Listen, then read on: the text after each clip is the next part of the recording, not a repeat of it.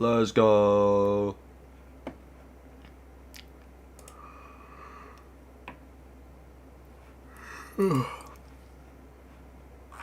And setting this bad boy to public. Let's go. It's go time. I'm like 13 minutes early, but it's go time. I need some extra time to set things up. I am so sleepy.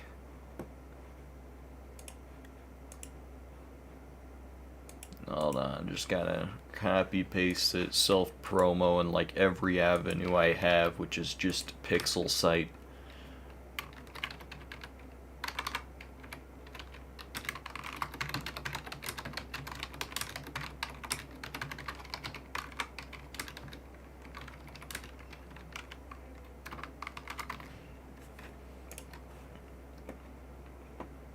Oh, I forgot to embed it. I'm dumb. I'm dumb. No, Mr. White, no.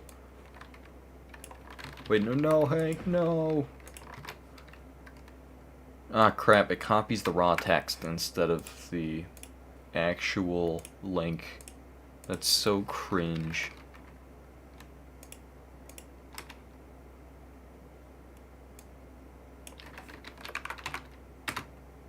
Wait, what? It doesn't let you embed. What? Huh? Hold on. Thought I deleted that post. Delete. All up.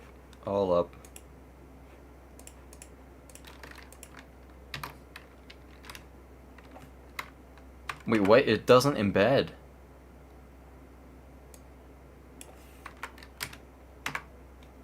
What the? Pixel Art's just not letting me embed the link. Oh well.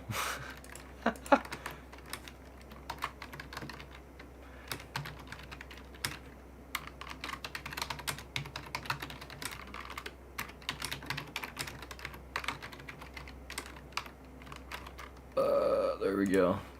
Oh my gosh, my stream setup on this PC is so scuffed. Give me a sec. I gotta work things out. I forgot I have to add a text thingamajig that says now playing. Where is it? There it is.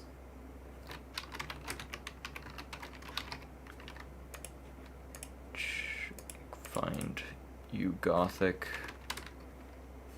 Light. You Gothic Light font gang.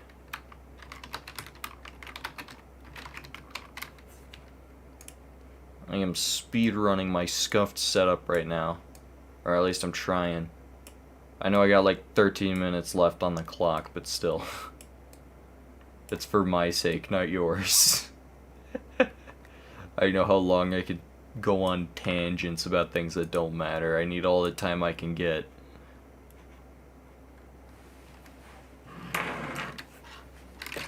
Hold on, I thought I booted up my second PC to read chat. But hi, Punoli. The Punoli summoning ritual has worked again. Oh my god. What the heck? My second PC just isn't turning on. Bruh. I want to read chat.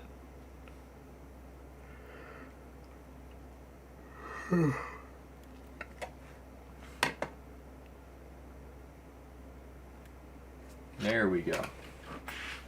Finally, I can read chat.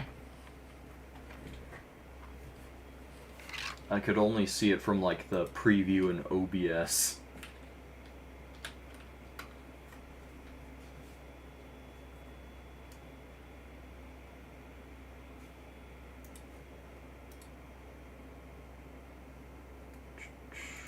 Hold on. Pull up the stream.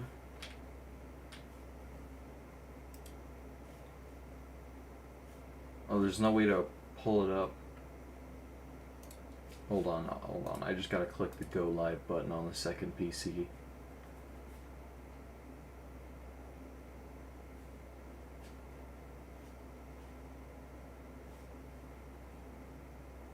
There we go. What's today's prompt? I haven't seen either, actually. I just copied the prompt link from Crow Raider on a recent post of mine. Let me see. Today's... Wait, hold on. It's... Okay, it's September 1st. For a sec, I thought I missed a day already. It's day one, and I somehow found a way to start behind. Today's prompt is Cosmic. That's actually a really sick prompt. Some of these are really dope, like Day 21, Black Hole, Day 13, Doom, Day 15, Horn, Day 17, Sticky. Some of these are really cool.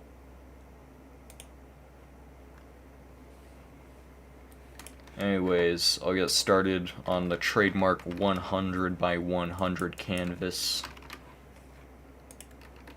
I didn't trademark it, by the way. I stole the format from Pick because I'm lazy. I'll start on a black background, but we can change it later. Cosmic feels like a mid to late month prompt. True. I feel like they might have just come out swinging, so that way people can see the dope swords that come out in the first day, and then they're like, oh, I can make a dope sword too. I feel like a lot of prompts do that. Like last year's was pretty nuts with, what was it, Crystal? Candle was also really, really good. I loved the candle swords. Alrighty, I am rusty as high heaven. I am so rusty. I'm gonna have to like copy paste my colors. I'm not used to making art. What's this making art stuff? I still don't know how to stream either. Okay, new layer. The only pixel art I've been doing is RodMG stuff, which is very, very shameful. The candle prompt went incredibly hard. True. It reminded me, or a lot of the submissions reminded me of the weapons from, what's it called? It's the boss in Calamity mod that's in the dungeon. I'm trying to remember. Poltergeist. Poltergeist drops a lot of weapons that are themed around candles and soulfire. It's so dope. They all reminded me of that a little bit, just because of the like gothic candlelight aesthetic. It was so dope. Anyways, on this new layer, I'm gonna draw on white a bit to see what kind of sword design I can get from Cosmic. You know what, I'm going to boost the canvas size to 200 by 200 this time around, because this time I'm not working from behind. I've actually got time. I've always had this idea of just like a cleaver that looks like a galaxy, but I've never been able to put it to the canvas. You keep forgetting to play Calamity mod, but you've heard good things about it. It's one of the best mods in all of gaming, in my opinion. It's so good. But also, I recommend doing it with Infernum mod. Infernum mod just makes Calamity mod bosses way cooler. It's like turning all of them into bullet hell fights. It's a lot of fun. Not like I know, because I haven't played it myself, but I've seen other people play it, and it looks so dope. But yeah, Calamity mod is sick. It's such a good mod. I'm real sad that that there was an issue with some of the developers, like not infighting, but like there was communication issues, so a lot of the new features were getting scrapped, which included things like a Devourer of Gods rework that was gonna be so dope.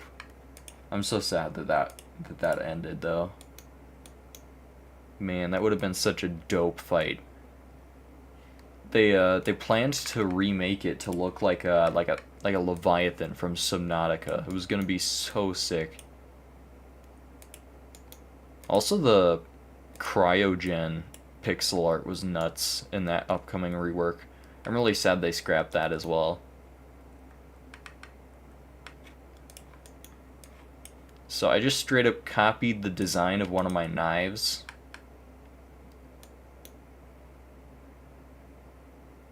Yeah, there's mods. There's mods for your mods now.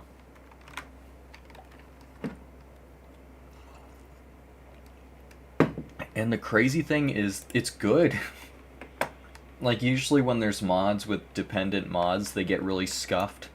Like, I know that's a thing in Starbound where, like, oh, you got this mod, so now you need the Avalai race mod, the Gardevoir race mod, and, like, all these other race mods just to get one big mod to work, and then you end up with, like, a bunch of pieces that don't really work together. But in Calamity Mod Infernum, it, like, barely changes anything and adds a couple super dope items. And, like, that's about it. They just change the boss fights to make them cool, make some dope extra items. That's it. I think that's awesome. A mod that, like, knows when to stop adding new stuff. Because some mods, they get, like, way bigger than they need to be. And they kind of lose track of what the point of the mod was in the first place a little bit.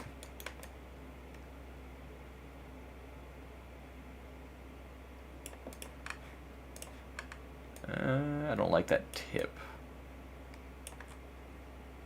Don't like that tip either. That looks dull. Hold on. There we go. That's a little better.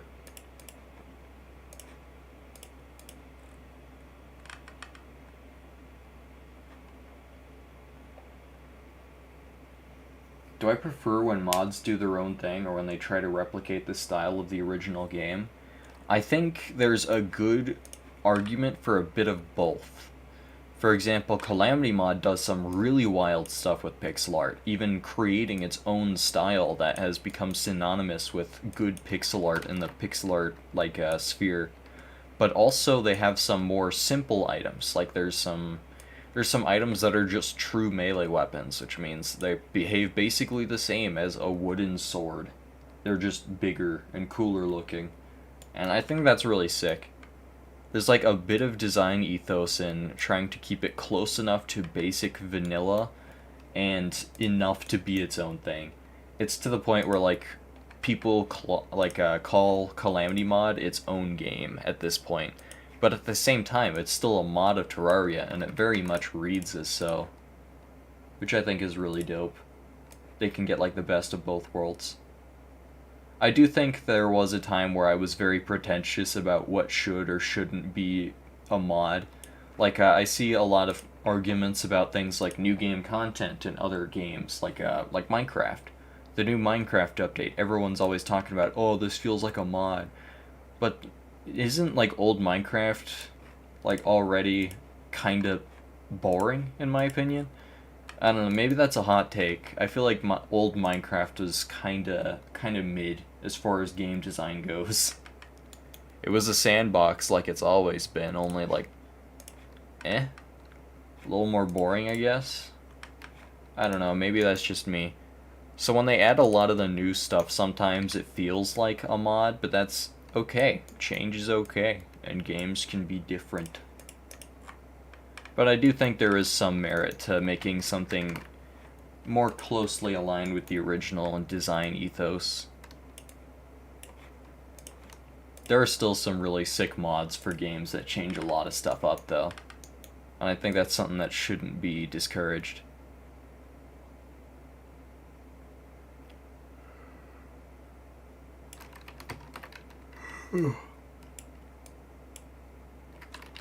I don't know what I'm doing with the blade here.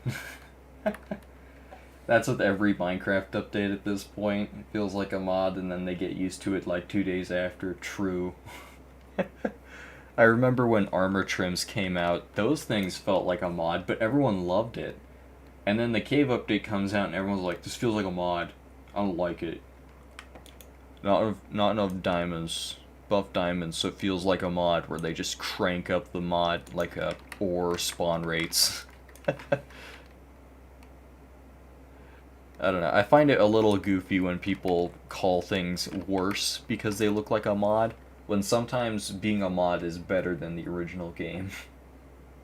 The Nether Update 2, true. Yeah, Netherite does feel like a mod thing. I really wish they did a lot more with the with upgrades, because I feel like there could be a lot more endgame customizability with upgraded diamond armor. One of my ideas was to give echo shards a good use outside of a compass thingamajig that takes you to your dropped loot. Because I was thinking it would be dope if there was just like abyssal armor or something that's just like deep dark armor. That's basically the netherite version, or basically like netherite for the deep dark. I think that'd be sick. I was like, well, echo shards already exist and they have a really dope color palette. Why not? I don't know. I just think that'd be dope.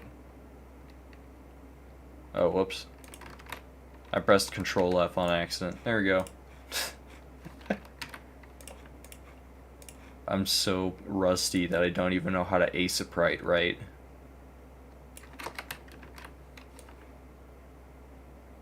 I don't know. I just feel like Minecraft could do a lot more with the upgrading idea. Because like everyone knows that diamond armor used to be the thing. I think, and now that netherite comes out, there's no downside to picking it up over diamond armor. I think it'd be cool if they gave diamond armor more of a reason to exist. Outside of armor trims, of course. Like maybe diamond armor has more durability but less overall defense. Or maybe netherite has more durability and less overall defense. Maybe netherite gives you fire resistance on equip as a default without enchants. I don't know. I feel like there's a lot they could do with netherite and upgrading diamond. I think that'd be sick. Not like to add classes to Minecraft or anything, but I think it'd be dope to add like unique armor sets that supplement different types of play. Like netherite is just better diamond. It'd be sick if they made it like reduce knockback. I think they actually do reduce knockback, never mind. It'd be dope if like they made it increase damage slightly or something like that. Maybe they add like an end armor that lets you teleport when you get on low HP. I don't know. There's a lot of cool stuff that they could do. I just don't really feel it. Also, I'm not feeling this sword design. I'm gonna restart.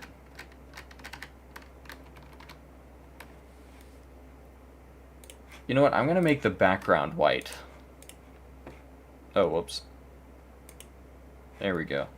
I'm going to make the background white, I'm going to make the sword black. There we go. Now we gotta start. They added that portal structure thing into the ancient city, and you really hope they would do something with that. Me too. I feel like they still left it open-ended, so that way they could do that. And armor could reduce damage from ender pearling. That's a good one. That's a great one. I think that'd be sick. Maybe it also reduces the pearl cooldown, so you could run faster, basically, by using tons of pearls. That'd be dope.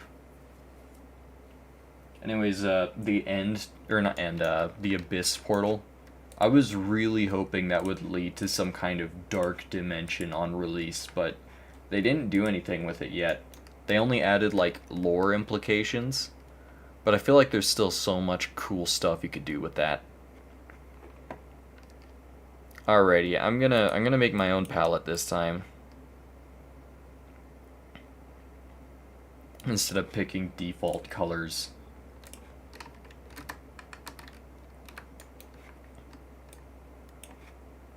Get a bit more contrast on that.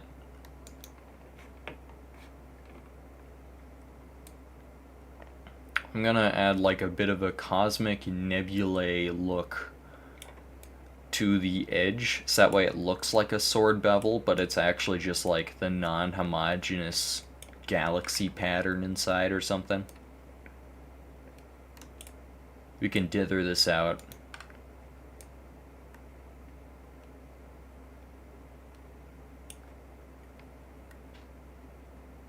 Am I familiar with the Origins mod for Minecraft?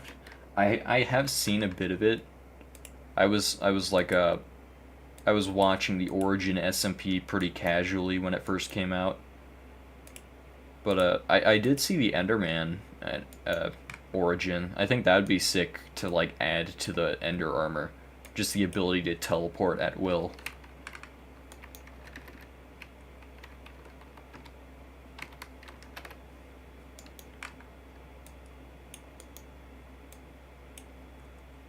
Ooh, you know it'd be dope.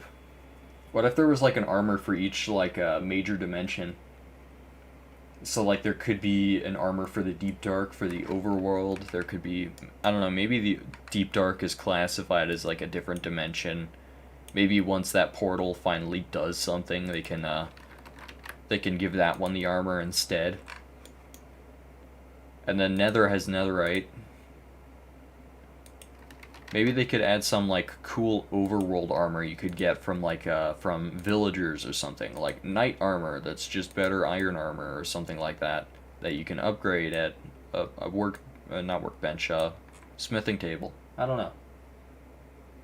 Your main has always been Enderian because you can encase yourself in obsidian. Encase your base in obsidian. Oh, that's right. You can pick up blocks. 2 Ender Pearl stasis chambers. That'd be dope in multiplayer. You could escape any trap. Unless it's like a permaban trap. You get book banned. That'd be hilarious if you could teleport out of the book ban chunk. Yeah, Enderian would be sick. I haven't actually looked at a lot of the origins. I just know what other people picked and what they do. I'd probably like min-max to make one of them just immortal. Just like Shulker or something. I don't know. I think there's a lot of cool ways to play an Origin mod.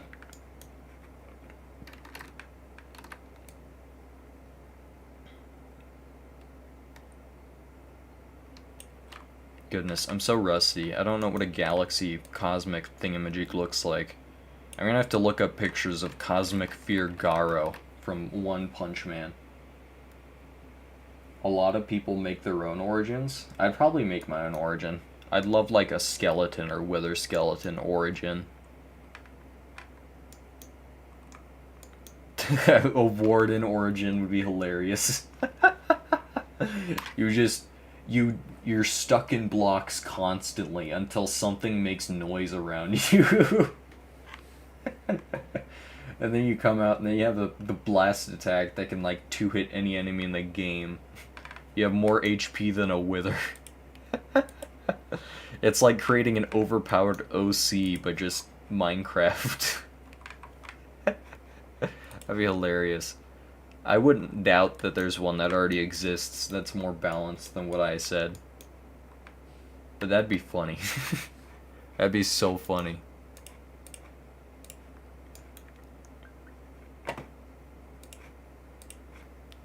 Alrighty. Goodness, my brain is like off. Imagine you can only see once you hear noise. It's like what a Toph sees in The Last Airbender. All you see is like lines from vibrations. You see like slight puffs of light wherever a noise is. It'd be hilarious if you could also smell. So like you could always just kinda see when something's close to you just from smell. That'd be so funny. You know what? I think I give up on making a unique palette. I'm gonna run for the Void Oryx palette because I'm lazy. Let's see, where did I put that Void Oryx palette? Here it is. Why is this so big? What? Hold on, let me do some math on these pixels here. 1, 2, 3, 4, 5, 6, 7.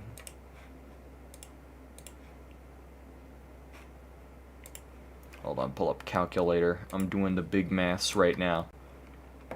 448 divided by 7. 64. Lock ratio, 64. There we go. Now we have the right size. I'm just gonna steal the colors from these sprites because I'm lazy.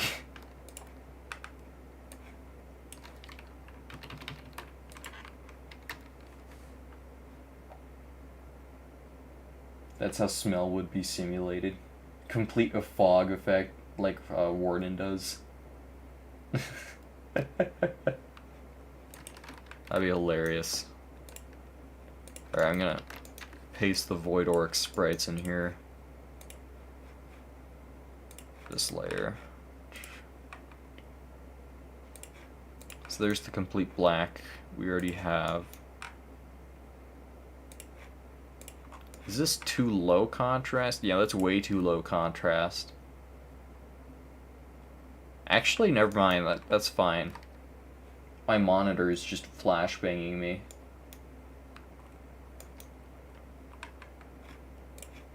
You know what, we could go up one more. Just so we don't blind people.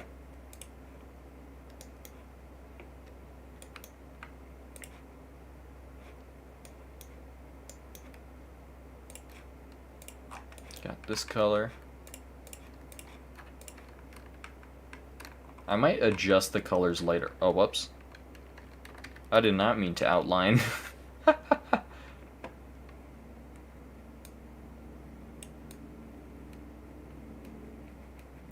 Maybe this is too big. I might go back to 100 by 100 just because it's more like my element.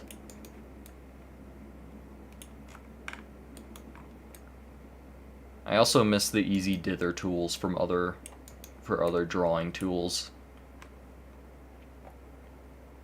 You thought the objective was to blind people once you picked the white background. True. Hold on, I can make it a little better. How about a blue background?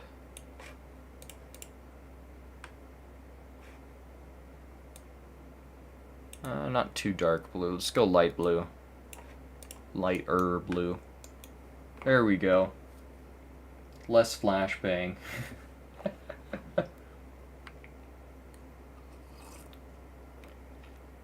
Yeah.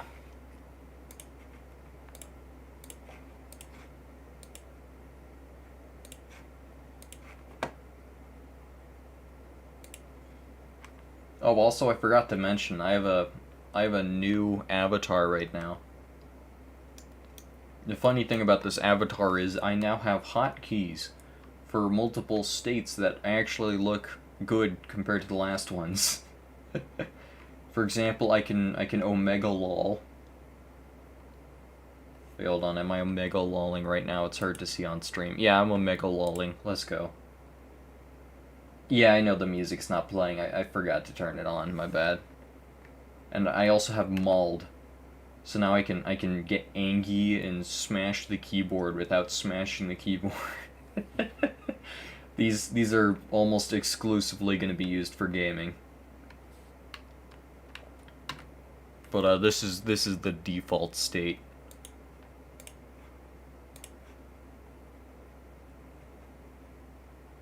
Oh, whoops! I muted the video. There we go. Much better.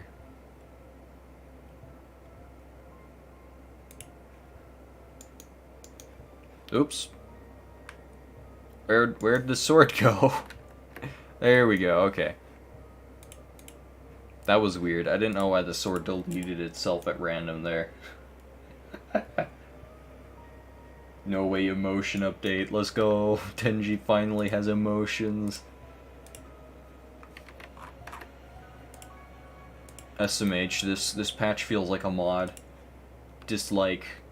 Downvoted. Unsubscribed. I'm excited too. It's been teased for the longest time. I've heard a lot about Woody. Like, straight up just like Woody or a cowboy scene being in the game. I don't know, I'm kind of terrified at that notion, but knowing Toby Fox, it's gonna be hilarious.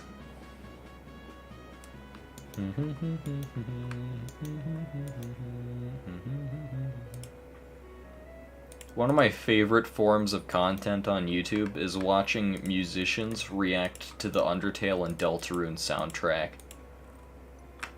It's the best.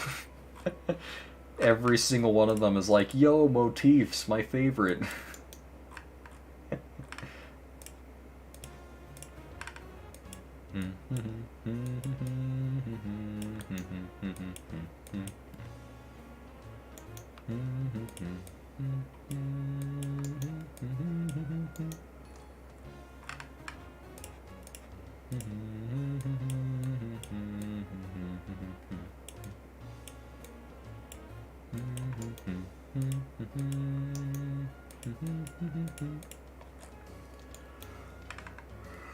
The bevel's looking kind of funny.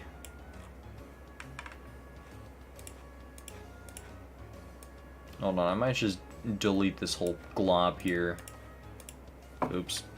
Ah, crap, I'm on the wrong layer. No! No! Oh, I'm an idiot. I'm so foolish. How could I deceive myself so easily?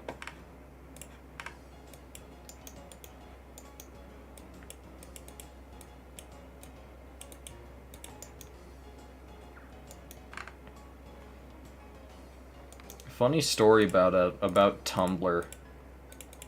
Every time I go on there, I have like OnlyFans AI generated women bots constantly following me. So every time I go there, I just have like 5 or 6 new notifications. Can't be the wrong layer if you only have one layer. True. True. I still only use one layer on my commission that I'm working on. Commission collaboration thingamajig.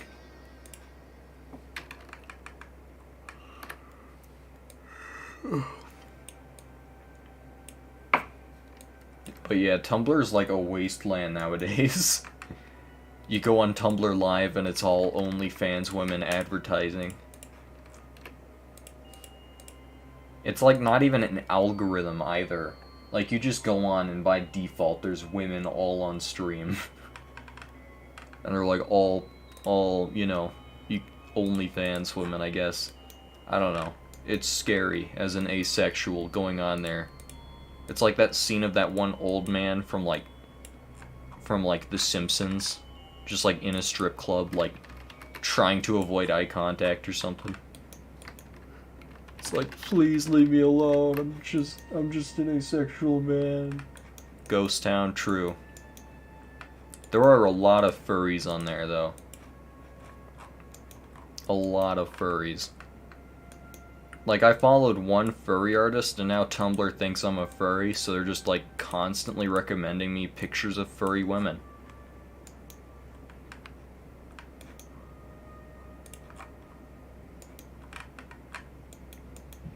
I hold the world record for any percent furry women on Tumblr homepage refresh. Why am I adding circles? What am I doing? What am I doing with my life?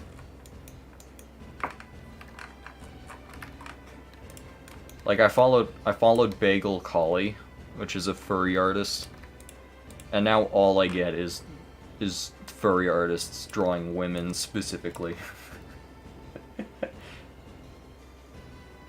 True. If you go on there right now, it's even weirder. There's like a pirate event thingy going on. So whenever you go on there, there's a creepy looking pirate dude that just sits there on your homepage. And when you click on him, it turns the whole homepage into like a pirate themed homepage. It's so weird. Like at random, there's just a pirate man with a terrifying face just looking at you constantly. Like, who designed this? Tumblr's so weird. It's like such a fever dream to go on there. Like they added paid verification like Twitter did, but like as a joke. And you can just buy more verifications. There's no limit. So you can end up with like 50 check marks if you pay enough. It's so funny. In time for One Piece live action release. I've heard good things about it, actually. Like, most live-action shows are cursed to suck. Or live-action anime shows, I mean. Or movies. Adaptations in general. But I've heard good things about One Piece. Like, it's gonna be the one to break the curse, finally. It's so sick.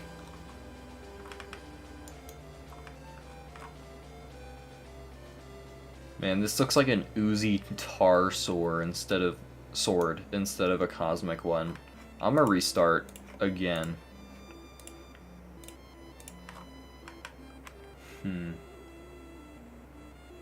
You believe the One Piece creator was incredibly involved in creation? I hope so.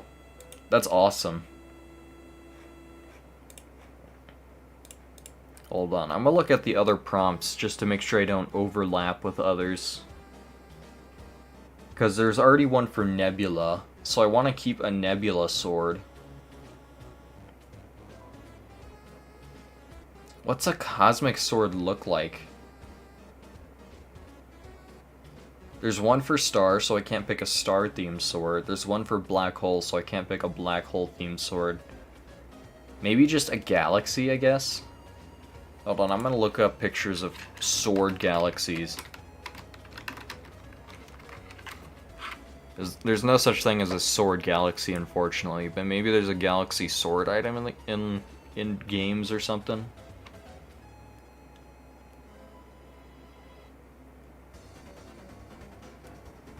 Man, a lot of these galaxy sword designs are actually kind of lame.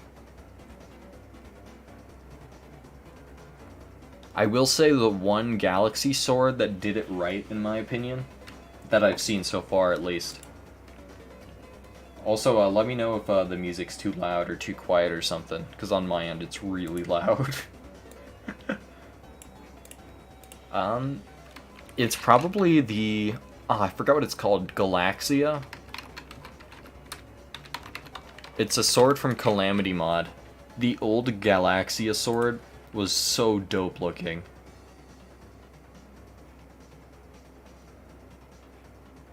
The new Galaxia is pretty dope too.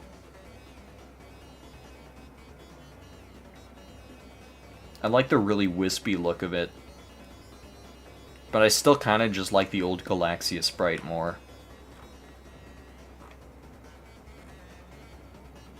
Where is it? I can't find an image of the old Galaxia sprite.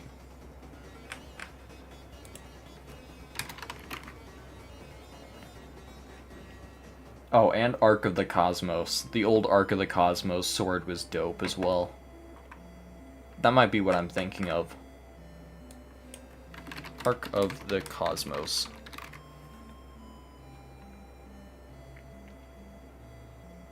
Yeah, Ark of the Cosmos did it right. Oh, come on. None of them... I can't find a single image of just this sword. Google, what the heck? Just show me the old sword sprite. Alright, best I can do is like a melee Melee Terraria playthrough video thumbnail. It looks like this. Goodness, that's such a crusty PNG. But I really like the old pixel art. It's very simple.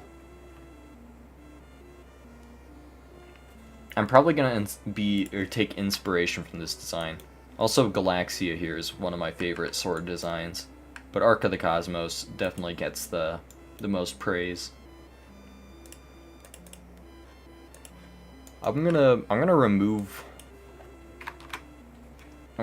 all those items. Oh crap! Dang it! I made it. I made the background on the wrong layer too, bro. My stream is in shambles. What am I doing here?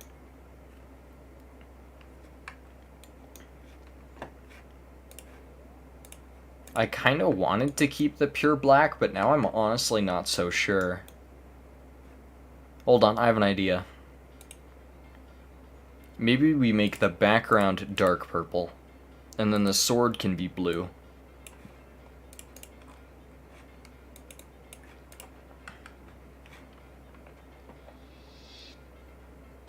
This is why you're not pixel arting for a while. Or this is what not pixel arting for a while does to an MF. Just like me for real. Bro. I have been so burnt out lately, like I can't make anything, man.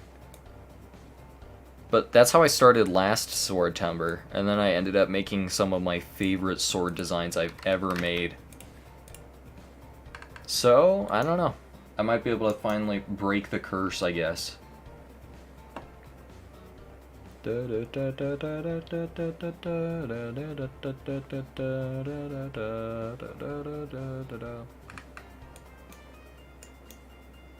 I love this song so much. Actually, I'm gonna keep that as the right click. No, I'm gonna keep that as the main click, never mind. Main click, right click. Oops, too dark. Okay, now if I do the internal outline, I forgot what the hotkey was. Control S? No, that's save. Control X? Nope, that's delete. Control R. That's also delete. Control E. That's export, never mind. Shift O. Shift O is the outwards outline. Whoops. Yeah, Shift O does the outline on the outside, I think.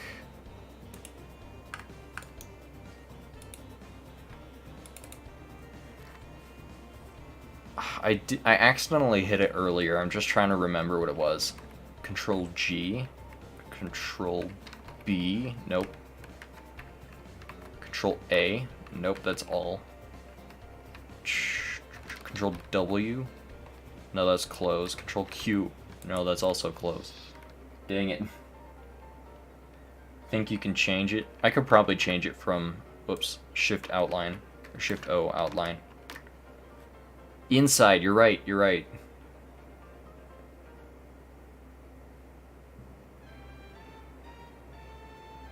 Yeah. Aw, man, it doesn't stack. Wait, hold on, I can just...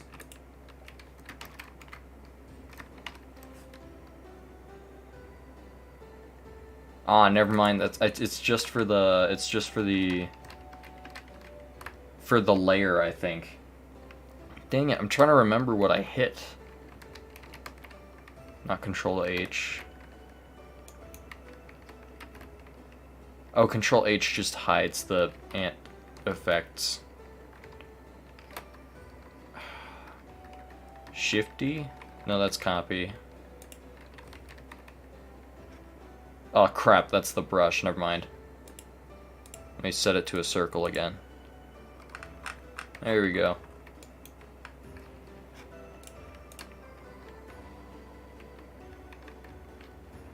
Shift F, Shift D.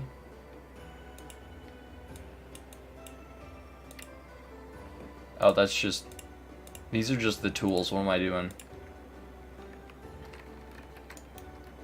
I know it's something I accidentally pressed, I'm just trying to remember which it is.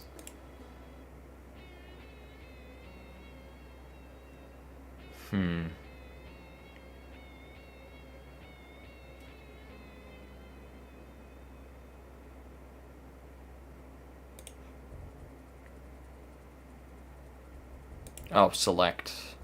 It's probably...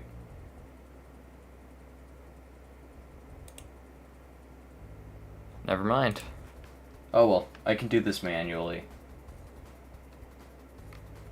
It'd be interesting if custom brushes can still resize for Aseprite. That'd be dope.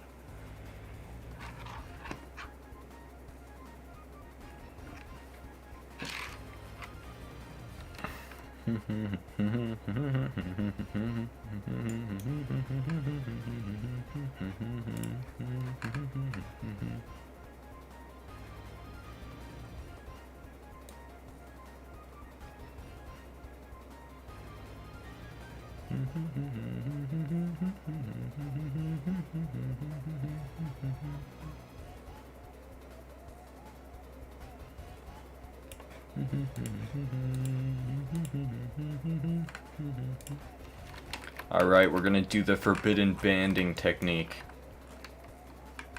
Actually, you know what? Never mind. I'm not gonna band. I'm not gonna completely copy the Arc of the Cosmos idea. I think I can do something on my own here by using the bevel.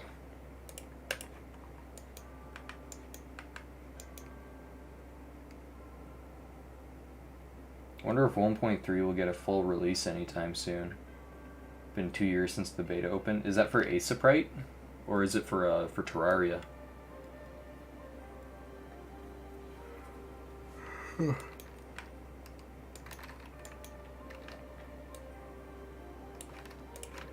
Because I don't think Terraria or Aesoprite's been updated in ages, man. Aesoprite, yeah. I thought once they made it open source, that was like it. I could be wrong though. I don't know, in all honesty.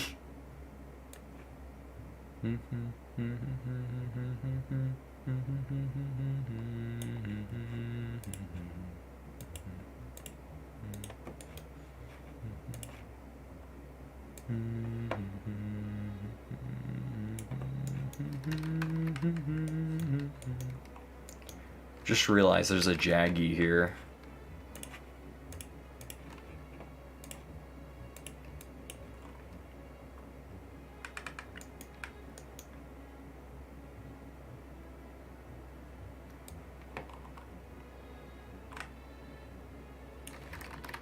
Okay, now...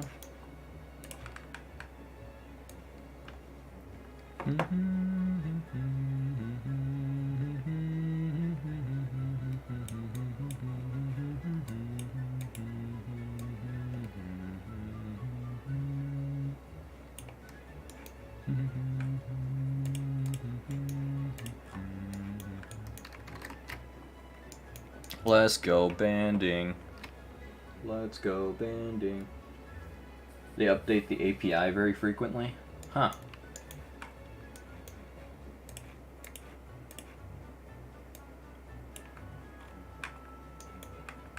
That's cool.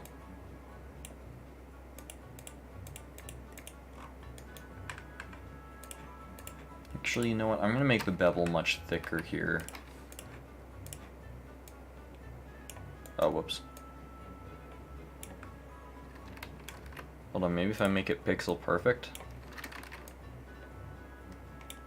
Nah, that's just... whatever.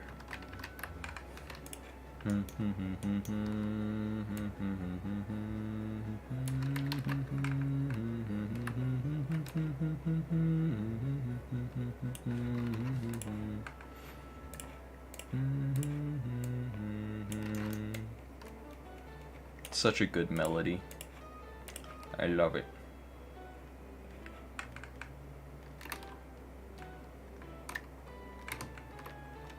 Okay, now...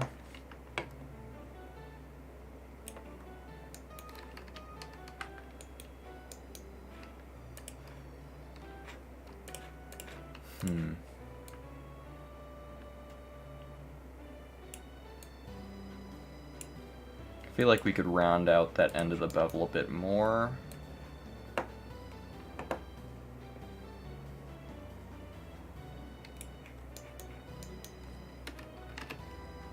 There we go. Now we're getting somewhere. Hey, Crow Raider. Crow Raider.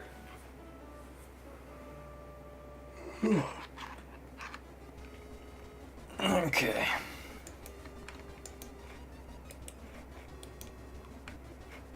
Now we make the blade three-dimensional because I forgot to do that before.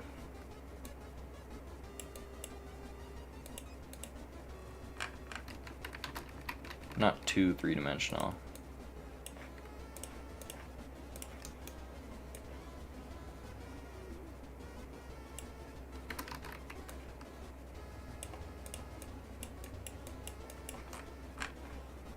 This just makes it look like the blade has a bit of thickness to it. So it's not just like paper or flat or something. It's pronounced crow water, by the way. Or Crow Wader. Okay. I'll just call it Crow Water.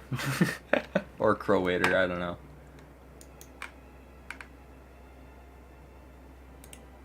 I'm bad at pronouncing names. It's just a skill issue, to be honest.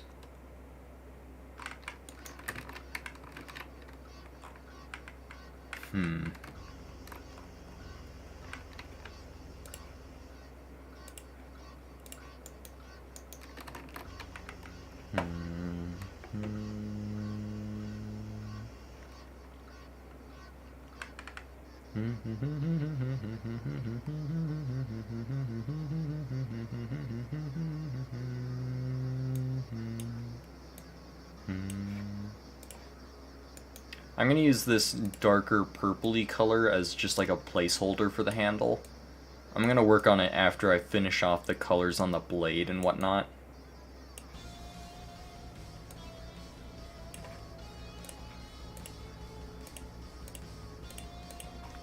I still want to rework how this looks, because it looks way too similar to the mirror blade in my opinion. Doing the cosmic prompt? Yeah. Still working on it. I'm wearing off rust here.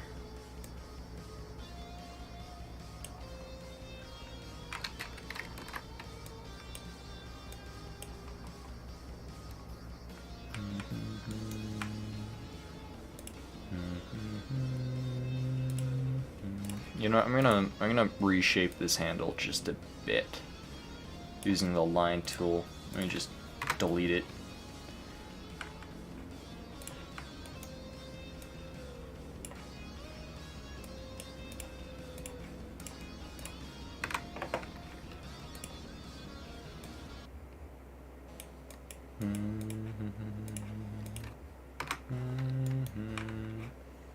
I wonder if I can play the Go Motion remix of The World Revolving on stream.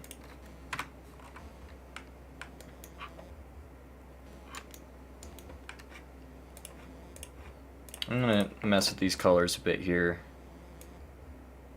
I want to go darker with the... Ah, crap, I just messed up the color I picked.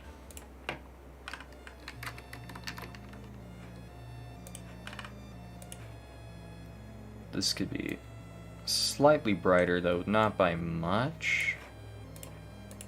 Gotta keep in mind that when you change your colors further from the darkest blue shade, you're also increasing their alpha, which basically means how bright they are. Even if you aren't increasing or decreasing saturation. Just because dark blue is that dang dark.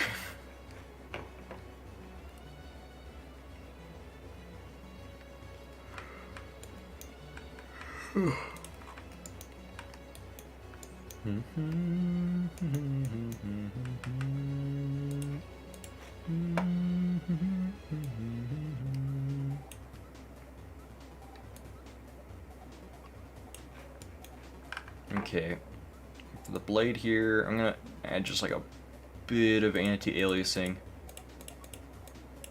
A bit of anti-aliasing in Tenji terms means anti-aliasing everything.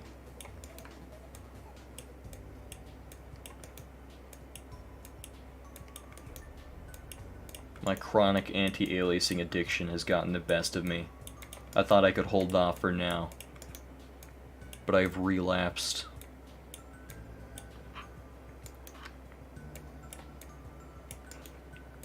I'm gonna brighten up the bevel a bit so it looks shiny. We can tinker around with lighting a bit more, so that way we can actually make it look like it's like focusing the light onto a certain point, or we can make it look like it's transparent. We can make it look like it's reflective. I might go for the transparent option, just because it might look nicer with the galaxy effects inside the sword itself.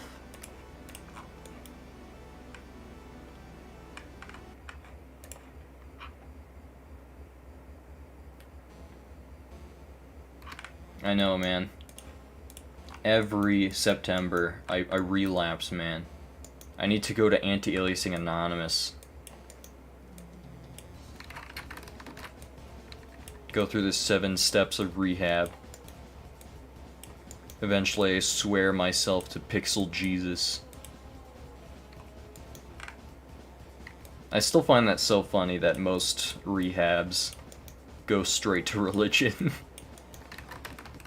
It's kind of sad, honestly, in my opinion. People need the threat of God to get their life together. That's sad. Not to punch anyone who's down.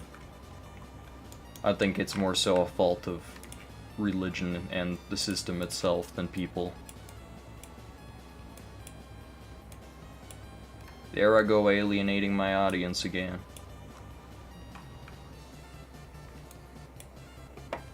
I'm crazy on your AA ones. Literally just layered it over and over and over. Same, bro. Same. I just can't help myself.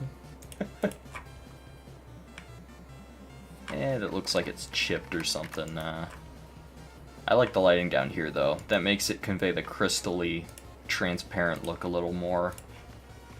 A little better, I guess. Now we're gonna bump up the contrast as we go up in brightness.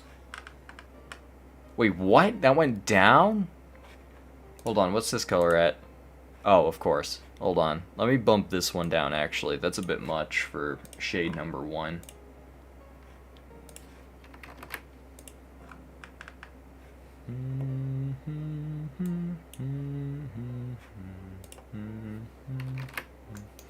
There we go. That's a bit more like it. AA addiction is a rite of passion, a rite of passage for every pixel. Goodness, I'm dyslexic. Is a rite of passage for every pixel artist, and you have to pass it over and over again. It's a tradition. Everyone who sells their soul to pixel art will be absorbed by it. They will be consumed. Okay, at that point, I plan to add the other colors.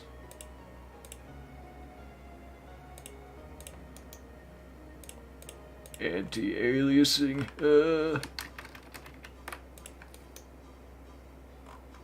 Okay, now we grab a new color. Wait, what the heck is this slice tool? I haven't seen this before.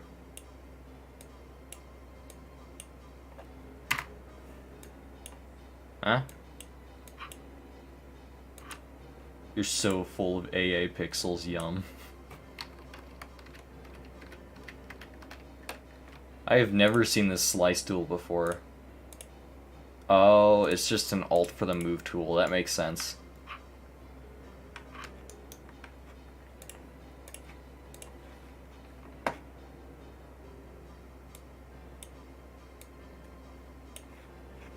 Did you know that uranium is technically one of the most calorie-dense materials in the known universe?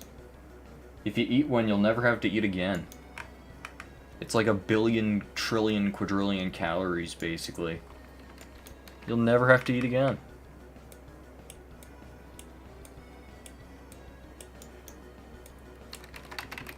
That's the real eco-future.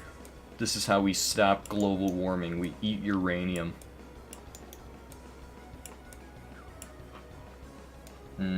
Uranium. Me with the enriched uranium.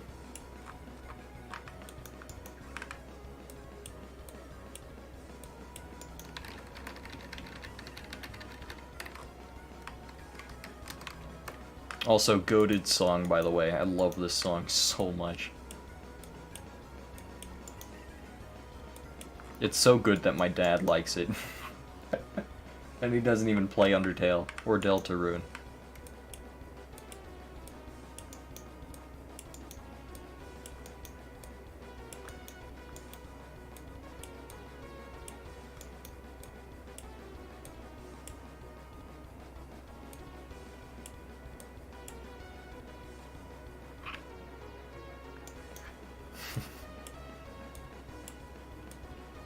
Funny story about radioactive substances, actually. One of my close relatives on my dad's side was actually a leading scientist and visionary in the field of uranium-based transportation. I think it was my great-uncle, I could be wrong. He was big into thorium cars. The idea of just like a thorium battery that you replace every 9 years, 0 carbon emissions. It's pretty sick. Anyways, that's why I like nuclear power. That's why I want Chernobyl 2. Ah, crap, I set it to non-continuous. There we go.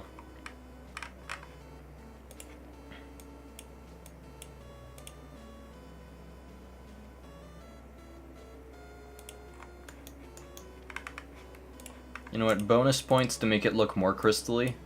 You can make it, what's the word, fiber optic, I think? Where it conducts light to the bottom of the shape furthest away from the light source, surprisingly. So if the light's coming from up here, it's going to channel the light down the crystal into the bottom. So this is actually where one of the lightest or brightest spots on the sword is going to be. Crystal physics. Learn it if you want to look smart without being smart.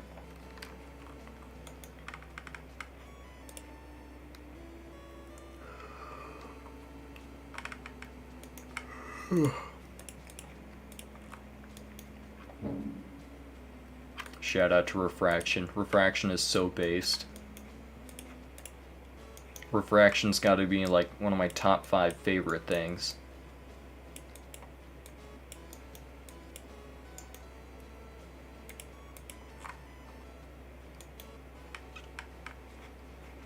Alright, I'm gonna add the white now.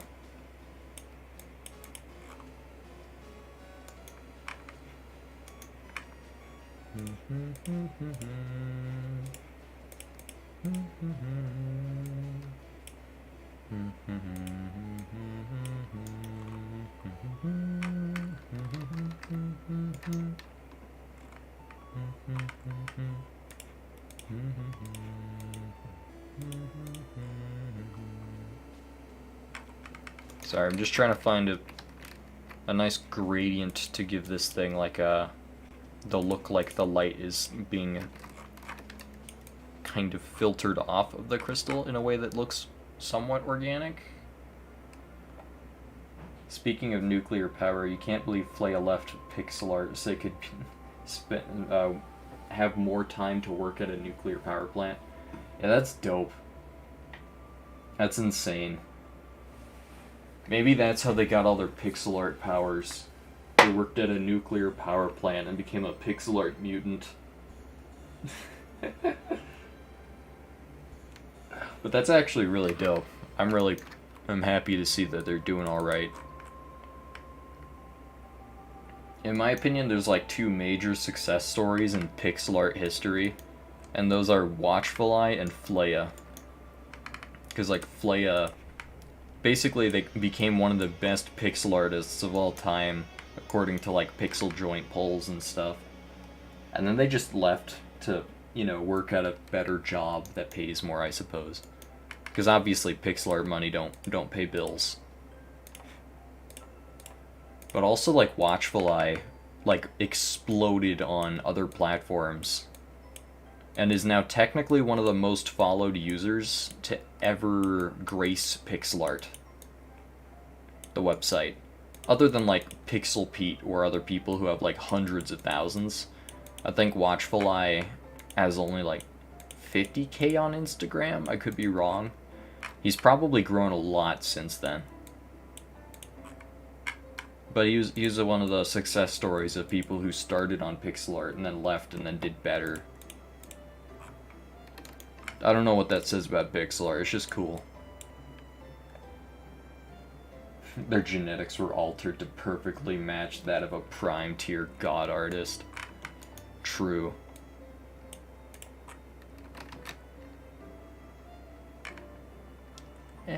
I don't know if I like this shading style for this shine right here. It kind of looks like napped obsidian. You didn't know about Watchful Eye? Yeah, that's how their username is spelt, but the thing about Watchful Eye is they deleted their account. Or at least most traces of it. So it's really hard to find them on pixel art. But they used to be a really big horror artist on pixel art. They loved doing Trevor Henderson style, like photoshops of photos, to straight up just drawings that look photorealistic of just like creepy creatures. They used to be a good friend of mine on Pick, actually. I should probably check on him. I haven't seen him in a while since I deleted Twitter. You think I shouldn't even make the gradient even? That's fair. Or I shouldn't make the gradient so even? That's true. I think a sharper gradient would actually, or not even a gradient at all, just a sharp white shape would be really nice to convey the crystally look. Hold on, that's not line tool. Just like this.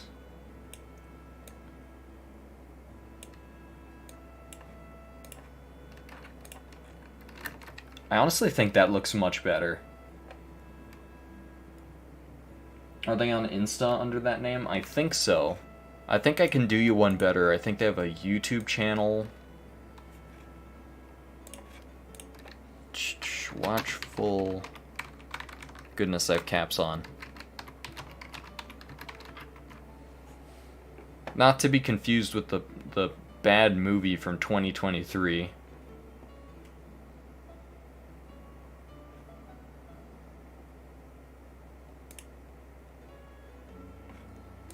Not to be confused with that artist. Nope, that's the movie promo again. Where is he? What the heck? Hold on. Dang it, the 2023 movie is just like overriding his search terms. Hold on, Watchful Eye horror artist. Maybe this will pull something up. There we go, there's my man's. Hold on, there's his print store. It's inprint.com, inprnt.com/gallery/watchful eye. I'm trying to find his Twitter or Instagram. Oh, his Instagram is called Watchful Art.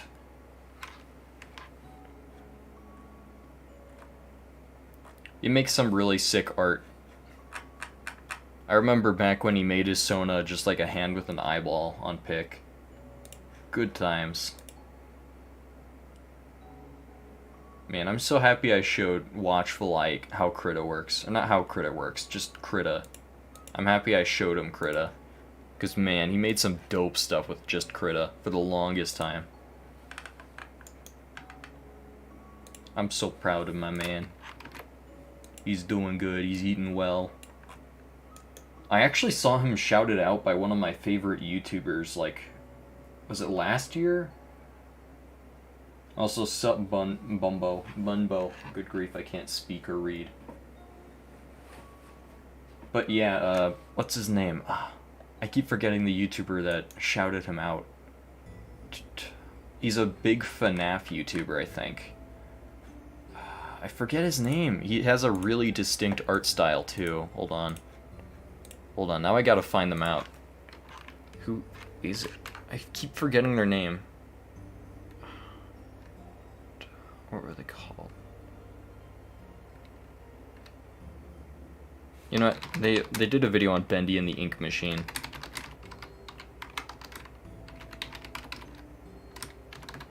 Retrospective. Where is it? Postra! Postra Spec shouted them out.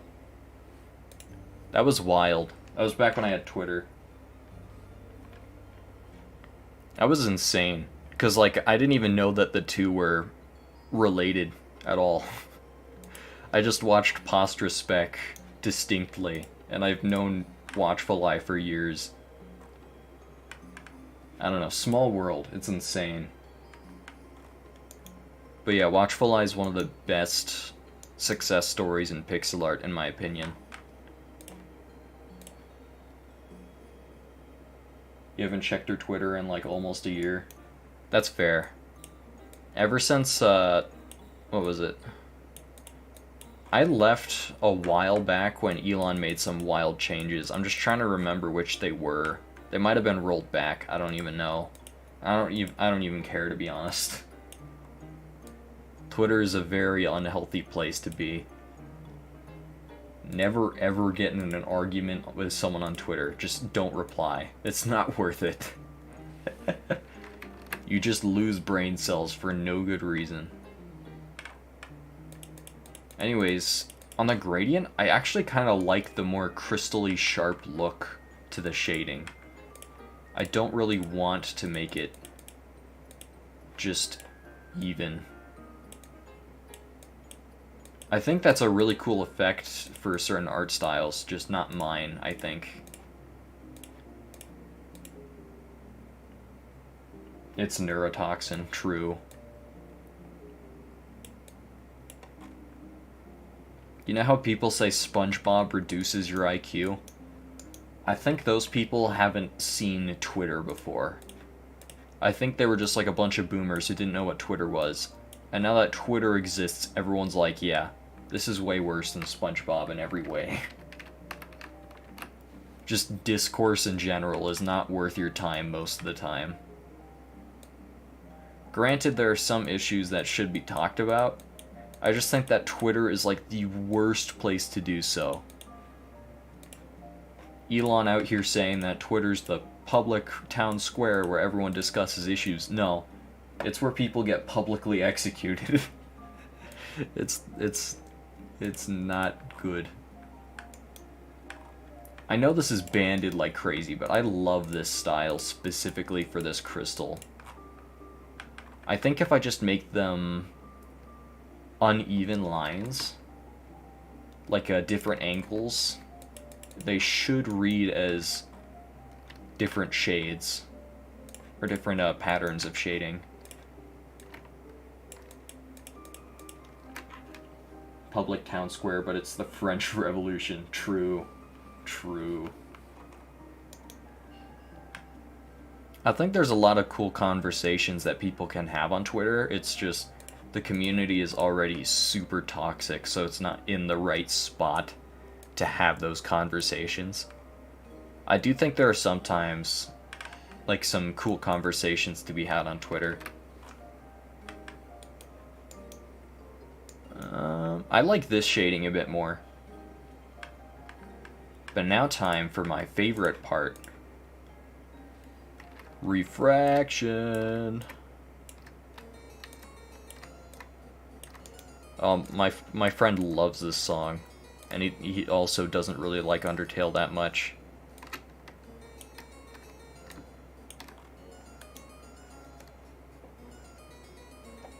You're about a minute back watching 1.5 or 1.75 speed to catch up.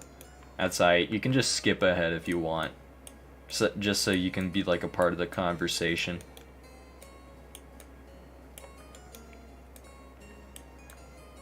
I do that a lot. Sometimes my internet will stutter on a stream. So I'll just refresh the page so it reaches back to the original point again.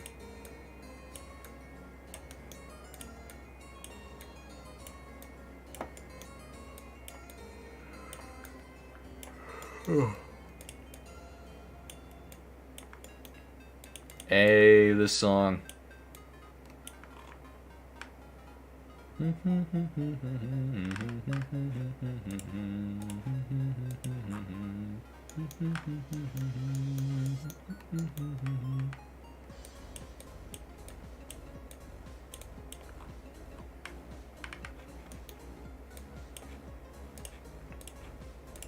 Let's go. Refraction.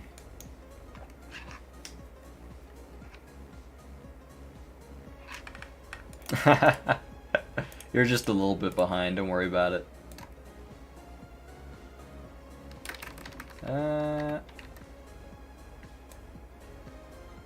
Close enough. I think it's good enough to just get the effect of this area, this line here being the dark point where there's no light being conducted necessarily. Or no light being conducted laterally, I suppose.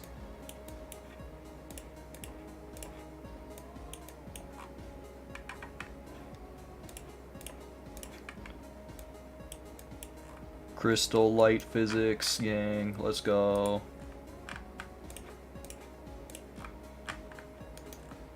I freaking love crystal light physics. They're so sick.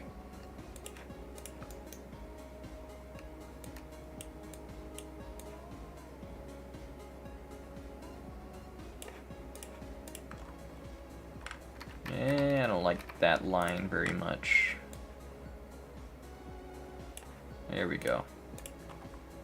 It's a little bit better. This is just supposed to be a geometrical continuation of the handle in a way. Because it's slightly transparent, so it should just be the handle. Or not handle, the guard. Whatever the thingy is on the base of the blade. Got any tips for crystal and glass shading? For starters, keep in mind that there's a lot of angles on crystals. And because there's a lot of angles on crystals, there's going to be a lot of angles on lighting. So if the light is coming from, let's say, the top right, like it is here, it's going to reflect off of the most reflective surface here, but it's also going to conduct through the transparent form all the way down to the lowest point. This is the same reason why when you look at a quartz crystal and you like shine a light on it, the bottom glows too, even if you aren't shining the bottom, because it's kind of a little bit photoconductive. So it pulls the light from the top all the way down to the bottom. And it might look like there's no light in places in between, and that's because it's like basically invisible.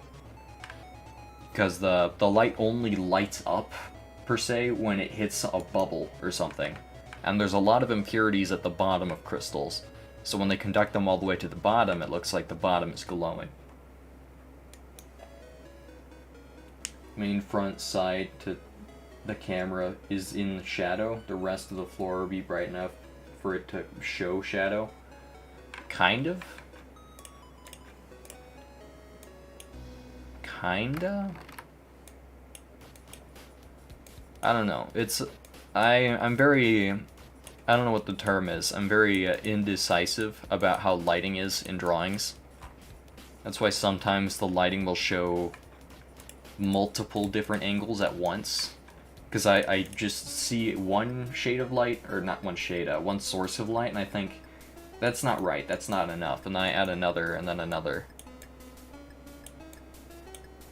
Also, one thing to keep in mind is reflective surfaces and conducting, or light conducting surfaces also cast light onto nearby objects.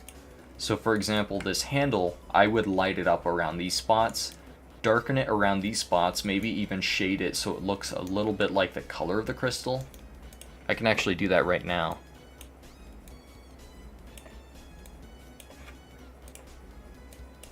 Yeah, just like this. Make it look like the light is going through the crystal and shining off of the handle here.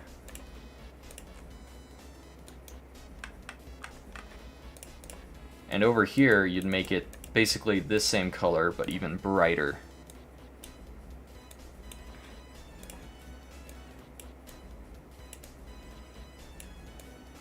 I'm not doing it necessarily optimally. I'm not even that good at light physics, if I'm being honest. It's just a good rule of thumb. A good thing to remember.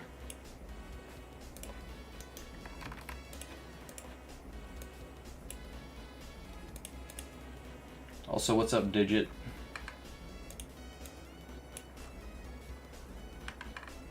I like that much better.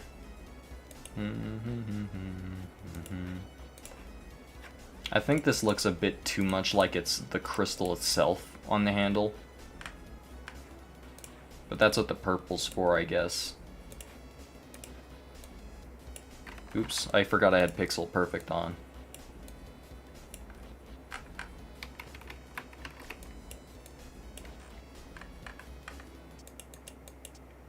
I'm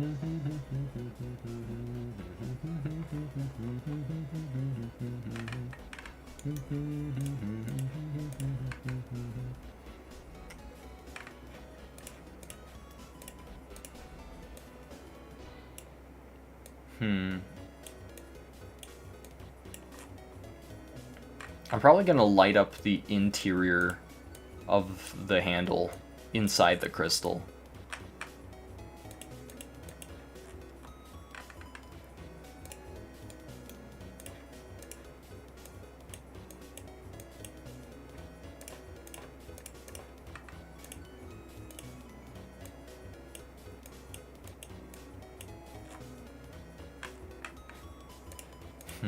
I might make a mid-tone inside that's a bit darker than this color, because this looks a little bright. I think I can make it work, though. This is just how the crystal light would be focused, or how the light would be focused by the crystal towards the base of it. So it would create a light on the inside as well.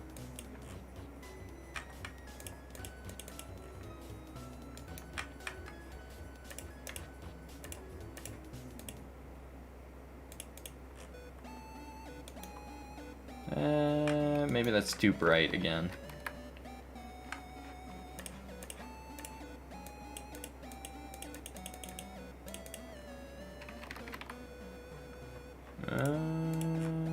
That's about right.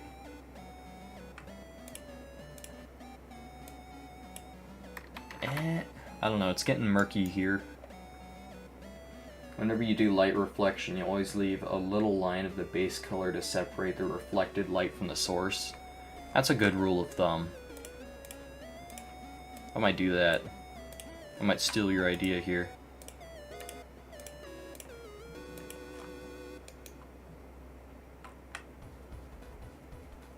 That's a good idea.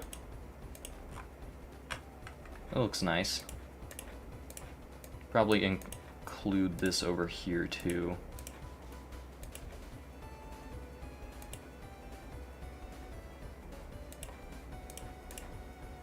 Maybe this.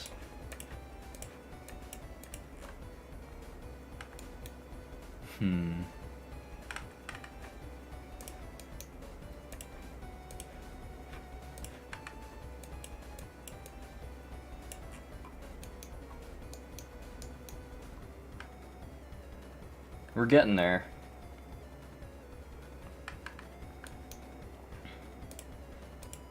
Also, I forgot to work on the backlight of this again. Or not backlight, the back refraction.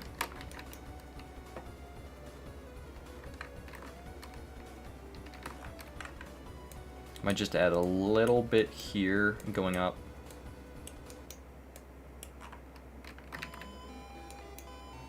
There we go, that's looking better. Still a bit over anti-aliased.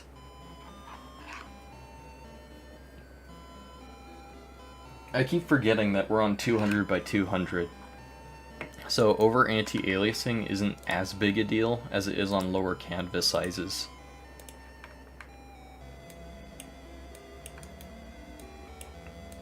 Goodness, I've only been streaming for like an hour and a half and I'm already losing my voice.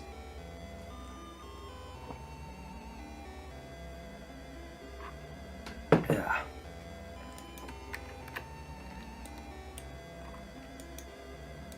Alright, now I'm gonna add the big brush.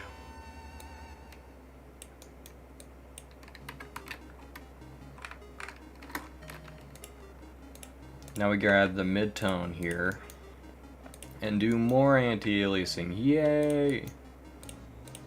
I don't have a problem.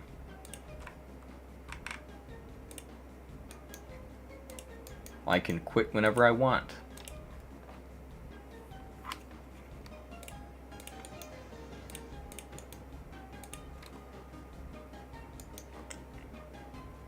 Okay, now I think we finally have the crystal-y base of the sword, but now it's time to actually get to the cosmic part.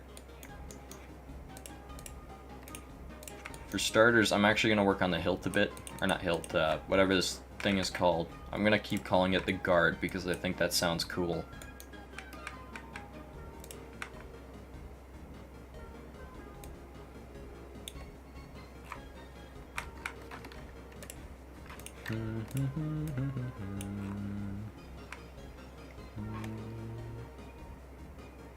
Quick question, is there more than one color for anti-aliasing too much? Depends. Because there are some times where I've definitely over anti-aliased. Hold on, let me pull up, sort by popular, scroll down. Here it is.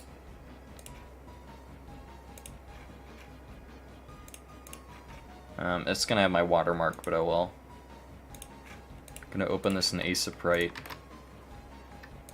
This thing right here has some anti-aliasing that's good, but then sometimes there's just too many colors here that look kind of murky. Right here you can see there's like upwards of like, what was it?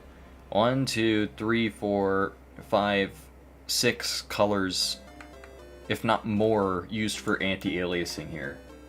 This is too many colors. That's just way too many anti-aliasing shades. A much better example on the same drawing is over here, where I use 1, 2, 3, 4 shades at most. Which is much, much better in my opinion than this monstrosity. That's why if I ever remake this drawing, I am removing this anti-aliasing. Oh my gosh. There's some good-ish anti-aliasing down here as well, but it also suffers from like being overtuned because there's 2 colors here, and I use way too thick bands of anti-aliasing. But again, that doesn't really affect the colors. So if you want, go ahead and use upwards of like 4 or 5 if you feel like it. Just be sure to never over anti-alias like this.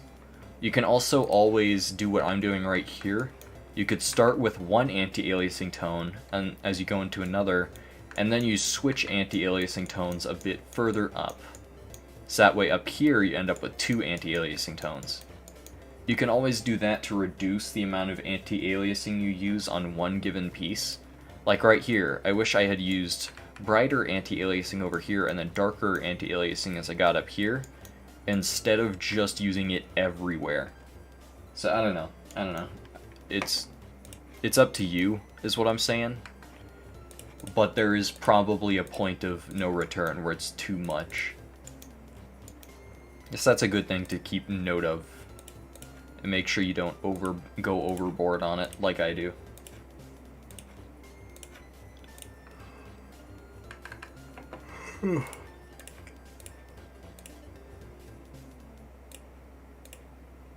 Okay, there we go. Now I'm gonna work back on the handle. I mean, guarding is the purpose of the hilt, which makes me wonder why so many fantasy swords come with no hilts. It's survivorship bias. Everyone who came back alive didn't have cuts on their hands, so clearly they must not be needed. I don't know. It's funny. I think a lot of swords that don't have hilts can be pretty cool. For example, like katanas in most media have like a tiny, tiny like hockey puck of a hilt.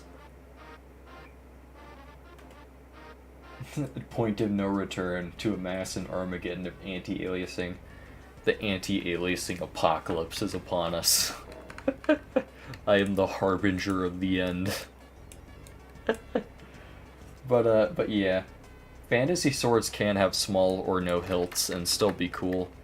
I just like having a bit of practicality to my swords, because I happen to be someone who's watched a lot of blacksmithing content, so I've like kind of cursed myself with the knowledge of what a real sword does and how it works. Oh, that's a cool effect. I like this. That's a sick effect right there. Hold on. I have an idea. Oh, this is gonna look so dope. Hold on, I'm gonna grab this darker blue here. Wait, never mind, that's too dark. This dark blue, maybe? Oh yes, look at that. 3 dimensions. Oh, yes. Oh, perfect.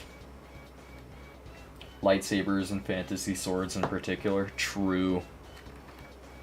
Lightsabers I could kind of understand, because, like, it's a lightsaber. A piece of metal is not going to stop it from cutting your fingers off. So you might as well just remove the weight so you can hold a lighter weapon. Oh. Oh. Perfection.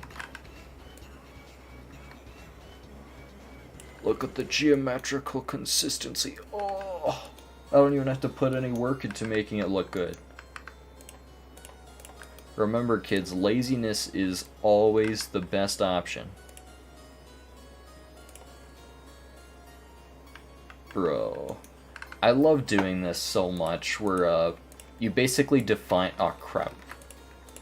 You define the shape so well that you can basically use the background itself to fill in the gaps and give it the detail that doesn't exist. So basically right here, without these 2 bits, it just looks like a little disc thingy, or a little, like, puck under the blade. But now that I add this, it looks like a 3-dimensional little chunk. Because of this, like, kind of rounded edge here, it could even, like, be a rounded edge here as well. Kind of like a fancy hilt. Hold on. If I use a color here. Like one of these. It could be one of these. Or it could just be a squarish looking one. It could just be one of these. It's up to you. I don't know. You do all the hard work. This is the...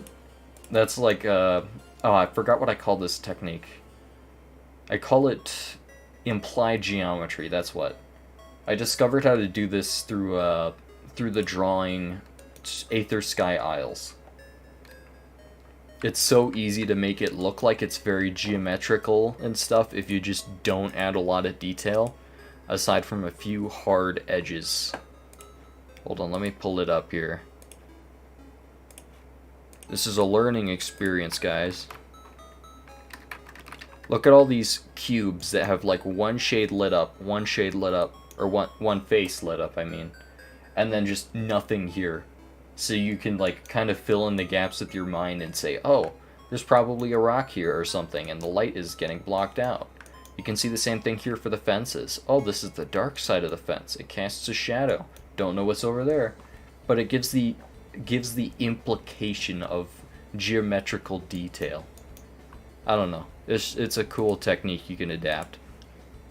Using a dark color to hide all of your mistakes. I'm an artist, guys. Ah, yes, just hide the mistakes and pretend they don't exist. The mistakes can't hurt you. Wait, a rounded hilt defends less since an attacking sword can slip off and still hit. True. I meant that the rounded hilts part is at the bottom. Rounded hilts on swords typically are only made to fit rounded blades, but rounded blades already kind of suck. This here is implied to be kind of a squarish one. It's implied to have a bit of a sharp but still square tip at both ends, but still round enough just to look a little cool. This is a very chunky sword, by the way. It's like this is all thickness. The back of the blade is going like over here. It's a chunky blade, so it'd probably have a rounder handle. But yeah, that is true. Rounder hilts do roll off blades easier, so they could just cut your fingers. I mean, if it's a rounded hilt with a lot of protection, like a rapier or something. Hold on, let me pull up a picture of a rapier.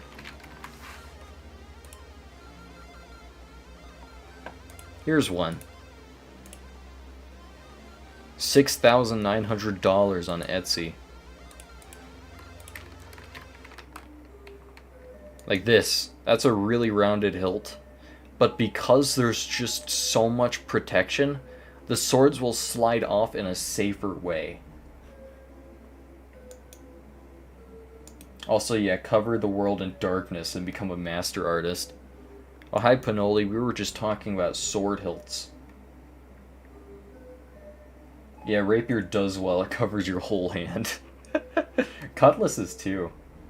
That's why cutlasses are some of my favorite swords, because they're just like the safest sword ever imagined. It's like, hey, let's make the entire handle like a gauntlet. I don't know, it's just a cool idea. I might make this one a cutlass, actually. But I kind of like the idea of it just being like a claymore. Just like an absolute beast of a sword. Alright, now we're gonna grab our tones for the... might add just like a bit of implied geometry here. Can't believe Oil just reposted your drawing without liking it. Yeah, Zweehander's swords are the dopest. I love them. Like, swords that have, like, double handles, because you know you gotta hold it with both hands with a wide angle.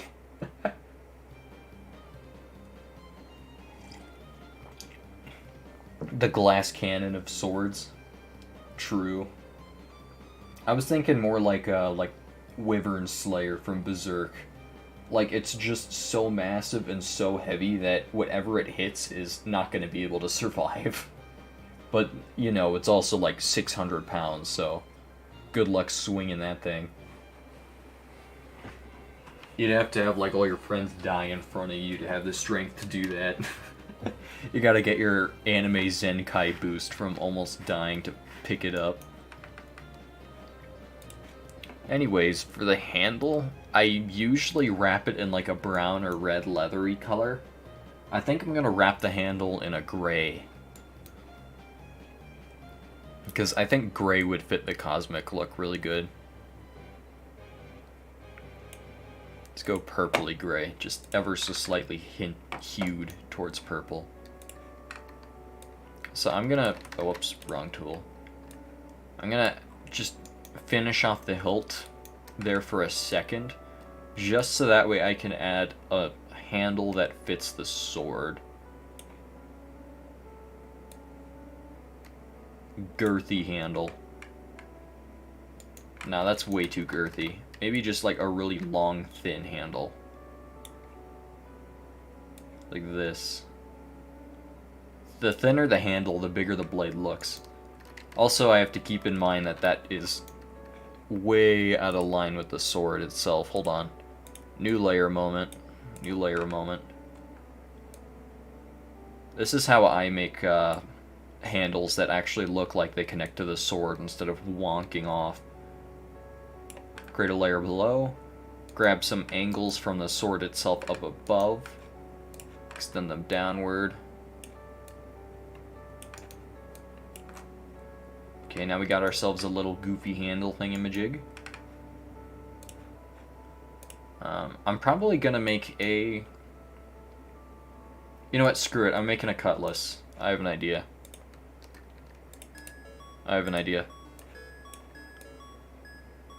Gonna move this up just so that way we have some more room.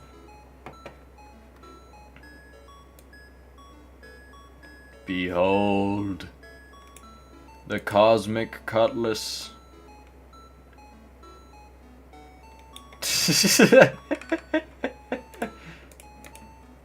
Okay, that's it. Video over. Cutlass complete. GG. Popsicle looking sword, true. True. I'm hoping that the cutlass handle will make it look a little less like rock candy. Also, I'm going to be adding galaxies and stuff inside the crystal. I keep putting that off.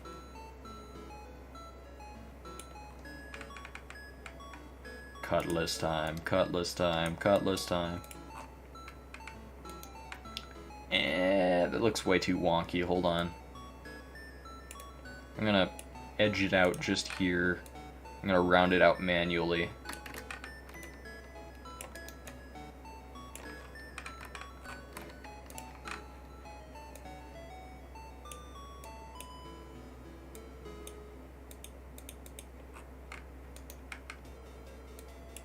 Dude,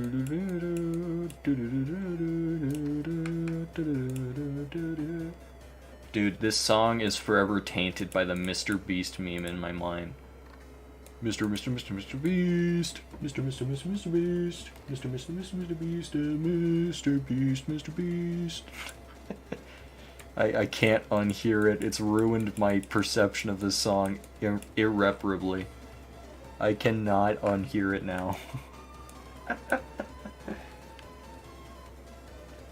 Idea for lore for the sword. Perhaps you can still see stars and galaxies through it even in the middle of the day.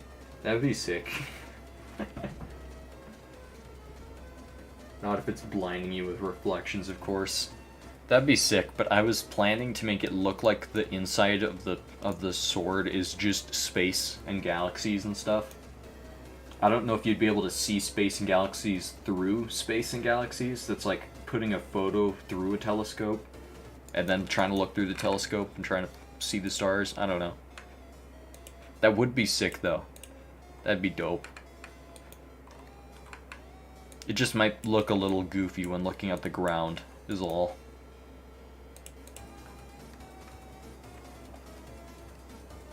A popsicle sword would be a sick idea, that's true. I wish that was a prompt. There's no food prompts this time. I'm so sad. There's no food. Man, the last prompt list was so funny, because there were some really goofy prompts. Also, what's up, Dodo? What's up? You can make one right now just for fun. Go for it. Creating for creation's sake is how we fight the void. Insert reference about my own lore here.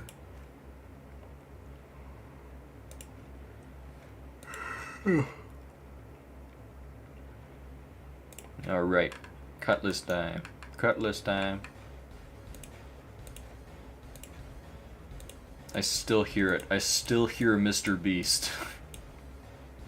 I can't hear it. I can't unhear it. Yeah, Tenji lore. Dude, I probably have the most crazy lore of any pixel artist as far as just, like, OC lore goes. You know the joke about how, like, people create characters that they, like, never use again that have, like, the darkest backstory? Like, every single character I have ever drawn has, like, an insanely long, absurdly long backstory. Like, I've been making a lot of this story since, like, 5th grade. That's how long I've been working on this story. If you want to go check out the Tenji lore post, go ahead, but just know it's a bit. It's quite a lot of stuff. I don't blame people for just not wanting to see all of it. I used Faith's list last year, I think, hold on. I might look it up. There's a website I used. Swordtember 2022, I think. Yeah, I used Faith. I used Faith's Swordtember wit list. Yeah, there was one for edible. Dang it, there was none for candy. For some reason, I thought there was one for candy.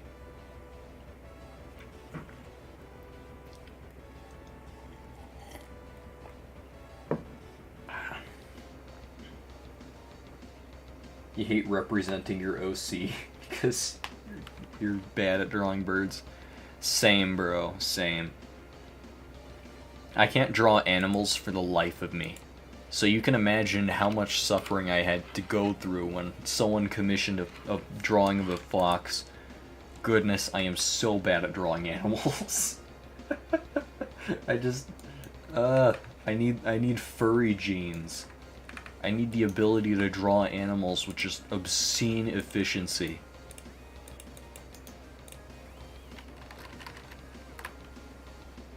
Your OC is literally just a supple with a smile, and your only lore is that it doesn't exist, and you're hallucinating if you see it. Actual paranoia agent character.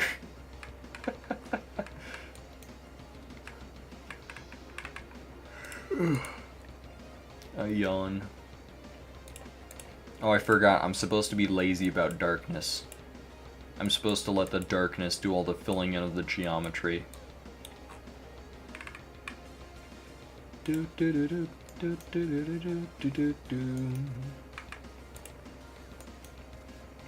I might make a darker purple tone here. Actually, no, I might just copy one of the dark blue tones here and use it.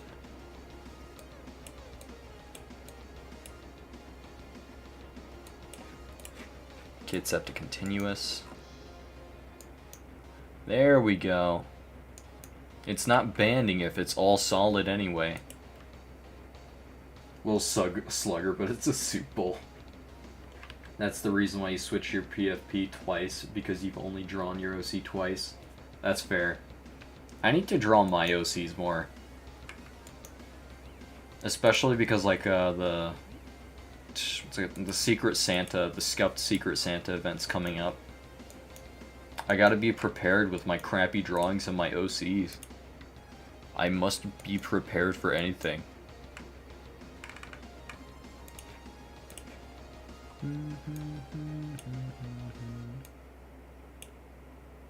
Let's go square tool. I love the square tool so much, actually, unironically. It's so good for making clusters.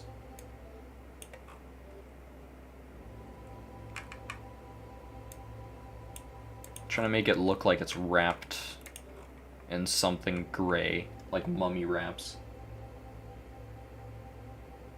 You're sorry? You haven't kept up with it? Are you talking about the Secret Santa thing? It's an event that's coming up run by Archeray. It's a Scuffed Halloween Secret Santa. Basically, it's Secret Santa, except you get a bunch of random challenges that make it harder to draw. It's gonna be so fun. I feel bad for anyone who has to use any of the ideas I submitted for debuffs.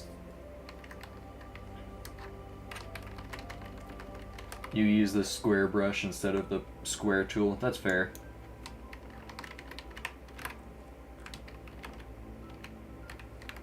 I just like the square tool because it's very good for horizontal clusters.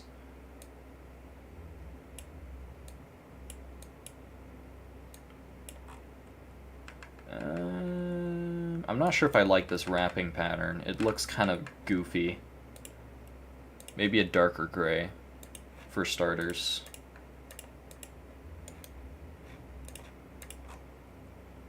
There we go, that looks a little better. If I add some highlights on here, I can make the geometry make a little more sense.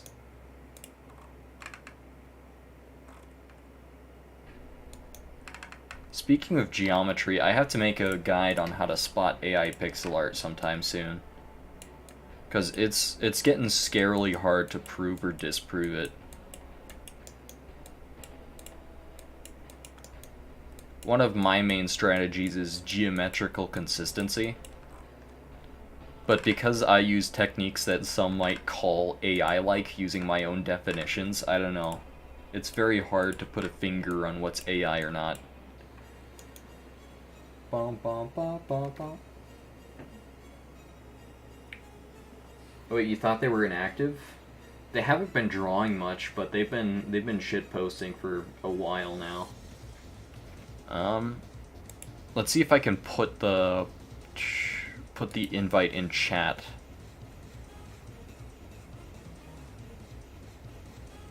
Invite people. Okay. Now let's see if it gets past the spam filters. That should be a link to the Discord.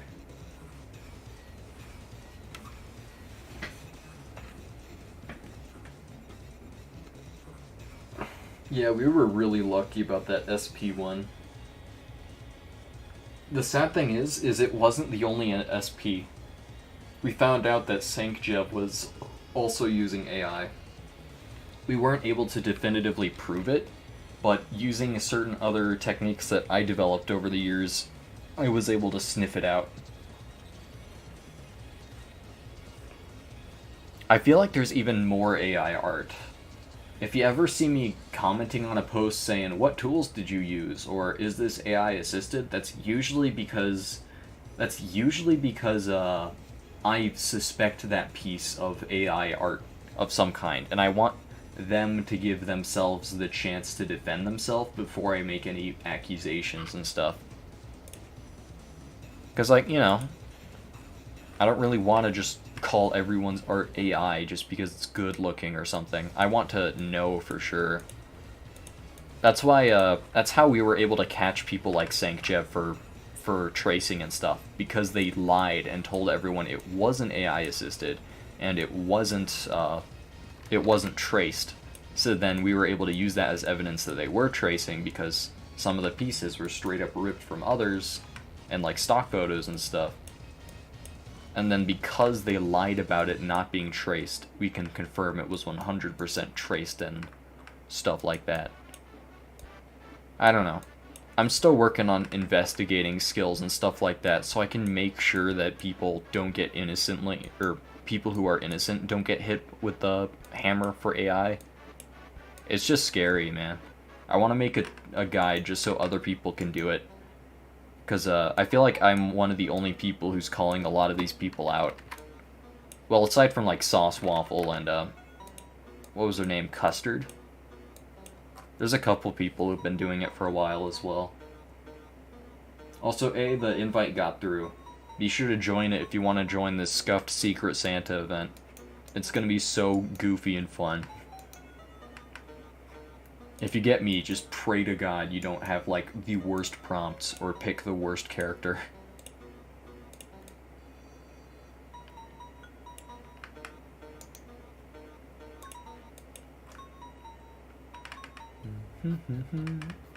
Sans! Anyone know that clip of that one streamer who was playing Deltarune? And then they came in and saw Sans and they just screamed? Would it be both a blessing and a curse then? It's kind of always a curse in Secret Santa. Because you're drawing someone else's characters, and usually people draw complex characters just because, that's how online art goes.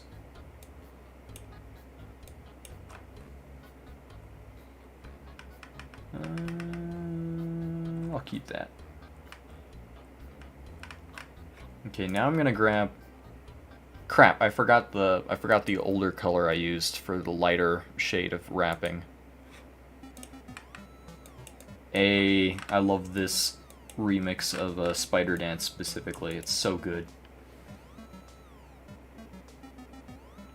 They were about to sleep and then they saw Sans. Such a good clip. I love it. Dude's just like, Sans! Every time I try to find that clip on Google or on YouTube, it just won't show me. Google's trying to hide it from me. In all seriousness though, dude, Google searching has been garbage lately. Google is so bad at actually finding what you're talking about now. It's like 90% ads or articles or clickbait like blog posts and stuff. I can't find a single study to support my essays through college, because they're just not on Google anymore. You have to go through more academic sources to find them. It's so annoying.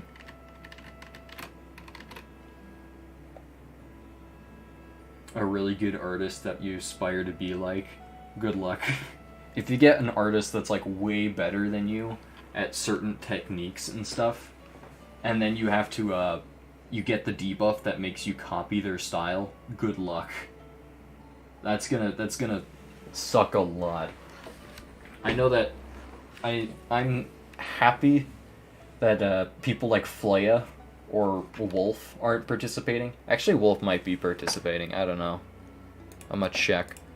But those people have like really difficult techniques, or not techniques, art styles to replicate.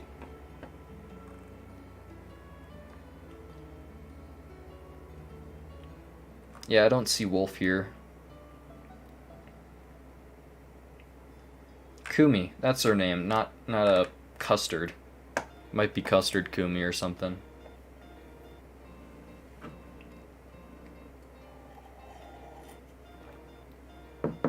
I'm probably gonna stream the Secret Santa event.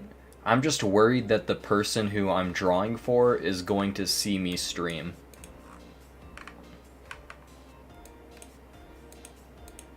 I might just make it public at that point.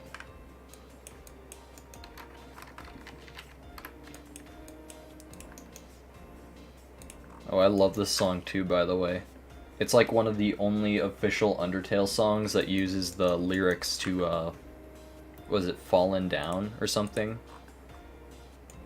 There's like hidden lyrics in the game files to one of the songs. And it's like the only song in Deltarune and Undertale that has the lyrics. I don't know, just thought that was dope. Man, these clusters kind of remind me of Katie. How Katie uses clusters.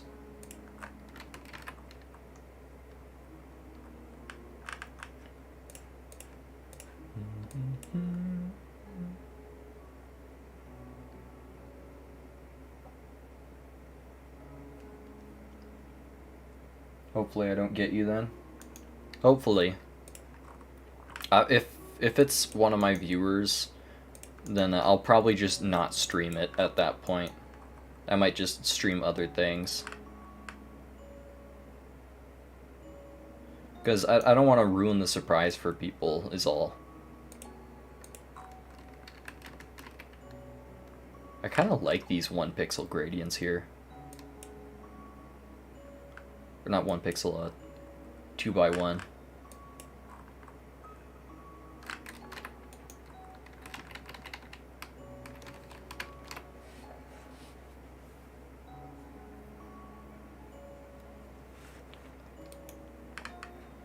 Okay.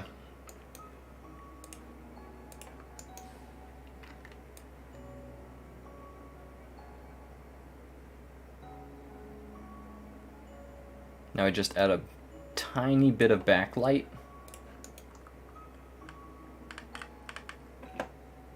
And then we basically do the same thing but reverse.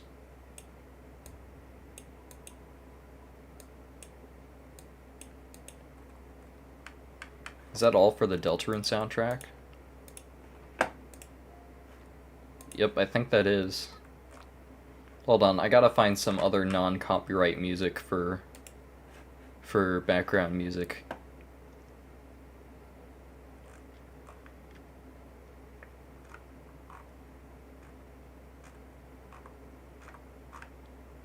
You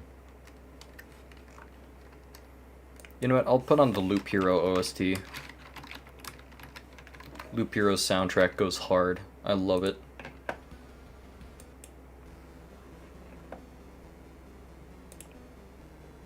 Alrighty.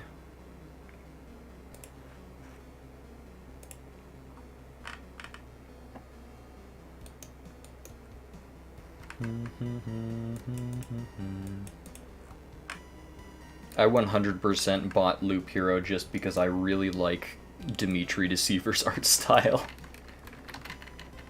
It's a cool game, but I don't know if it's worth the price at this point, unfortunately. It's worth it just for the art, in my opinion. The game design is a bit whack, though. Yeah, I play Loop Hero, like, occasionally just for funsies. I did get all the achievements.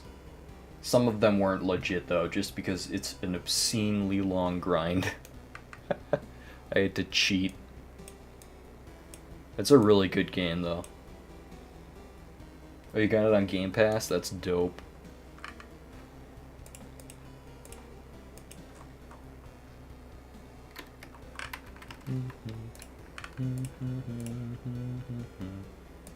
Man, Loop Hero got robbed in the 2020 pixel art Discord poll.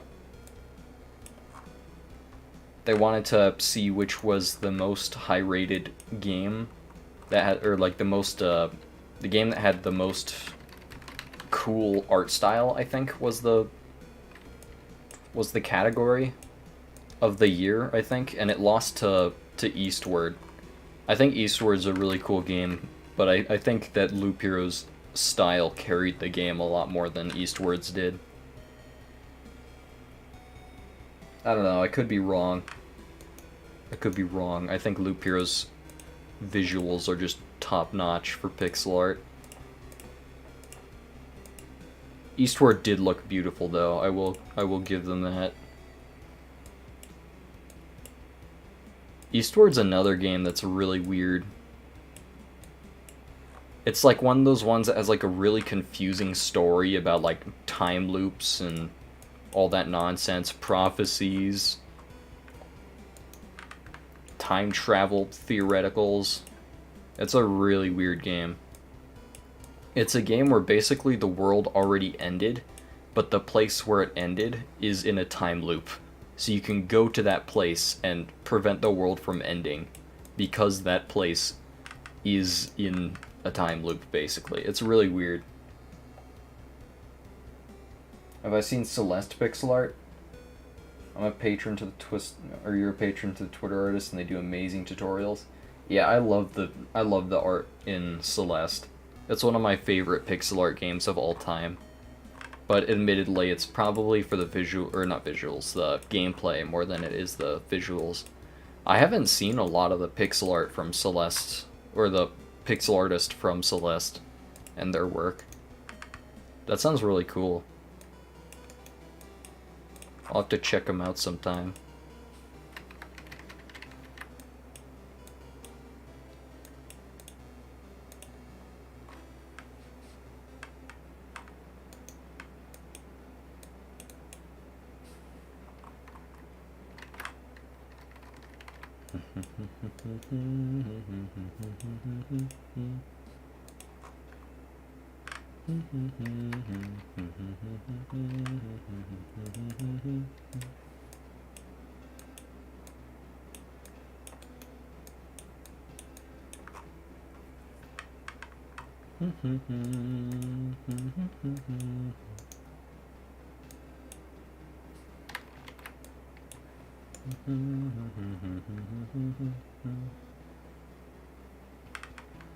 Alright, I'm slowly chipping away at this wrapping here.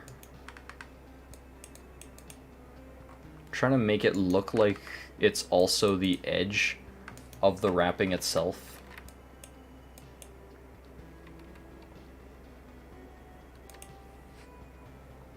%90 of their tutorials are available on LowSpec, and you think a couple are on pixel art? That's cool. Hold on, I'm gonna check it out right now. I just want to see what it's like.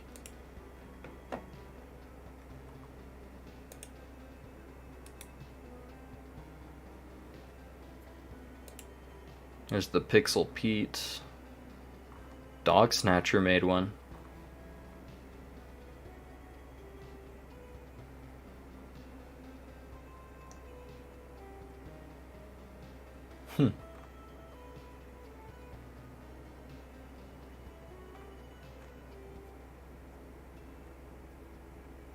Mort. His name is Pedro. Oh.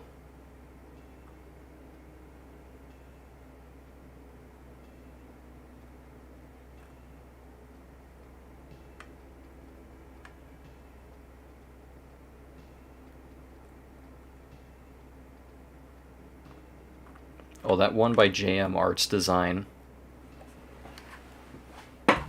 I've been using that one from Pixel Joint for years. The one with the alligator and the dragon.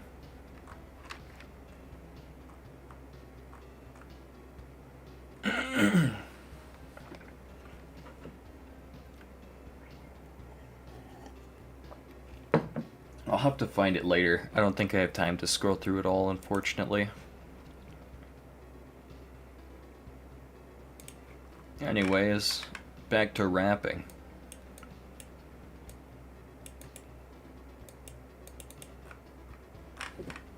It doesn't line up quite right.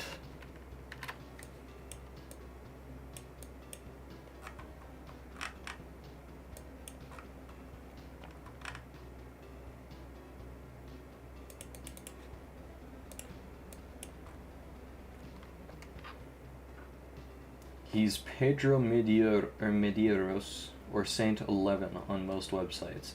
Huh. I'll be sure to check him out.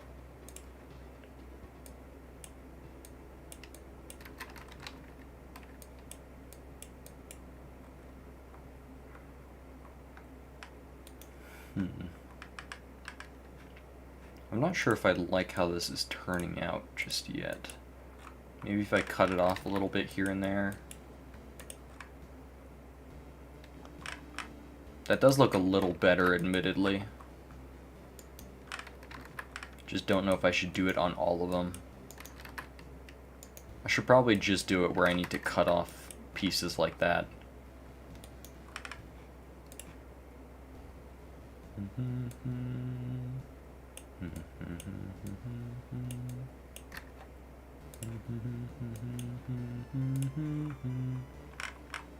This is one of my favorite songs from the soundtrack.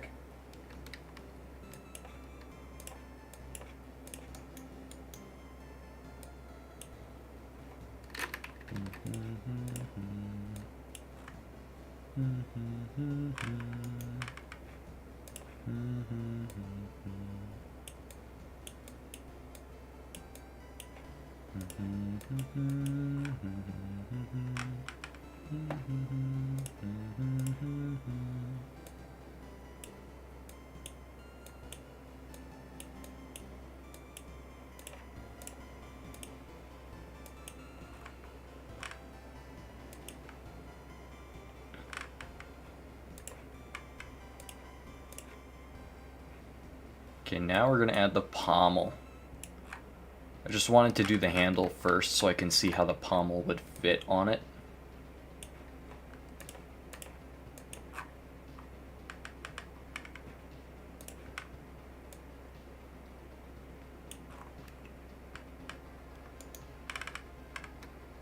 Just kind of roughing in a shape here. I think I'm gonna make it kind of like a standard cutlass pommel where it's just like a dome on this end and then it connects here.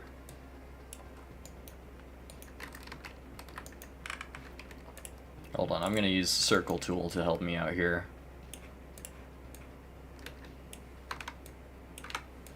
Oh, this is the main menu theme.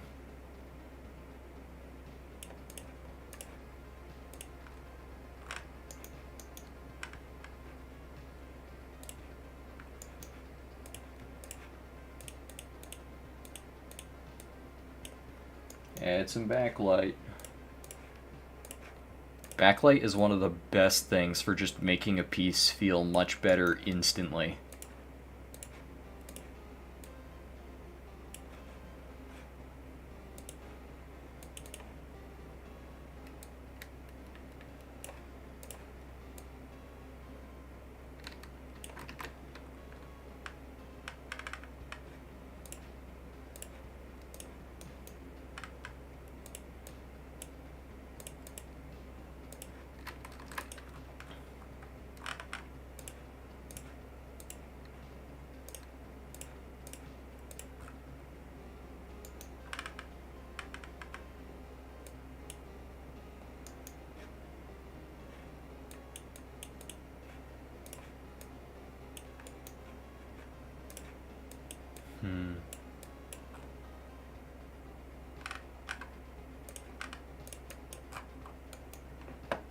There we go.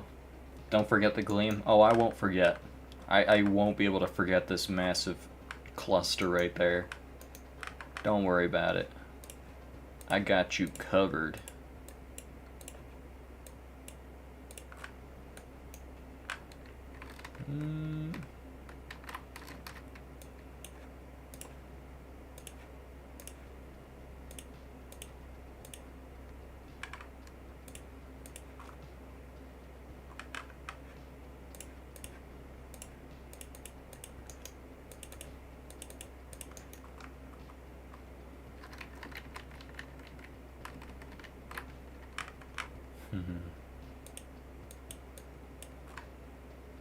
There we go.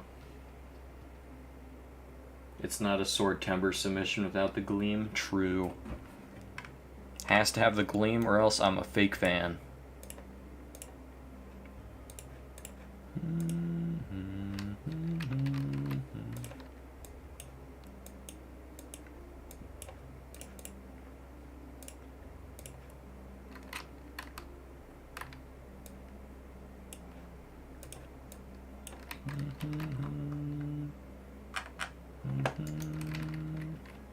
You know what? I'm gonna do a manual hilt reflection.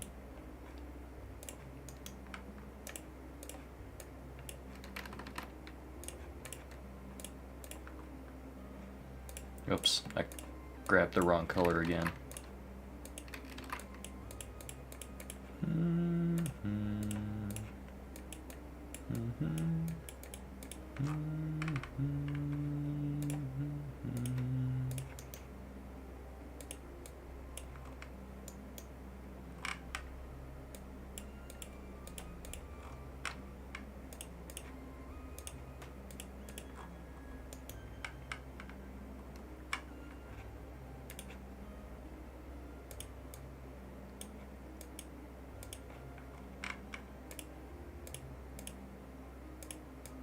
Add a little bit of layered shine to this.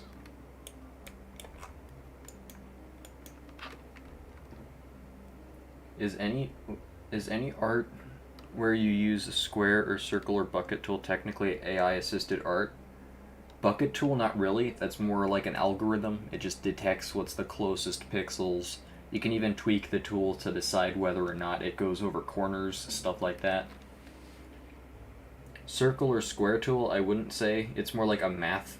It's less like an algorithm and more like an actual math, like formula.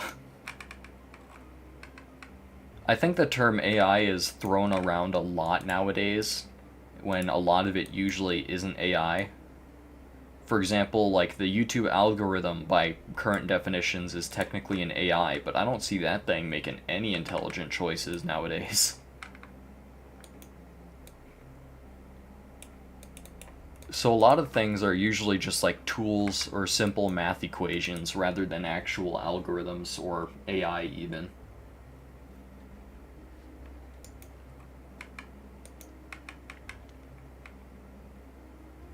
AI assisted might be something more like actually filters are also like math equations and algorithms. Anything that uses a neural network, like cloud effects in like certain Adobe libraries and stuff, that might be AI assisted.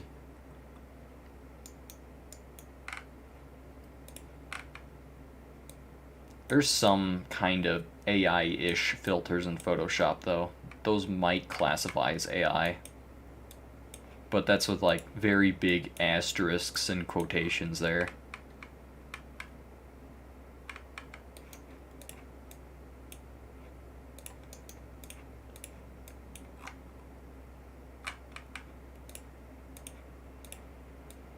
A little bit of reflection off the bottom of the cutlass handle hilt thingamajig. The knuckle guard? I don't know what to call it.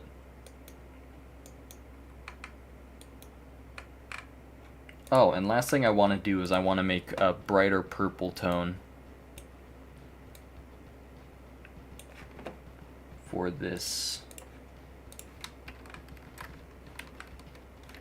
I'm going to use a square brush actually, that might help with the metal look.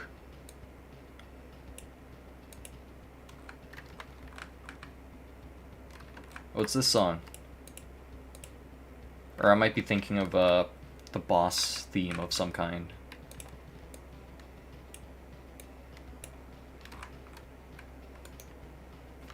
Metal actually has a lot of light scattering properties that look a lot like these lines. So these are actually a pretty good rule of thumb if you want to draw metal. Just like creating some very liney looking shading. Am I leaving the little purple orphan pixel on the backlight on purpose? Oh, this one orphan pixel. I was intending to make it more like a stronger backlight, but honestly I think I might remove it. Blue backlight might be best here. Also, why is it on circle tool again? There we go.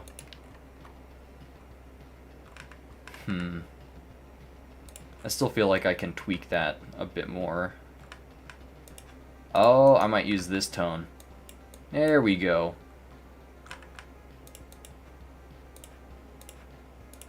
Good eye, good eye. It's a little less noisy, but still kind of noisy.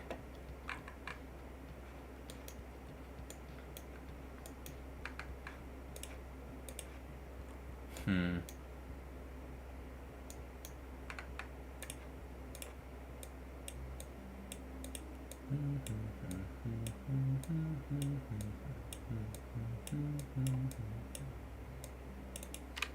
Oops.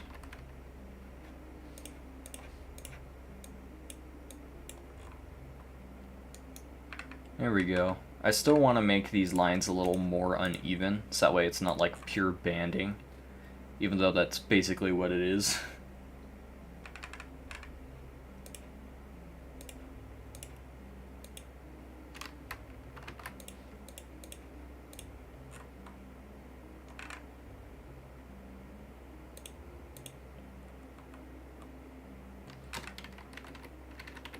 Yeah, I'll just leave it at the backlight.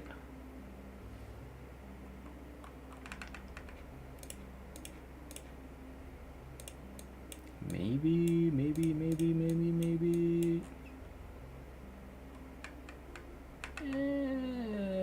Maybe not.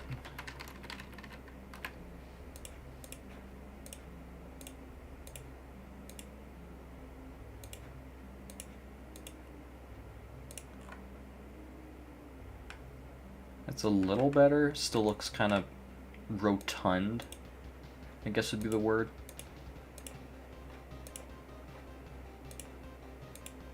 Kind of just want to thicken this part of the handle here, or the guard. Finger protector. There we go. That's a little better.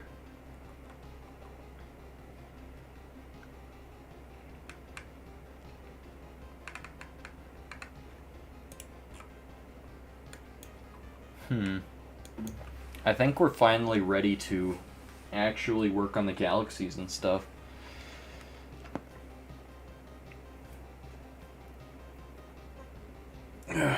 Oh wait, I'm gonna use this brighter purple over here as well.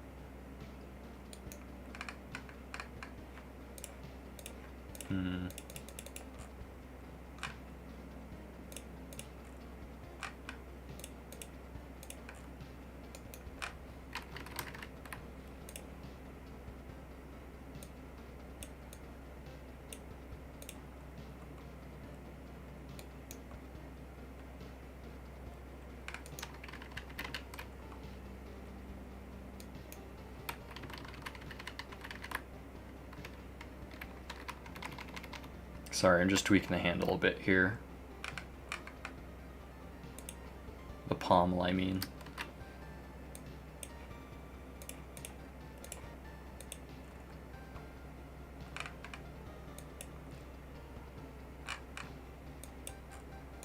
There we go, close enough.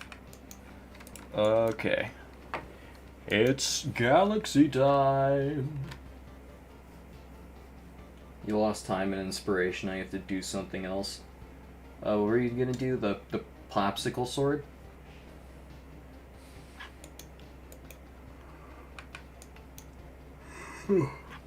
Quick, what's your favorite flavor of popsicle?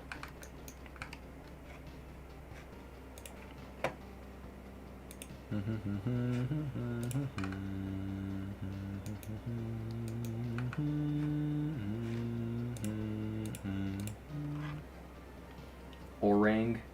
Let's go orange. The red.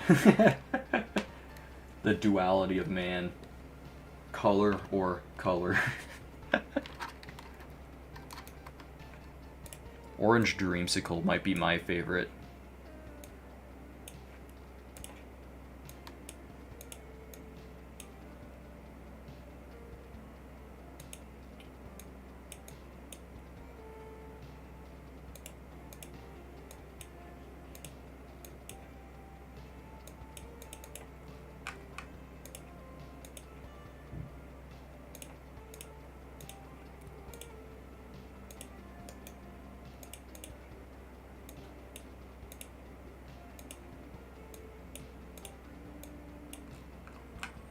It's so hard to make a spinning galaxy thingy without it looking a bit like a swastika or something.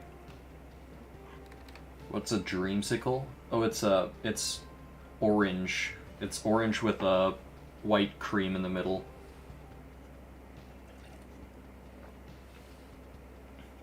Probably, yeah. I think Dreamsicle is a brand name. I could be wrong. Or Dream Bars, I think they're called elsewhere.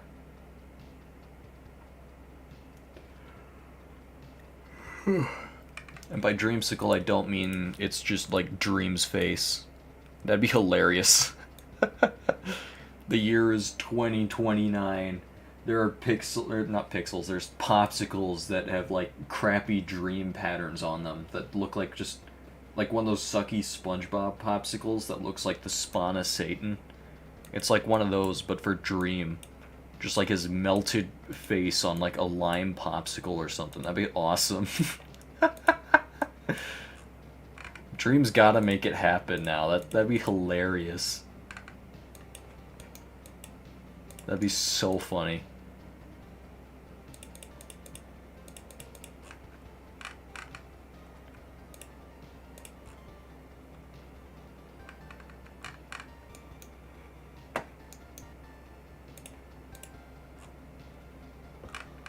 Let's go, Jaggies. I love Jaggies so much.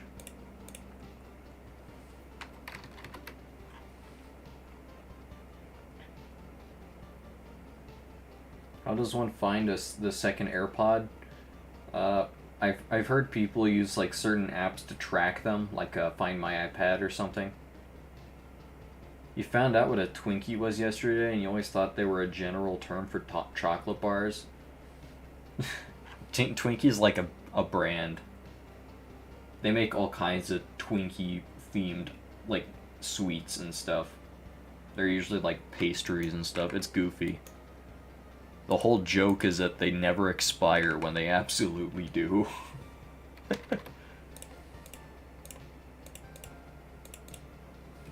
I feel like that joke started because of Zombieland, but I could be wrong. Might have also been from The Hitchhiker's Guide to the Galaxy or something. I forget. Let's go Green Galaxy. What about that college project? What college project?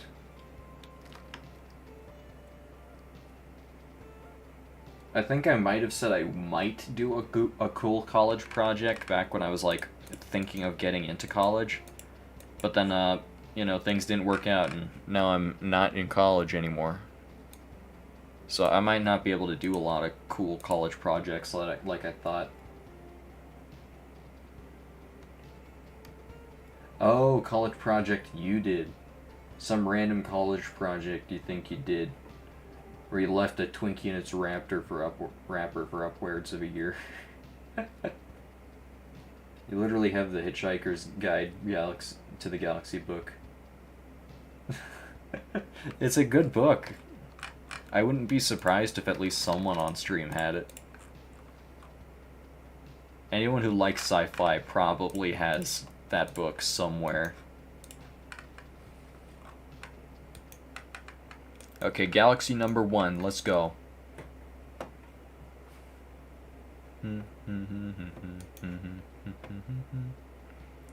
I think I'm gonna make a purple galaxy using these colors down here.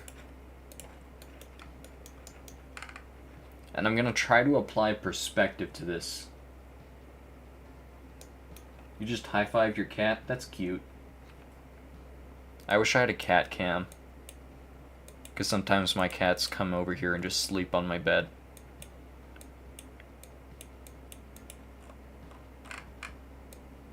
Alright, so this one's going to try to use perspective.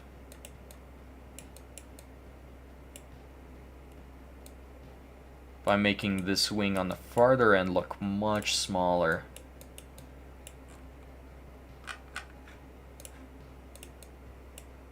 You know, I think I need to make it look closer to the first wing. of the spiral.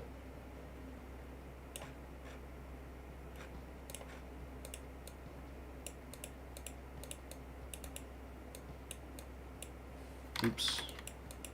Oops. Huh. This is gonna be harder than I thought.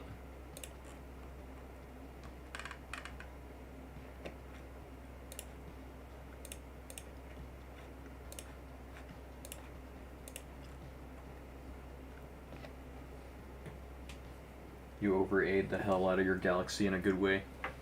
Over-anti-aliasing in space is actually not that bad. Because the whole thing about space is that it's a lot of, like, gaseous forms. And the thing about, like, anti-aliasing is it can often make things, like, look way too misty when you use too much of it. But when you're using it on, like, gaseous forms in space, like, you're just making the gaseous form look more gaseous. That's, like, a good thing. So yeah, over anti-aliasing is good sometimes. That's my TED Talk. Thank you for listening.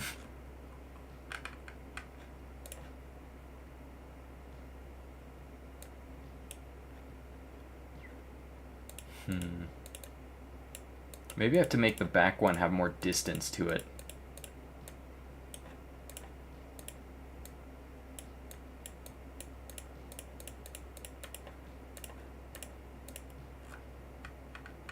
Huh.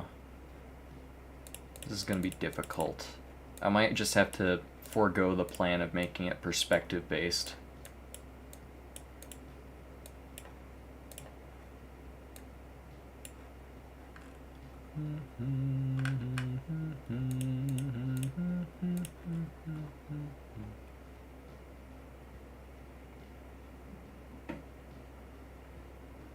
Eclipses planets especially, yeah.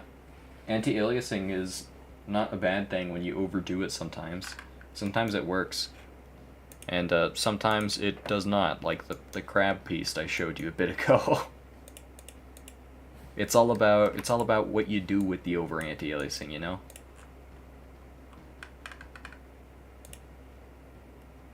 Sometimes less is more, sometimes more is less. Actually, that both of those phrases just mean the same thing. Never mind.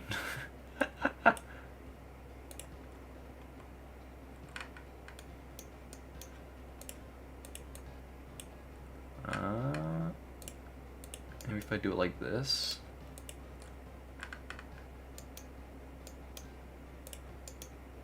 I think I still need to make this further away by like a pixel. No.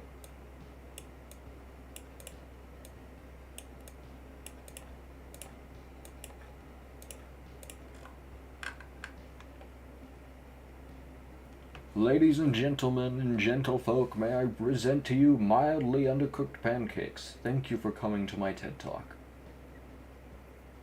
Yeah, anti-aliasing is always painted as the ultimate devil or the true god, or true good. True. I feel like that's just a problem in a lot of art circles with a lot of techniques. People will call things that are fairly standard techniques like advanced techniques no one knows about when everyone can probably do anti-aliasing pretty easily. But I see a lot of people often call anti-aliasing and dithering a beginner's trap. They say, oh, beginners always anti-alias too much, or they always dither too much. Just let them dither too much. They'll eventually learn that, you know, over-reliance on dither probably isn't the best idea. But it's like nothing that like kills you or your pieces even. I've seen over dithered pieces look really good. Just look back at like Flaya's gallery and see some of their earlier art from like 2016. They like dithered a lot and then they learned to control it over time. It's not really a beginner's trap as much as it is like a tool to get better with. You know? Yeah, dithering's really nice. It's a lot of fun to use. I think a lot of beginner artists also take a liking to it as well. So much like anti-aliasing, dithering is not a beginner's trap. It's just kind of a thing that you grow with, I guess. You made one drawing of a dithered apple. and it was horrible, but it taught you a lesson? Everyone makes a horrible drawing when first learning dithering. By refusing to use dithering because it's a quote-unquote beginner's trap or a bad idea or something like that, only hurts you in the long run because you're not learning how to use it. Yeah, dithering's cool once you know how to use it. Takes a bit to tame the urge to just dither everything, though. It took me years, and look at me, I'm still doing it. Not here, but other places.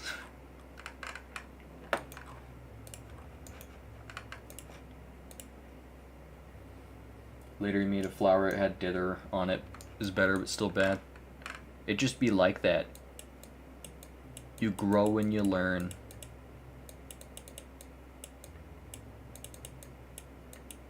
Alright, I think I did somewhat of a better job with this galaxy perspective thingy. Now I just have to not give this one the brightest shade on the other side. Then we get our super hot pink in the middle.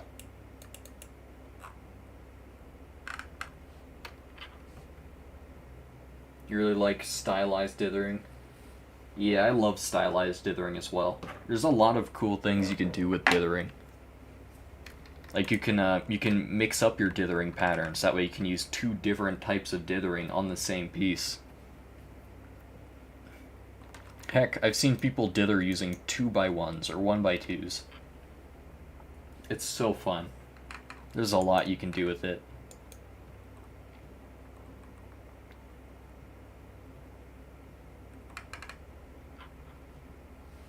That's what I'm saying.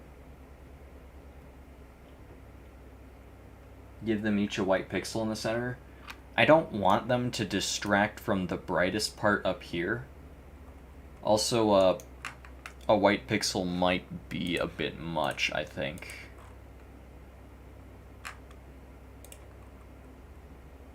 It doesn't really add or take away too much. I'll probably just keep it away, though, for now. I think, like, conveying a brightness at the center of the galaxies is something you do with a brighter tone like this instead of a white. Because you gotta keep in mind, this is all within the crystal still. So it's probably, like, blue shifted. So it's probably not gonna come out looking pure white. I don't know, I'll still consider it, though. It's not a bad idea.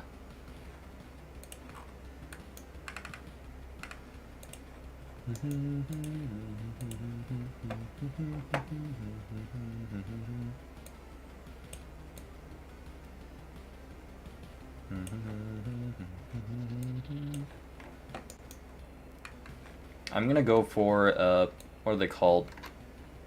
Are they called top galaxies? I forget what they're called. They're the ones that look like a spinning discus with, like, a light coming off the top.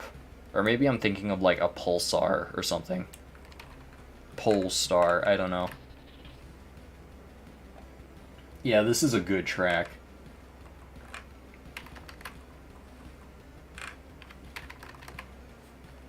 I want to make it look like this is where, like, the galaxies are rotating with the viewer, I guess. Like you're seeing the galaxy from a weird angle. Like you're seeing the side angle of a galaxy, I guess. I'm gonna go for hotter pink-ish. Because it has to be lower temperature hued, because it's in a blue crystal catalyst thingy.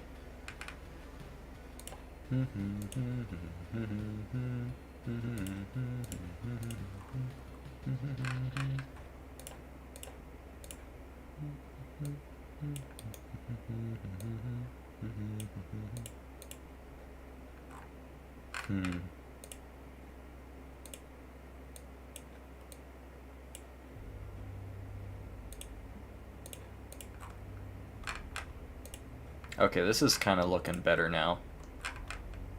I'll probably make it look a bit wispier like this.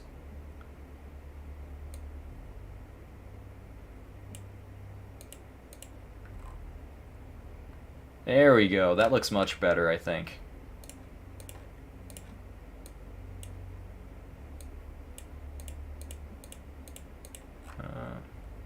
Too much bright red might kill the piece, though.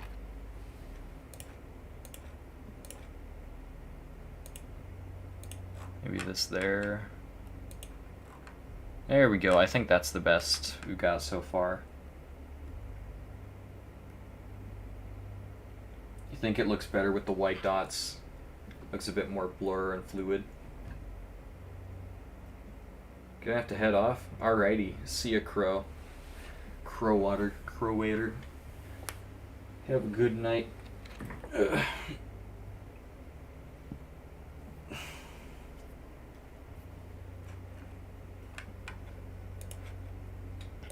Lastly, I might copy the pink tone from over here, actually.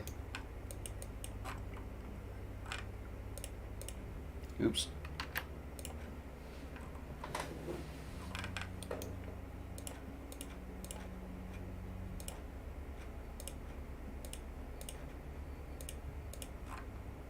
There we go. That looks nice.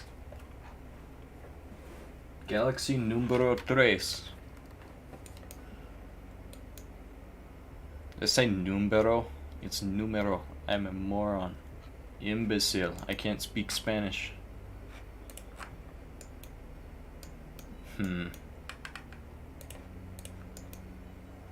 Maybe we add some other celestial bodies in there.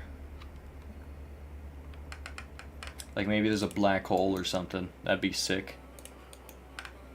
Oh, this song. This one might be my favorite song from Loop Hero.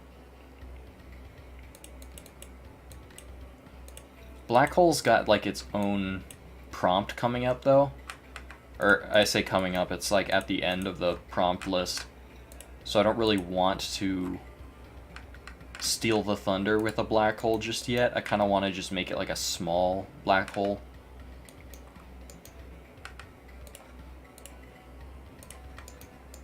This time I'm going to hue shift from... Actually, red as the darkest tone makes sense.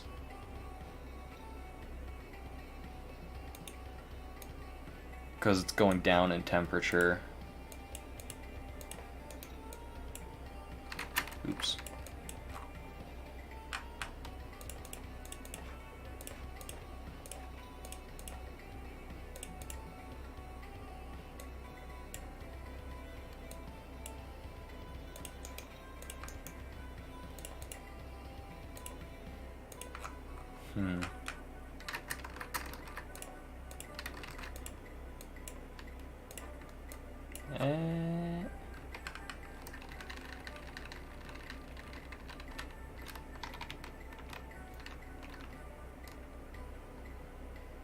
Black Hole and Nebula Swordtember teaser sword.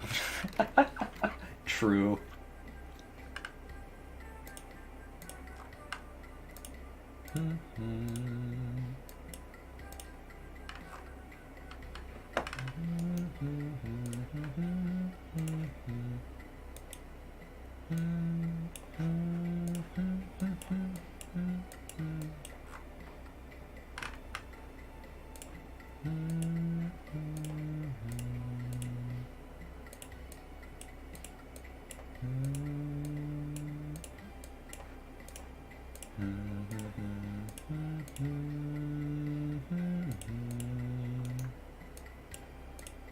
Oops.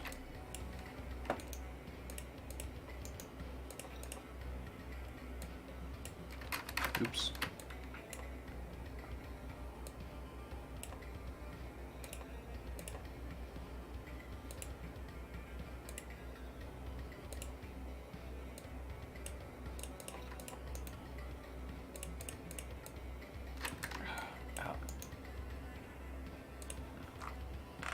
And I think I'm making it a bit too wobbly shaped, if that makes sense.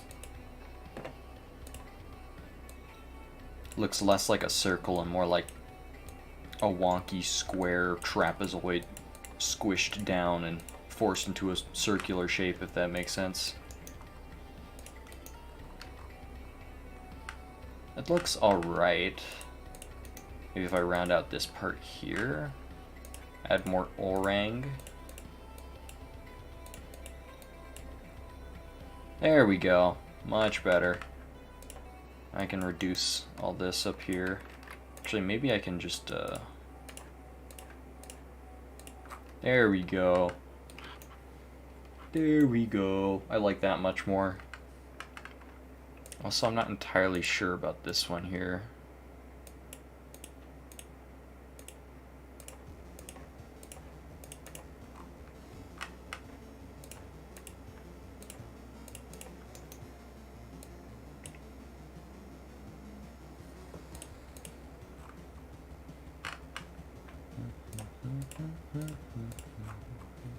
There we go. What's this one again? Oh, this prompt is cosmic.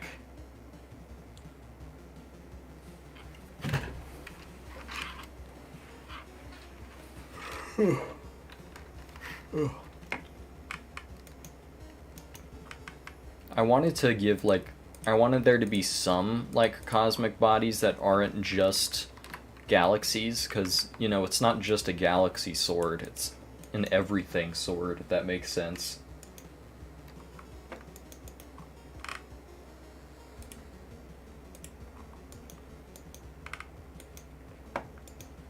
I might make a green star over here.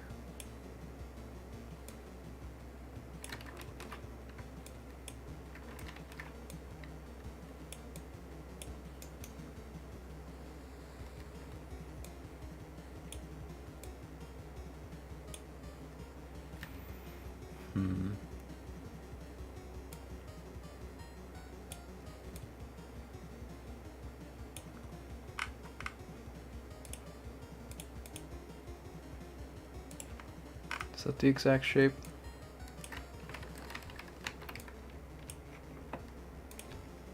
Rotate. Rotate. Nope, I did it wrong. Easy fix.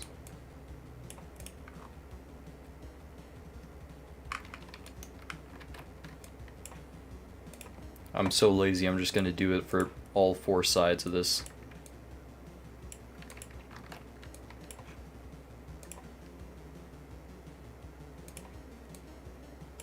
Let's go. Funny star.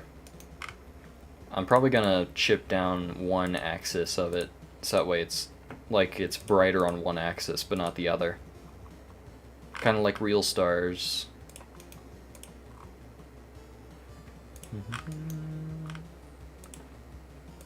Funny thing about a lot of celestial bodies is they're actually more like ovals than they are like spheres.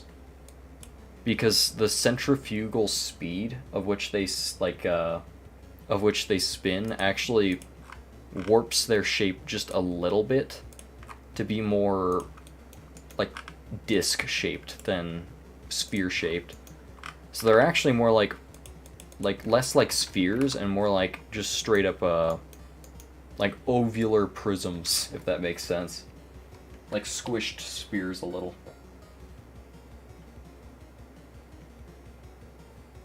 Box flattened into a mildly undercooked pancake to be used as a skipping stone. Are you combining all the bits into one right now?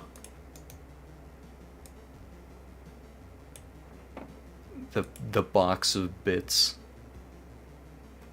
Alrighty. Let's rotate this around. Actually, you know, I'm gonna flip this horizontally. I'm gonna stick it over there in that corner. Because of the light it casts, it's gonna turn this... Ah, crap. Wrong layer, no. It's gonna turn this a little green.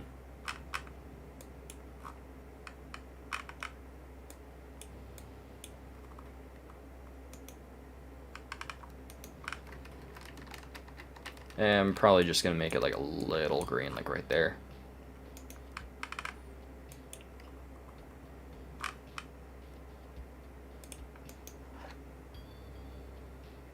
What gives galaxies their color? There's actually no color in galaxies. If you actually look at like galaxies through a telescope, they usually all look orange or yellow because of the heat generated at the black hole of their center usually, or a Planck star if you're into that kind of thing. But usually they don't have a color at all because they're like 90% empty space. So usually people use what's called like spectrographic imaging, where they send little light rays out and they read what returns, or they read the radiation of light and stuff that comes from them, and then they crank it up with like obscene filters that turn all the heat or invisible light into visible light. So usually stars, or not stars, usually galaxies are actually like colorless, but sometimes the gases that they're made of can reflect certain wavelengths of light, and then those can be amplified into visible light that we can see using like telescopic imagery and spectrograms and stuff. Not spectrograms, what's it called? Spectrographs, I think. Spectrograms are for sound, I think. I could be wrong. But yeah, most galaxies in the sky are actually colorless or orange.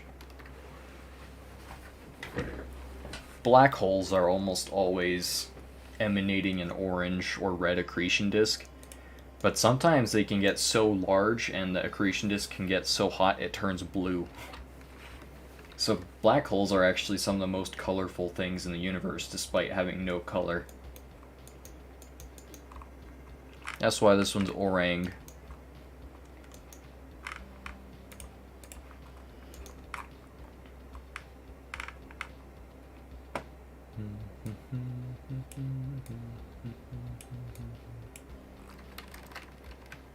I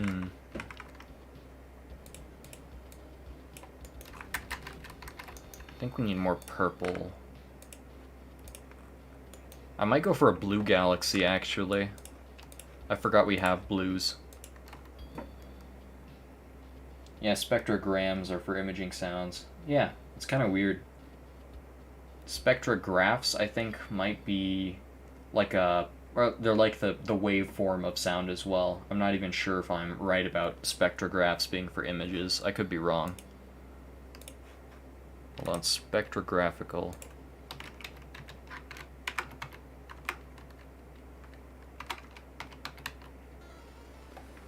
Spectrograph. Spectrogram. Spectrography. Yeah, spectrography is about light. That's so weird. Spectrography is light and stuff like that. And then spectrograms are sound. That's so goofy.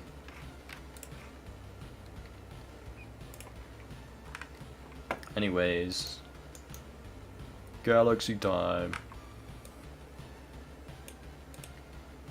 This one's gonna be a flat one, so it's gonna be the same on both sides.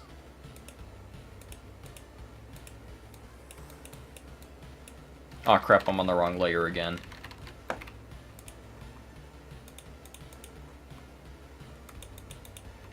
There we go. Now we're on the right layer.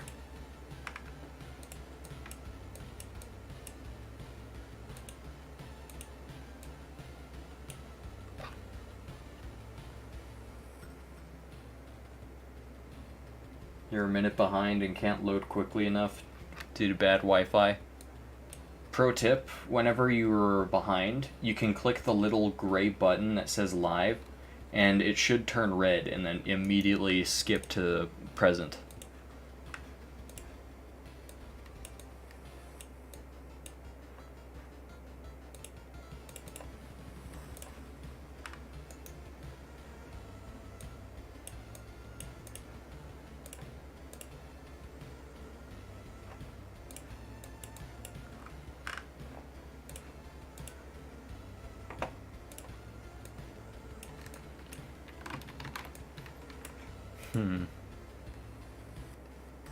Oops, that's the canvas.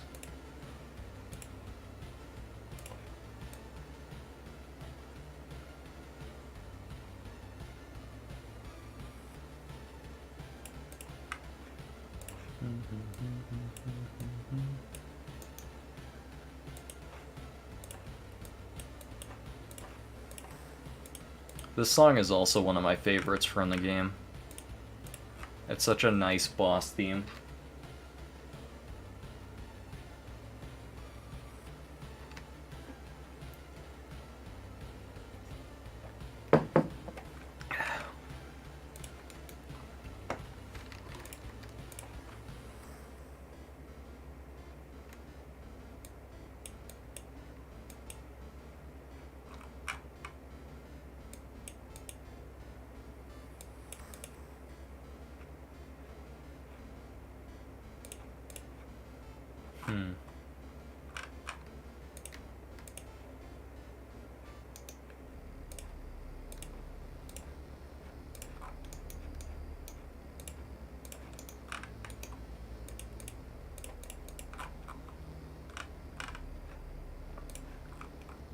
That's a nice little star, or not star, a little galaxy thingy. I've done a lot of two-tailed galaxies. I need to do one with multiple. I'm gonna put that there.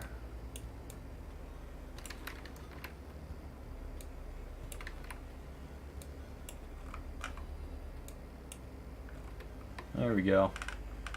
Blends right into the sword.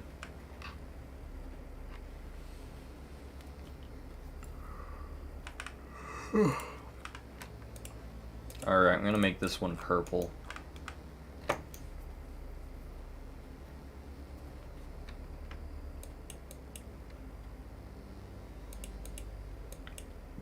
Don't make a swastika, don't make a swastika, don't make a swastika.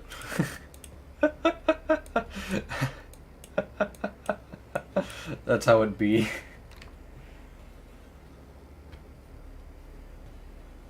Yeah, I wanted to use some of the blues, but I don't want to have like an obscenely large color palette. So sometimes just reusing colors sometimes can be really helpful. Like the purples I'm using here are reused from the hilt of the sword. There's a lot of things you can do with whatever colors you have.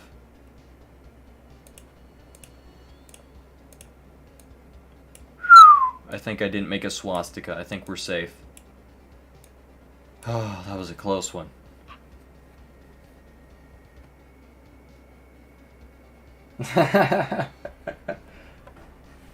My favorite clip was Fundy messing with the create mod. He like made two L-shaped pieces and on a rotator. He's like, okay, let's see how this works, and then he plugs it into the power source, and then it turns into a swastika. He's like, no, no, no! It was the best. Freaking love Fundy.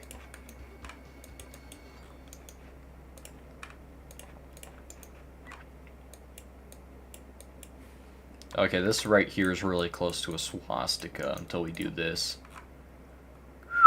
There we go, we're safe. We're in the clear, guys. We made it. Not getting canceled today, thank you.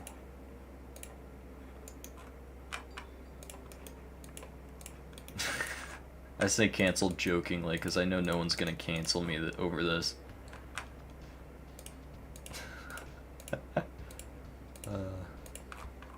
Goofy pattern. I don't know if I like this pattern, to be honest.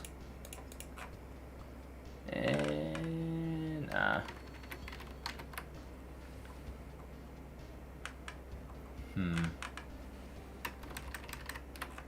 Maybe this is enough.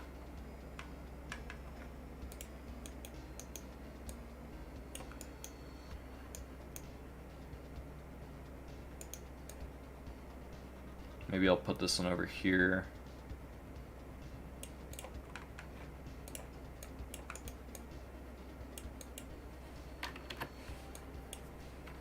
Okay, that should be blended in just fine.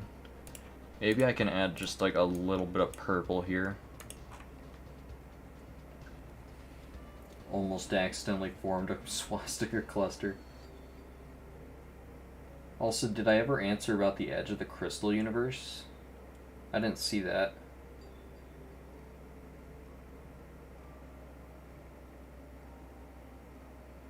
Oh, are you saying to, like, put a galaxy in the edge of the crystal?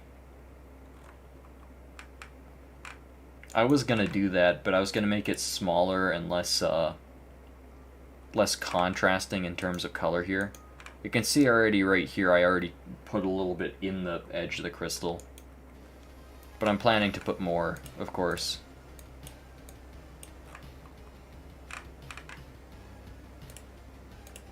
Hold up, does this work? I think that looks fine. What happens when something goes to the edge of the crystal in the little universe? I imagine they don't really move. I imagine it's kind of like stationary. Maybe they like kind of like float around like a little fish tank. Does it fall out like, will there let there be dragons? Ooh, I have an idea. Oh, that just gave me an idea. What if, like, as you swing it, the stars, they, like, remain consistent in space, so whenever you swing it, they, like... Oh, whoops. They, like, go out, and then they fade. That'd be such a sick animation. Just, like, slowly fade away as they leave. That'd be so dope. It's like every time you swing, there's like little stars that come out the back. Or like little galaxies and stuff, and then they disappear. That'd be so sick.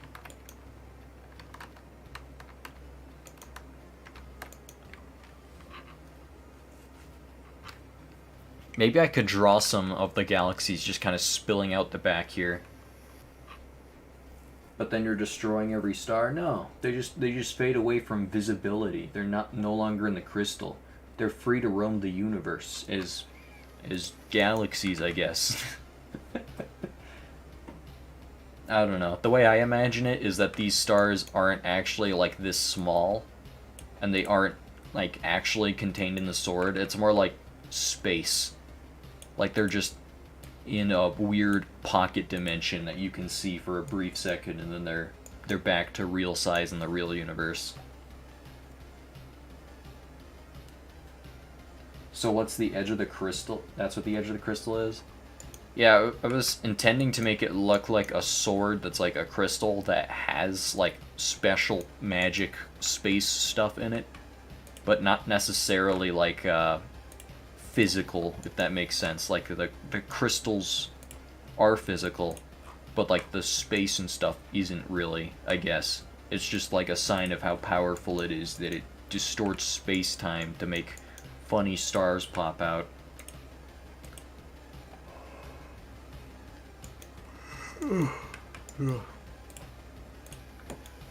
I'll make an orange star.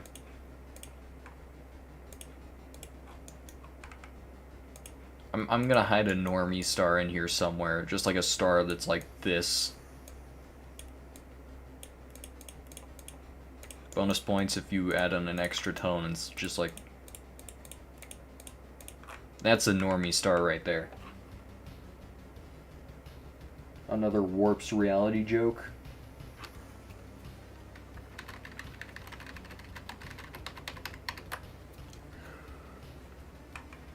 Is that a JoJo reference?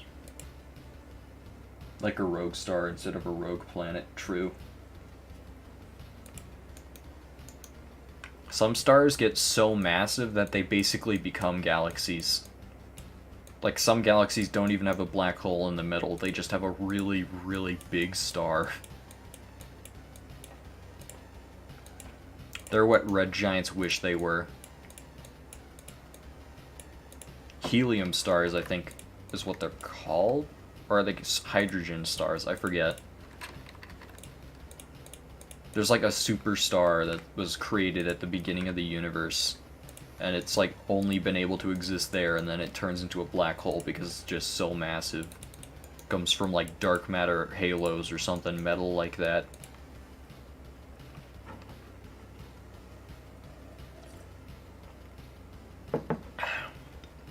Yeah, supermassive stars still exist.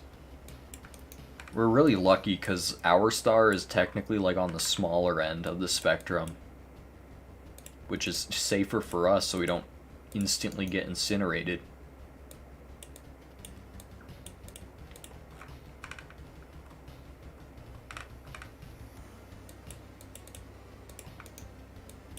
Add the poles. There we go. That looks nice. I might move it around so it's not like right next to the black hole. We need more contrast.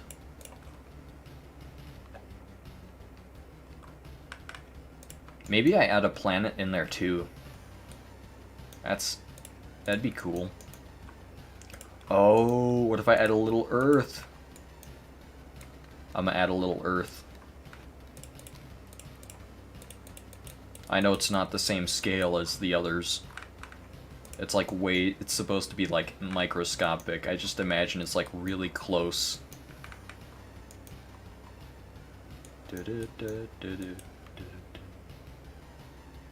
How would you see a planet at that scale? I don't know. It'd look like this. And that's like at your eye level. I don't know. I'm just adding it to look cool if I'm being honest.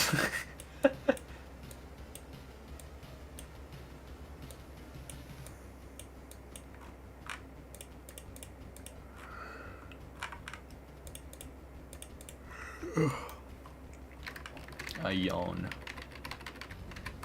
You know what? I kind of want the shadow to be bigger.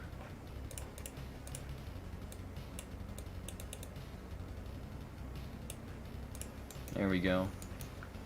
And now we get the green. Yes, it's green too.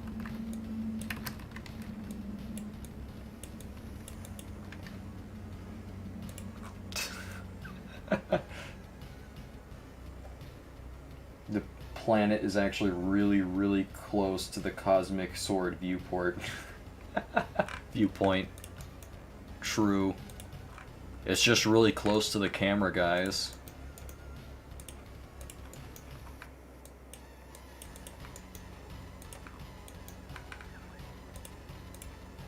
Man, I can't wait to see what Eclipse does for this. If he's doing it at all. I sure hope he is. Eclipse's sword temper entries always go hard.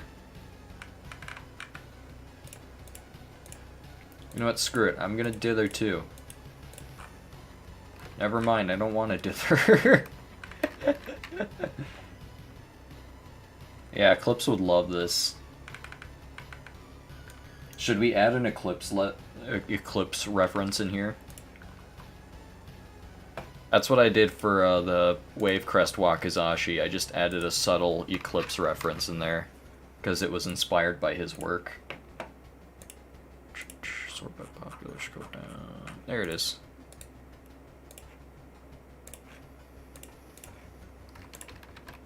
I snuck an Eclipse logo in the background, just trying to make it look like a bubble. I bet I could do that, like just add an eclipsed moon or something.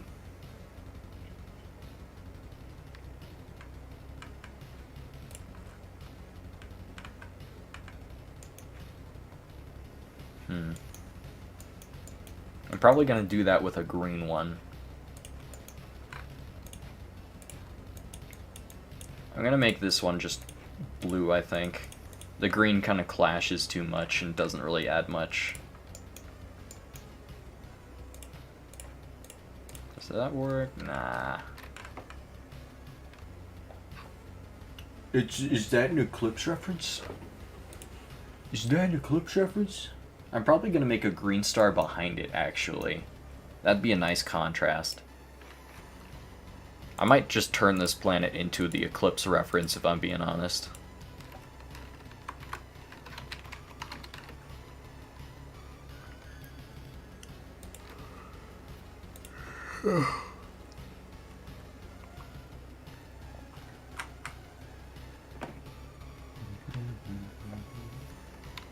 Your iPod just rotated 90 degrees in your ear, and you could hear it better? What? How?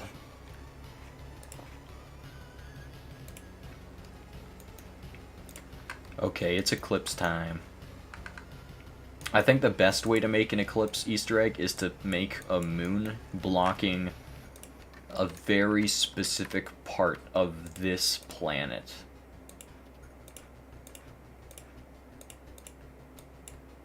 Like this.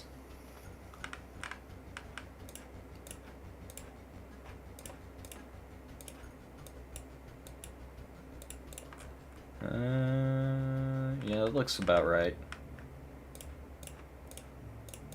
Make some dark stuff here, extend the shadow like a pixel. You know what, never mind. I think it might look a little better right here.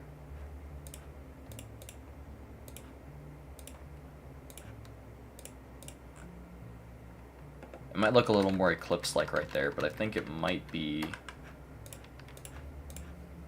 look best right here, I think.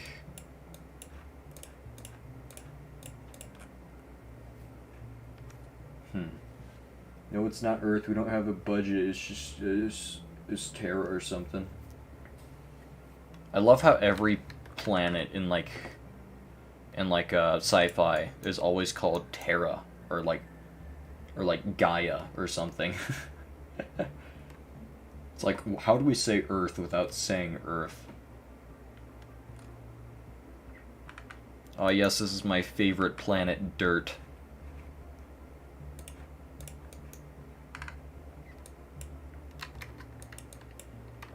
I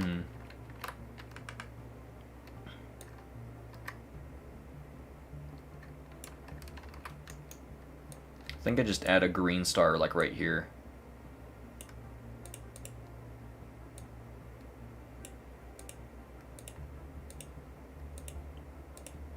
This way it's eclipsing the planet with the moon.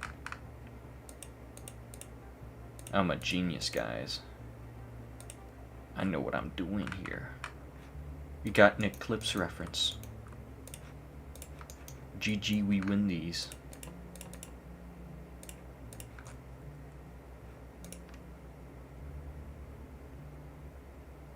It's like how you need to buy the rights of a product to reference it somewhere. True. It's so obnoxious when making your own like short films and stuff, because they're so dumb about litigation sometimes. Like you'll show like 2 frames of like a Pepsi or something, and sometimes they'll actually go after you for it and say, no, you need to license our products to use in your student film with 0 budget. The planet called Soil, inhabited entirely by like moss and like isopods and dirt creatures.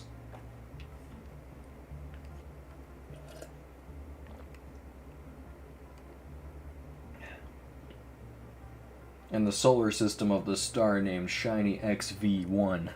And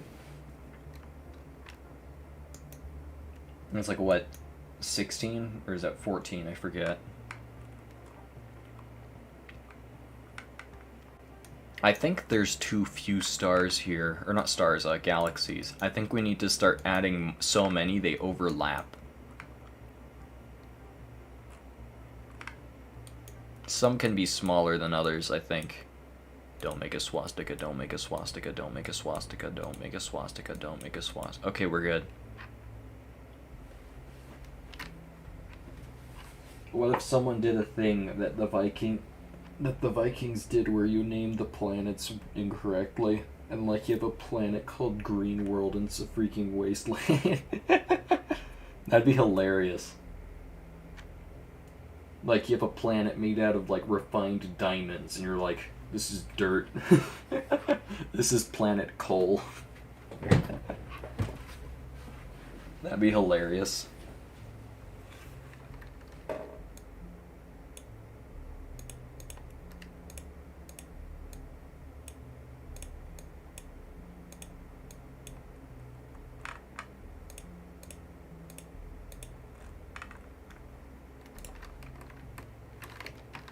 See if I can copy and paste this over here for a sec so I can edit it. Put that pixel back where it belongs. Planet Carbon. I mean, they're not wrong. I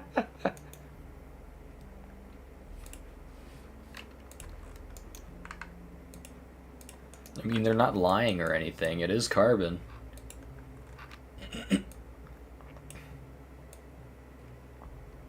I'm gonna put this right here. Wait, hold on. I can erase pixels beforehand. Try to place it in the galaxy. There we go. Once we get more overlapping, it'll look much cooler, I think.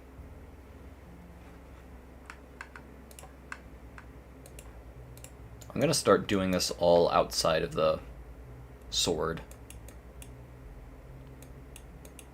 Let's see, gonna 2x2 core. I'm gonna go for a 3x3 core. Uh-oh, my voice is dying. No.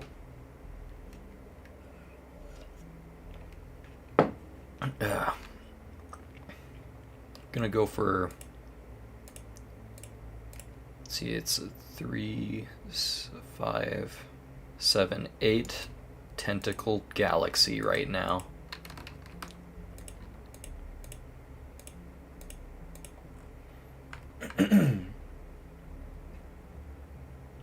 I could also add a slightly darker background. True.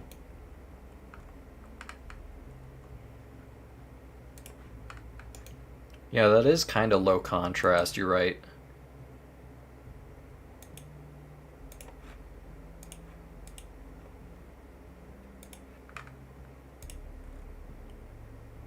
There we go.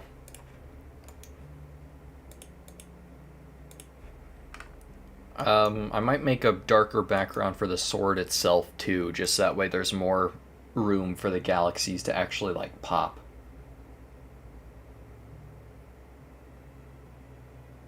I should add galaxies underneath a little darker then. True. That's why this one uses only like one mid-tone for light instead. I'm gonna make the galaxies that are underneath a little darker looking.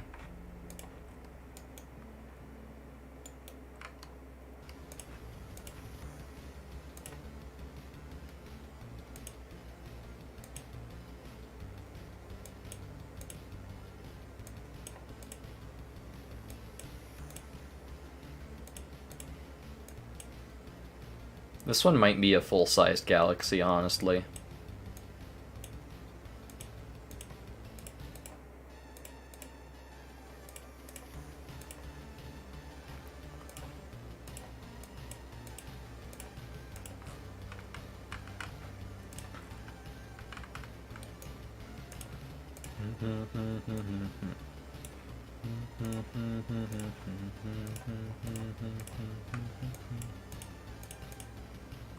Yeah, this one's gonna be full-sized. Gonna be probably one of the biggest, honestly.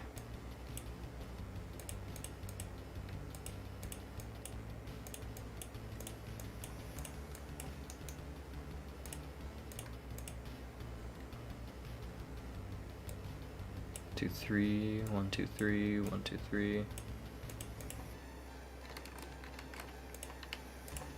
This is my favorite song from the game. Forget the last ones I talked about being my favorite, maybe. This one's probably it. This is the one that plays when you fight God. I think. Or it might be the one that plays when you fight the Hunter. I could be wrong.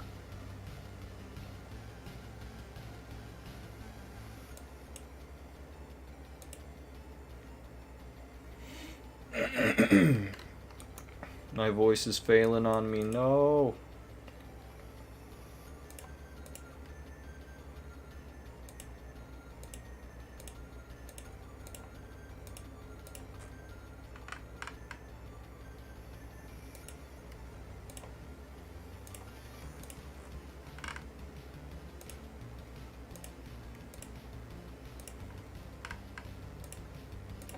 Let's go all in on noise here.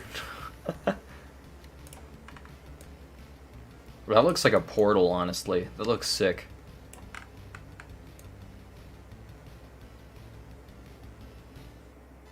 Maybe this is one of the ones that kind of pops out the back.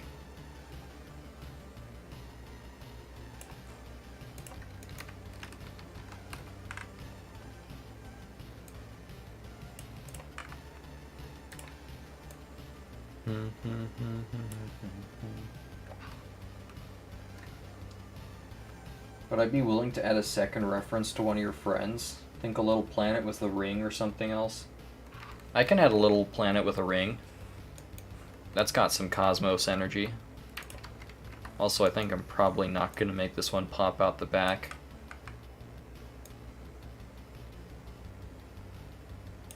Probably going to stick it right there and then erase where there's highlights.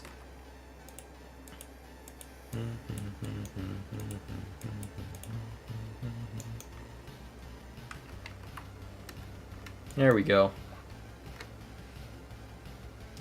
Oh, a shooting star would go hard as well. I'm gonna make a little planet with a ring first. I'm gonna use the red palette this time. Wait, actually I might fade out the back this time. I think this one would look really good with the red and orange.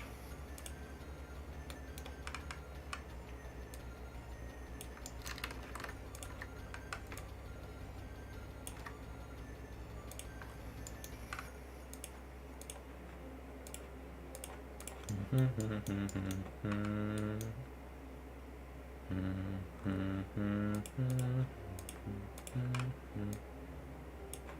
think we're coming up on the end of the soundtrack, because this is just a final like piano piece of one of the other songs.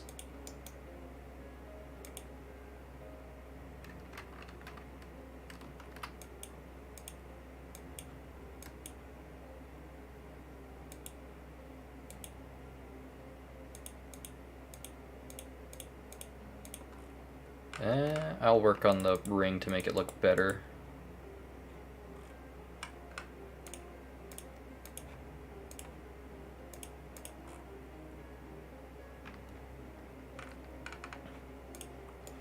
Okay.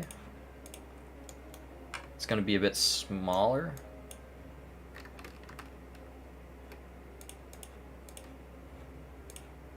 As it's going out, I'm gonna make it fade the further away it gets from the sword, like the fading we were talking about earlier.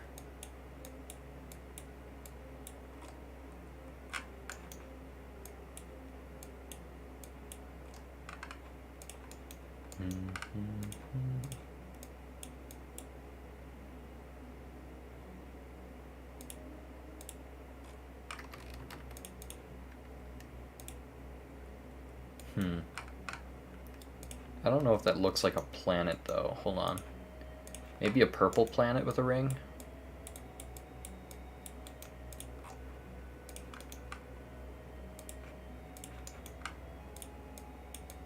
Blue planet with a ring?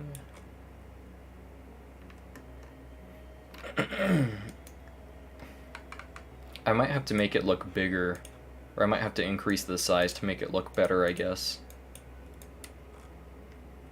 Actually, never mind, that looks alright.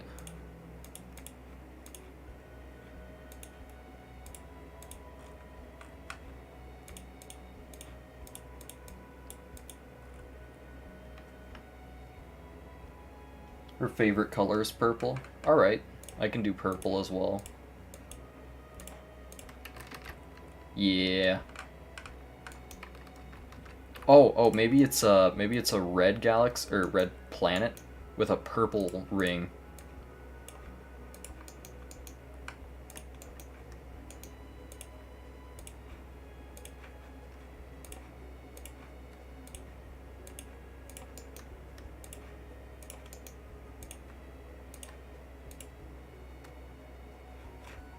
Oops.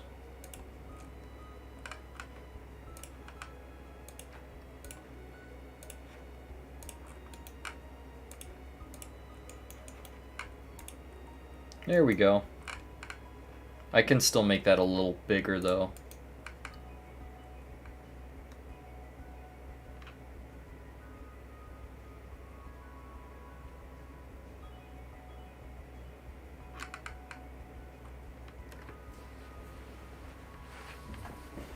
Yeah, true. Non-continuous paint bucket is really good. Also, moon opposite of the ring. I guess I can do that. To get all this detail in, I'm gonna have to make this bigger. So I'm gonna copy and paste this like down here, and I'm going to recolor it and then reuse it somewhere on this sword. But I'm going to make a bigger planet for your friend here.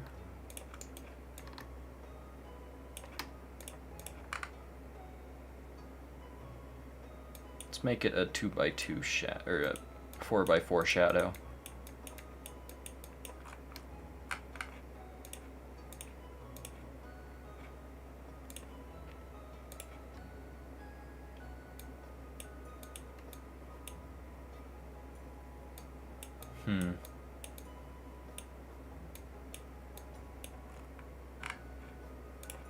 Then a big purple ring. I'm gonna grab a ring like this and then modify it a bit so it's on an angle.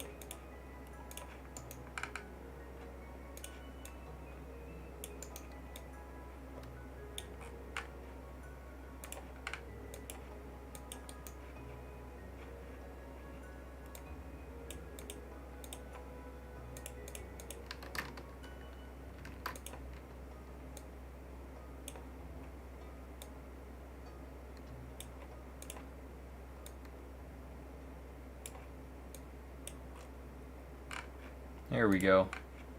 That's going to be the base of the ring, at least. Actually, we can squish it down a bit.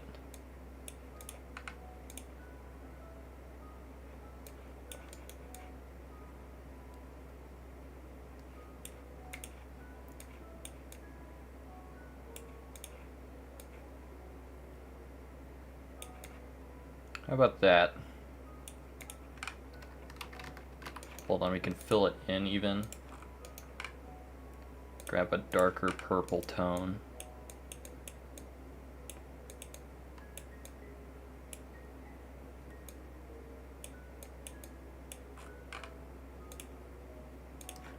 I'll leave the background unpurpled, just that way I can fit it on top of the planet here.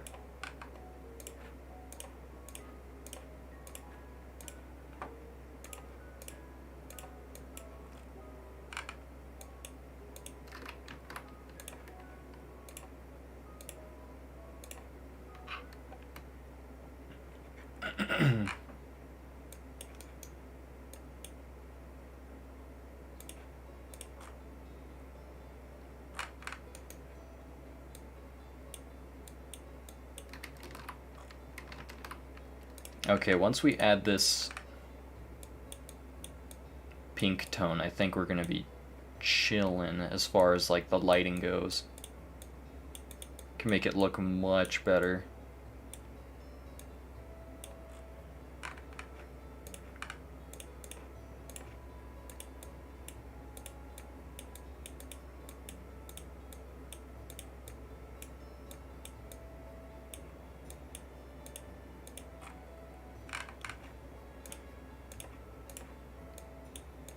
And then we can thicken up the halo a bit.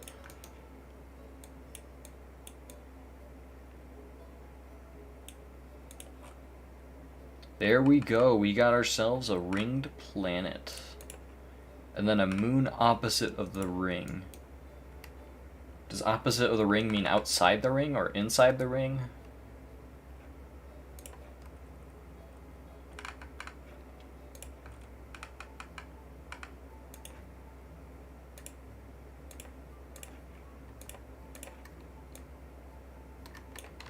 I might be able to just create a little moon here.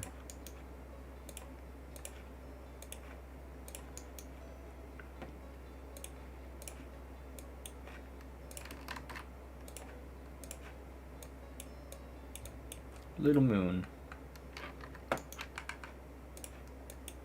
I assume I just like stick it somewhere where it's close to here, so it looks like it's in orbit, but obviously not on top of.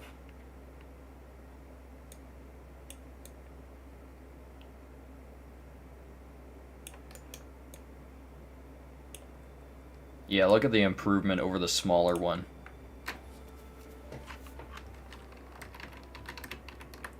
I'll leave the moon out of it for a bit so I can work on trying to get this to fit in here. I think I can just erase this and then blend it in after.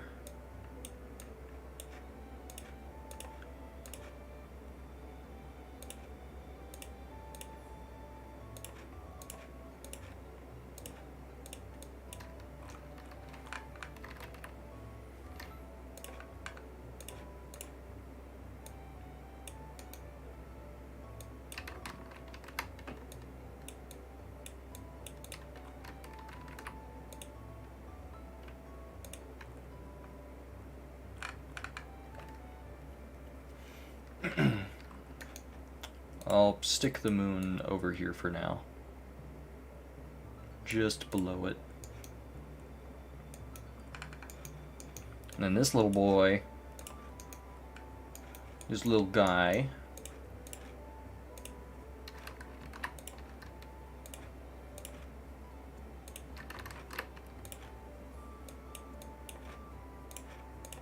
I'm gonna just stick him in here. Then we're going to manually change the colors with other options at our disposal.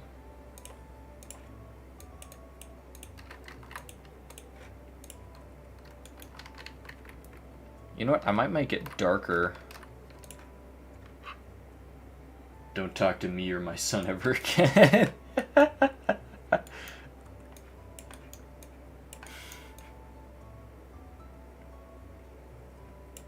Put it up here by the bevel.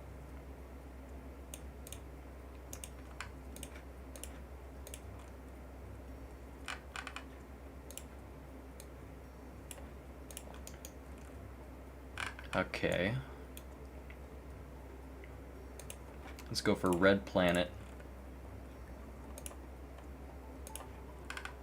And blue. And blue halo maybe?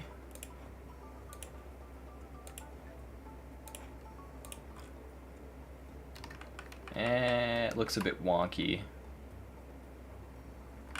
Hold on, I have an idea. Maybe because I tried to make it look like it was fading, it kind of failed.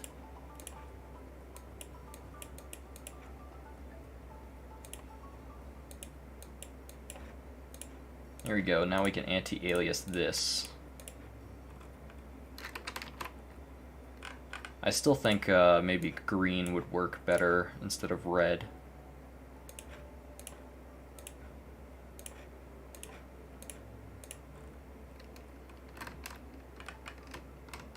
I don't know if I like the blue halo at all, actually. Purple might just be better.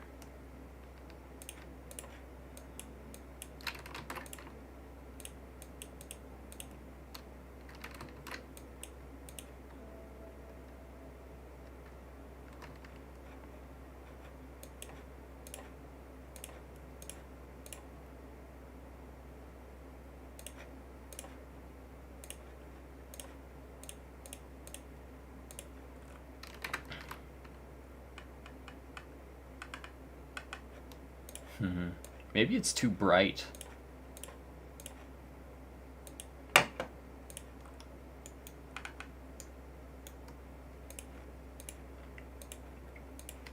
I feel like the pink is really bright.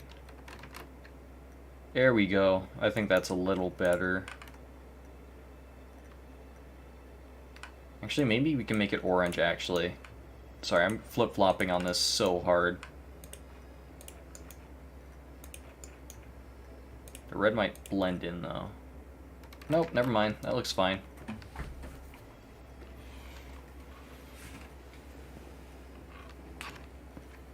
I could anti-alias a little bit.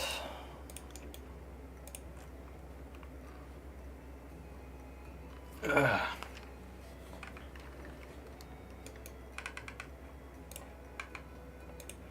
I might make this fade as it goes out a little bit.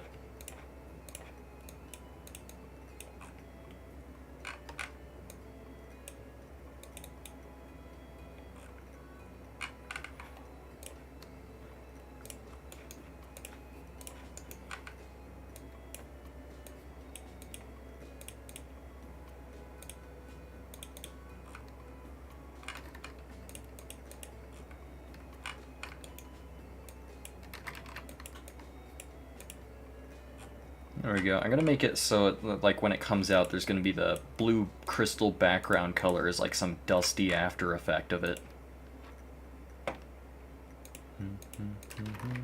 Oh, I forgot. I don't even know what this song is. Oh, it's from Stardew Valley. Okay, thank goodness it's playing copyright-free music. I was gonna say.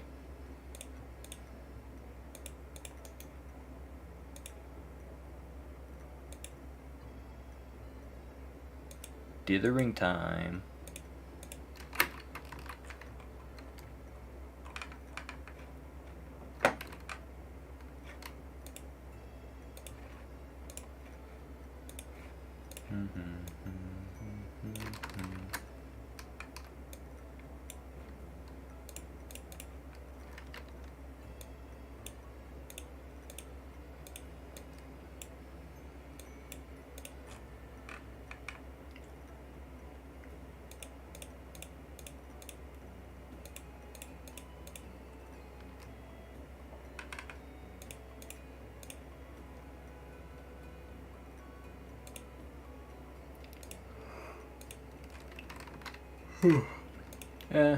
You know what, I'll add a little bit of offset dithering just because I feel like it.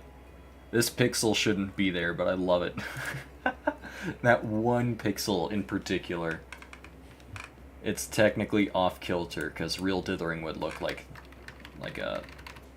real dithering would look like this. But nah, that one pixel. Break the rules when it looks better, okay? See, this is what I mean.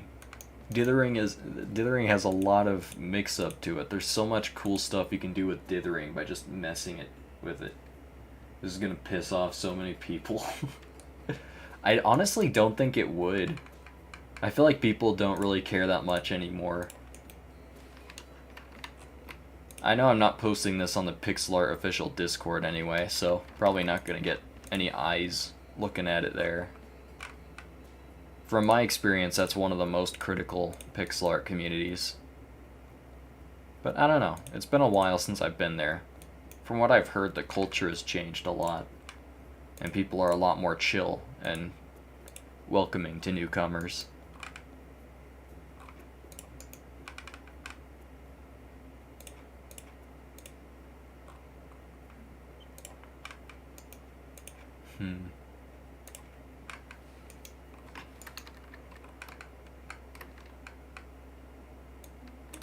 Oops.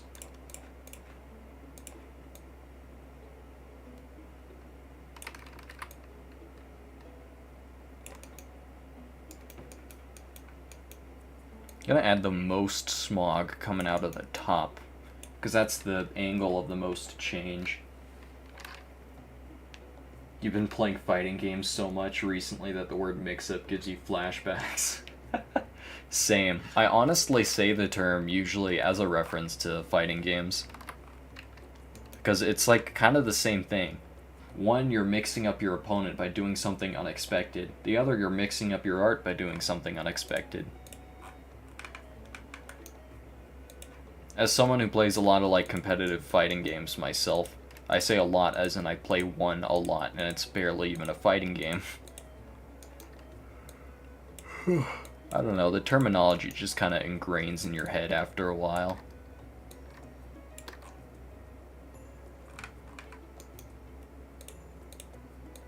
Oh, another off-kilter pixel. Where'd that one come from? What? Oh, and that one, and that one, and that one? What? Where are they coming from? What the heck? Where'd they go? Where'd they come from?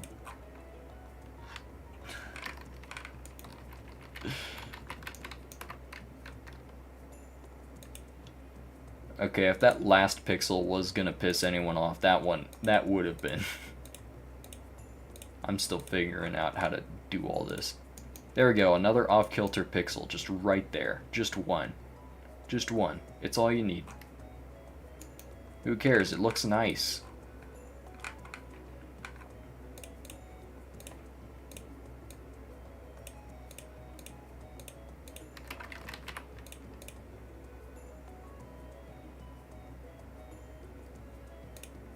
Another one.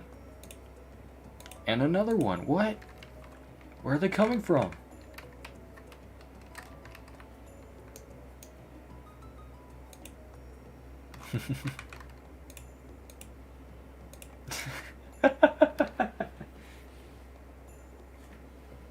Your friend got you into Guilty Gear and you've never been the same. I still need to get into Guilty Gear. If anything, I might get into Street Fighter 6. But Guilty Gear is up there. It's been on my wish list for like years.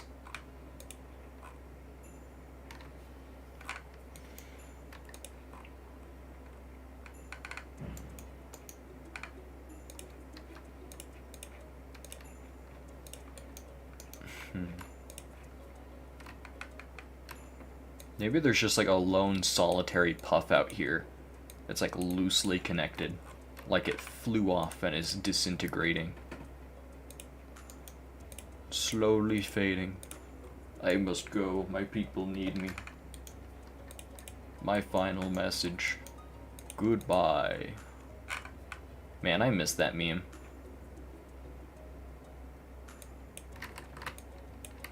Still kind of funny to me that that original meme was meant as vent art. The person was like actually going through some stuff, and people were like, "That's funny." That's so sad.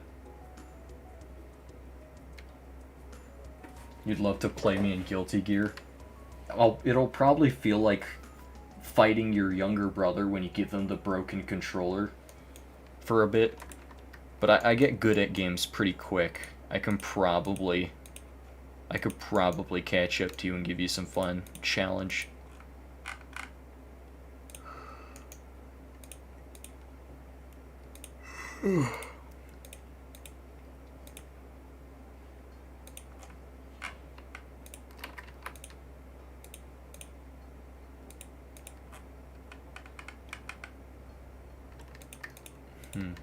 I need to play more traditional fighting games. I've been playing platform fighters for so long that it feels weird to play anything other than them. I should get ACR because it's the cheapest and has the largest roster, incredibly fleshed out mechanics. That sounds dope. I gotta try that out on stream sometime.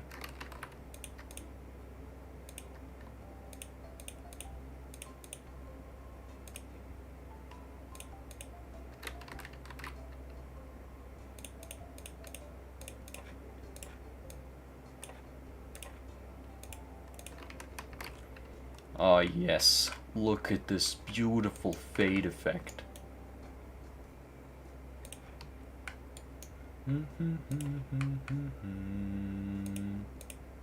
This sounds like that one Yoshi's Island song. The one that's like used in TikTok memes from like 2018.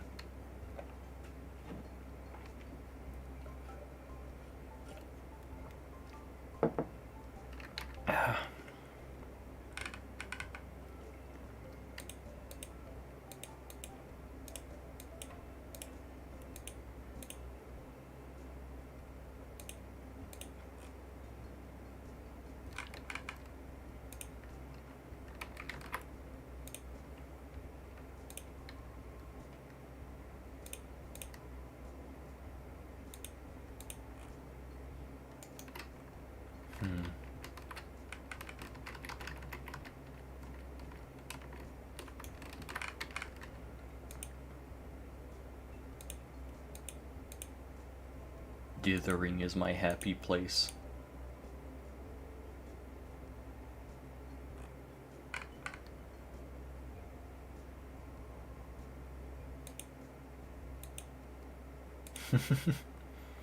I'm hiding so many off-kilter pixels in this dithering grid. No one's gonna know. It's a secret between you and me. It goes on sale for about 6 to 7 euros, basically $8. Dang. For a fleshed out fighting game, that's dope. That's a good deal. I'm gonna definitely have to try it out now.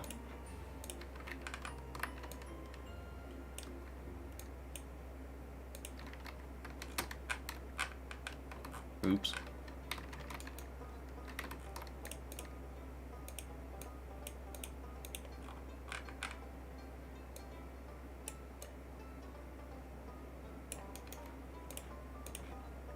Hmm.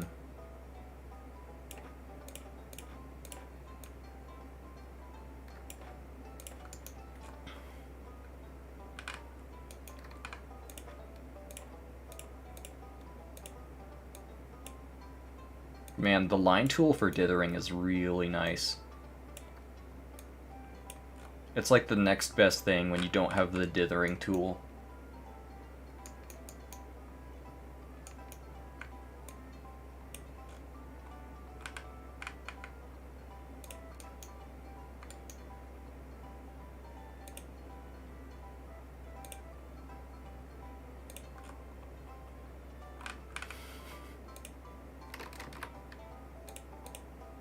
I might have to stop and get some food soon. I forgot to get breakfast. So I'm hungry.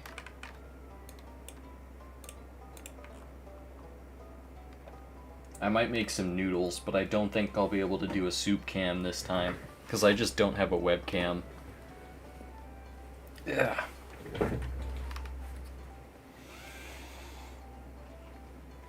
Ugh. Tell you what, I'll leave on Starbound's music. I'll put a BRB on the screen. Oops.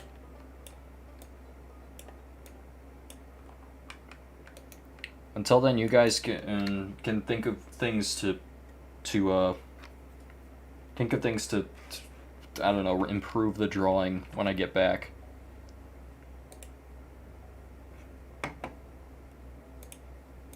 I'll be back in a sec. I'll mute myself and disable my avatar.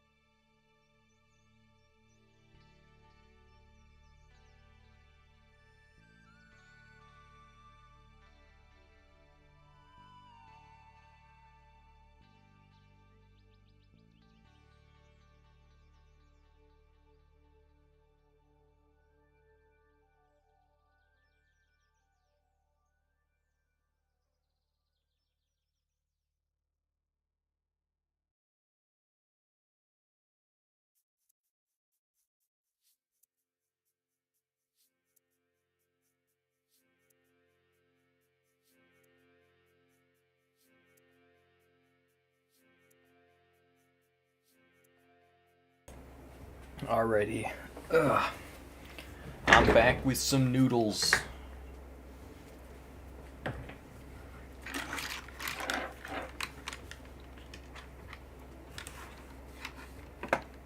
If anyone ever wants like some delicious instant ramen that isn't like 95% MSG, get some Mama brand noodles. Those things go hard. They're delicious even when you don't cook the noodles. Also, what's up, Top Adder? Welcome to the stream. Yeah, it's been a long time since I've streamed at all, really. This is like the first stream in months. Last time I streamed was like Risk of Rain, I think.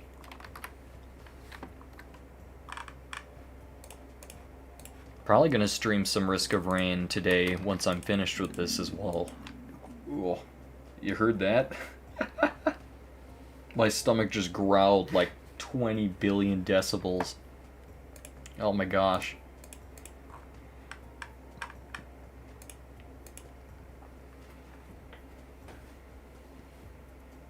I was gonna darken the background inside the sword. True.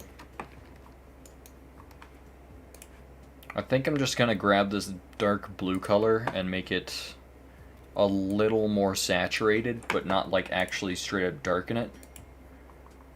It will straight up darken it a little bit. Wait, hold on. I still gotta use it on this layer too. There we go. It's darkened ever so slightly, but I still want it to be kind of bluey looking.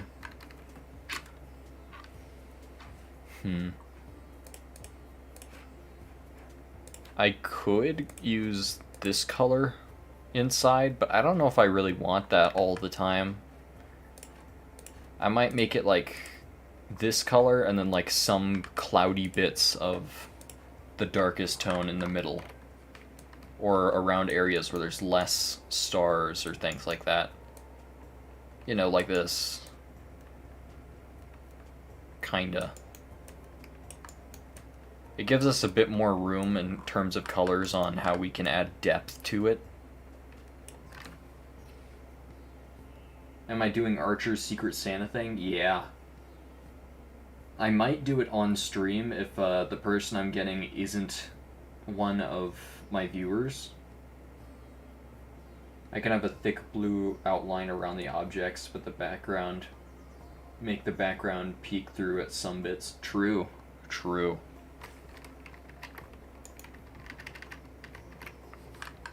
That is a good idea. It's gonna be a bit hard with some of these. Hold on, I have an idea on how this could work. Set it to non-continuous.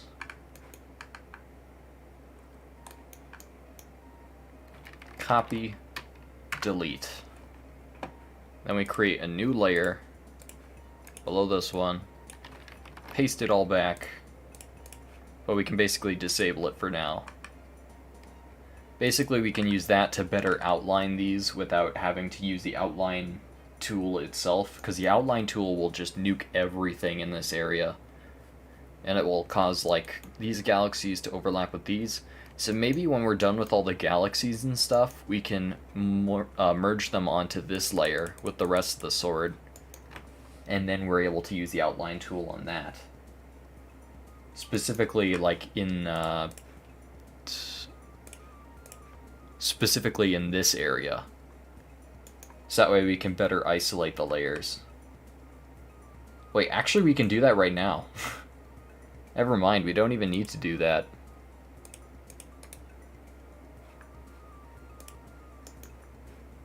I'm gonna disable this layer real quick. Grab that blue color. Shift outline. Wait, what?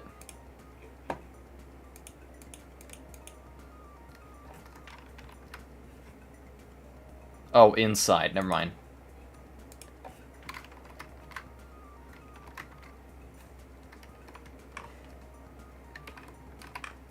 One, two, three. like this. I could round these out a bit more later. I don't even have to outline them yet. We can do it after we add the rest of the galaxies. Oh yeah, I forgot I need to eat. Noodle.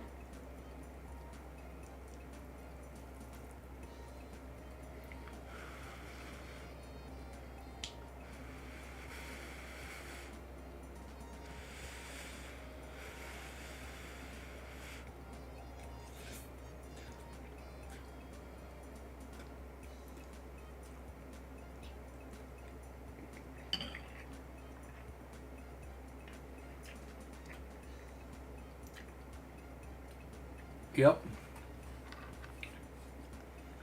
I mean, the prompt for this one is cosmic. So, like, a cosmic sword that doesn't feature any of those things would be kind of weird.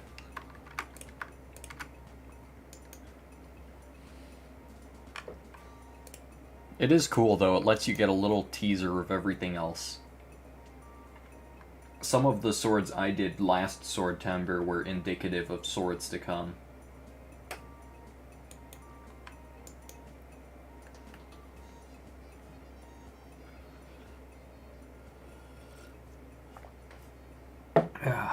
In order to stay on top of this, I'm probably gonna do a sword for every day when I'm not streaming as well.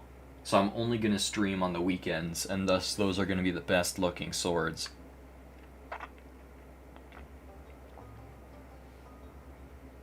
There's a Barbie prompt? What? Oh my gosh, there is! I love how there's quantum, fairy, horror, and then Barbie. That's gonna be hilarious. Oh, what if I make a Barbenheimer sword? It's like the pink neon plastic aesthetic plus the nuclear bomb aesthetic. That'd be so cool. That'd be so sick. I wish I could do that one on stream. I might be able to. You gotta go, Top Hatter? Alrighty. See ya. Was good having you on stream.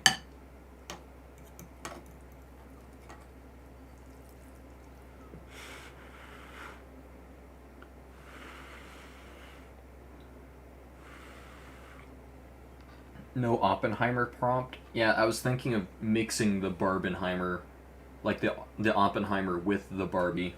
So it's still Barbie, so it's still a prompt, but I just throw in Oppenheimer for the fun.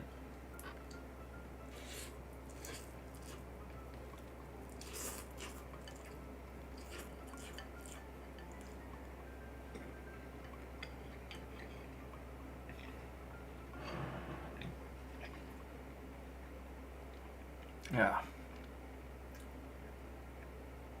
Sorry, I know eating noodles sounds gross. I'm not a big fan of like mukbang ASMR or anything. I'm trying to eat away from the mic.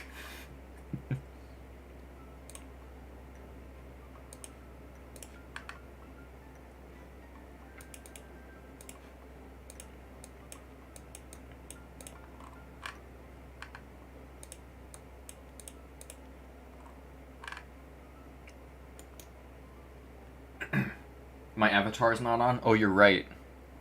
I forgot to turn that back on. Hey, there we go. There we go.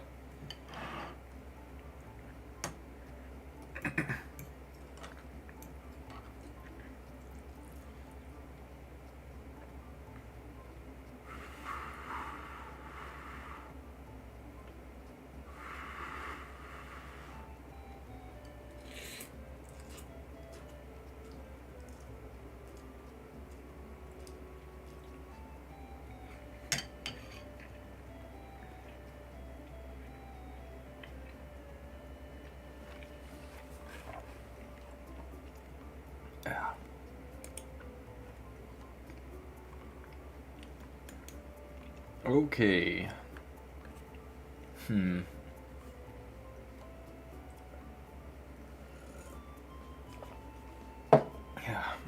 Okay. For starters, we're gonna need a lot more galaxies and stars and everything. I might make another black hole. This time a blue one, just because they're bigger and cooler.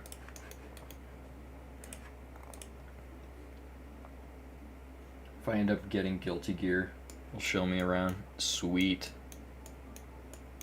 I have another friend who's also been trying to get me into Guilty Gear. I'm gonna have 2 Guilty Gear tutors. It's gonna be sick. I'm gonna be frame trapping like there's no tomorrow. Yeah, I got your Discord.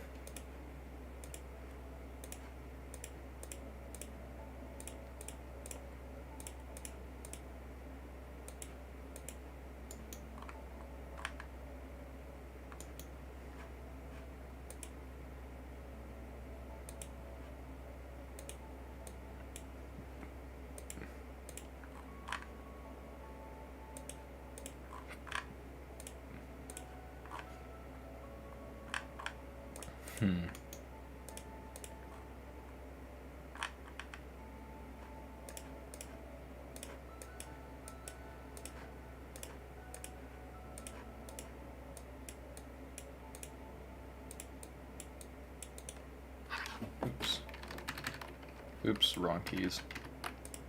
There we go. For the last blue tone, I'm gonna make the very long poles. Because about supermassive black holes is they usually have an insane magnetic pole. Not pull like they pull them towards you, but like pole, like North Pole. Do I have a preferred archetype? I never play one type of character. I always play like 5. I can play decent like zoners. I can play decent grapplers, but I like heavy combo characters. So characters with a lot of weaker attacks that combo into stronger attacks or large strings. I love those kind of characters. I like playing characters I can be super flashy with.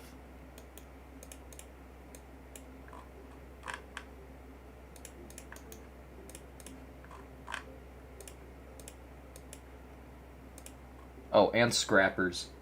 I love scrappers as well. Scrappers are like combo characters, but like you can do good stuff while you're in a combo. Like you have a lot of escape options as well.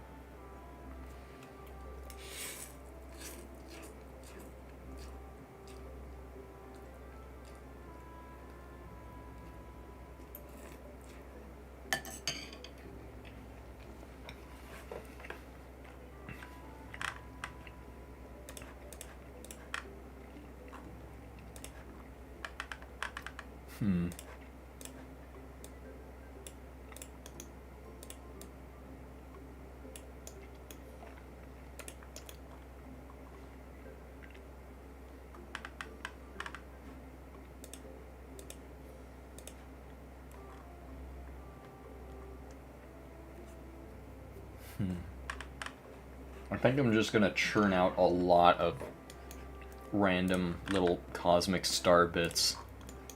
Once I start filling out a lot of these empty spaces with bigger stars, I'm gonna start filling out the even smaller spaces with darker stars.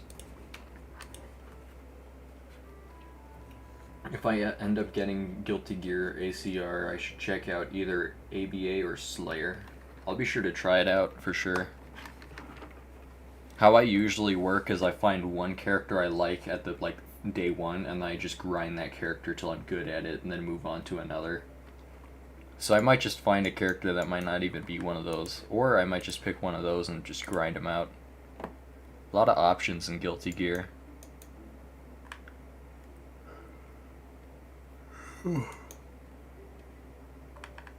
I'm getting sleepy.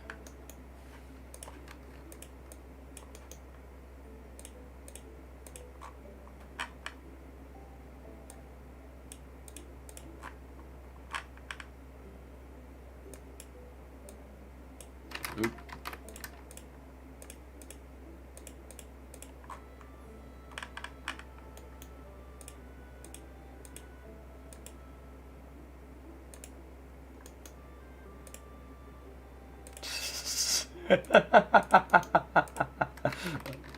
Don't tell anyone about these offset dithers. No, don't tell anyone.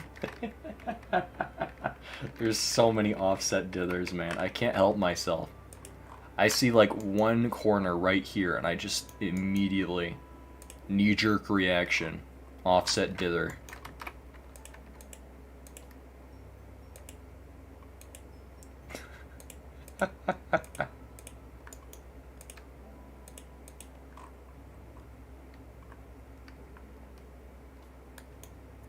Oh no, the offset dither police are after me. They're breaking down my door. Oh no.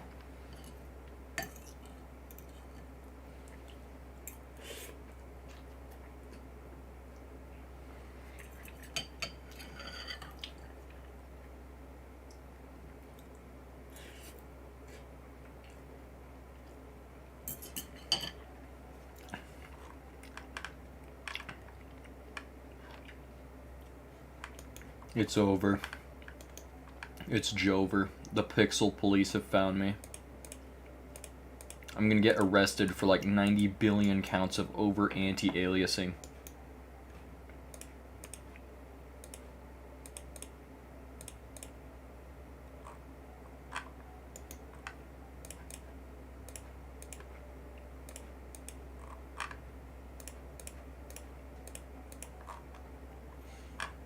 Sir, there's a warrant out for your arrest.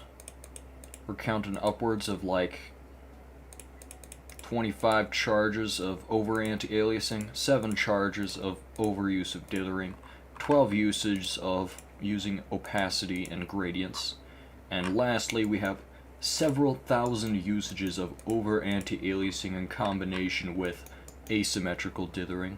I'm afraid we're gonna have to take you in and put you down. I'd be like, no, officer, please don't kill me. I make banger pixel art. Dude, if I got arrested by the pixel police, that'd be like the best meme on pixel art. 23,000 counts of banding. True. True. I probably have like 25 counts from this drawing alone. Let's count. 1, 2, 3, 4, 5, 6, 7, 8, 9, 10, 11, 12, 13, 14, 15, 16, 17, 18, 19, 20, 21, 22. Can't forget the 23 because this black line here. 24, 25, 26, 27, 28, 29, 30, 31. It doesn't end. Officer, please, this one's gonna be a banger. I can feel it.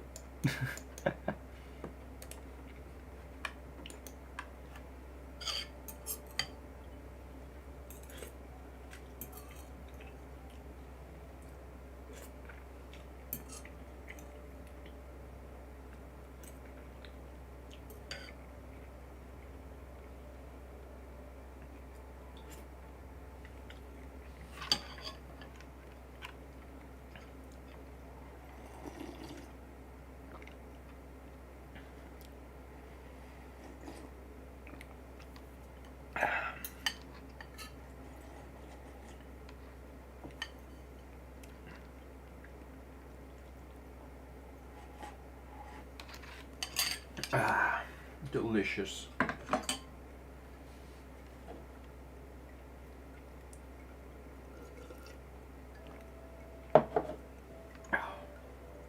Man, when I was like 9 years old, that flavor of ramen I just ate would have like. Last time I had it when I was or the first time I had it when I was like 9, I almost cried because it was so painful. Because I thought that it was like the spiciest thing I've ever tasted. So from then on, me and my dad called them the super spicy noodles. And now they're just delicious, man. Zero spice, my guy. What was I on as a little kid?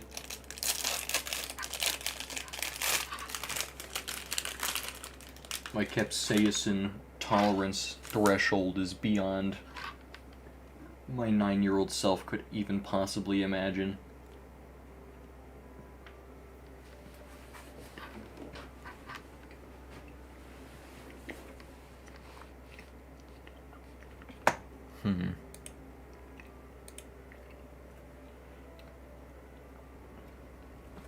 Yeah, that's what super spicy stuff does to me.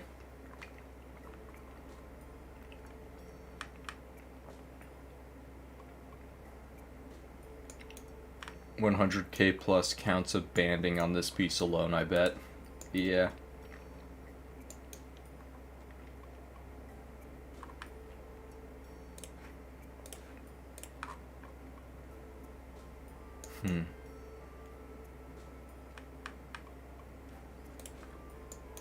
I want to put one more big star here. Maybe a couple, like 2 bright stars up here. Maybe another one right here. And then I'm going to fill them all the empty gaps in with small stuff like this.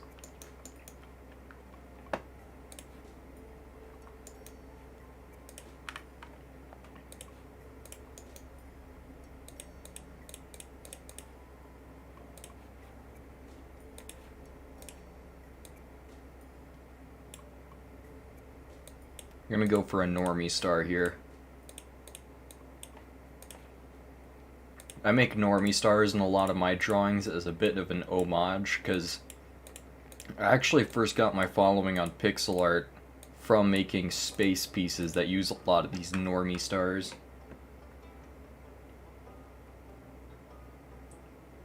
It's like how if you put a spider on drugs, the web becomes all distorted. If you get super spicy noodles to Tenji, he will start banding and overusing like there's no tomorrow. If anything, the spicy noodles teach me to band less.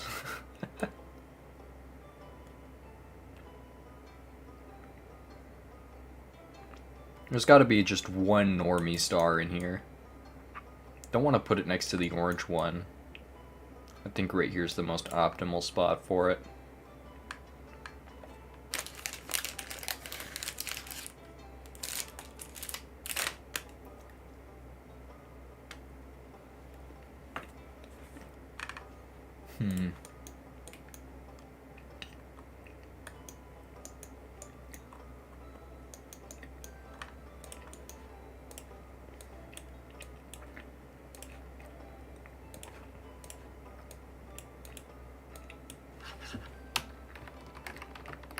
Oops.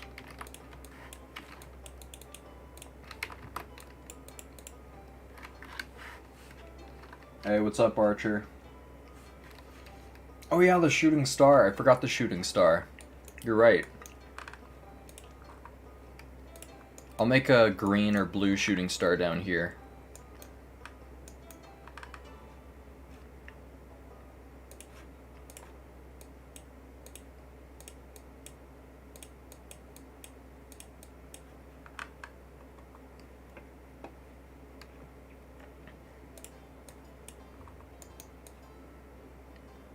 Oh. Oh.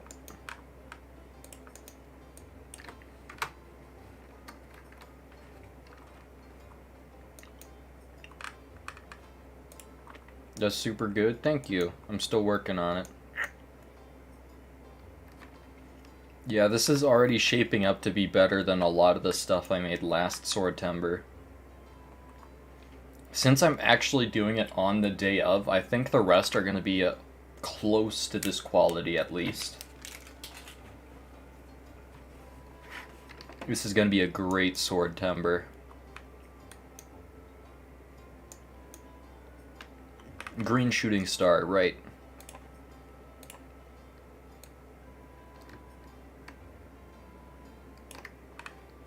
I'm going to do the Ray Slinard shooting star method, which is just make a line, shade it, and create a little star at the end and give it some anti-aliasing.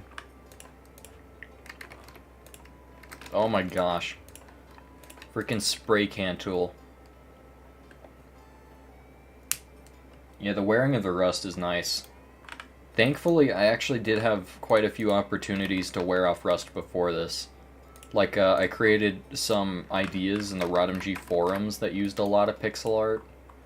I created a lot of, I've been using a lot of graphic design skills for things like my new banner. My new banner for my YouTube channel, which is coming soon. It's not done yet.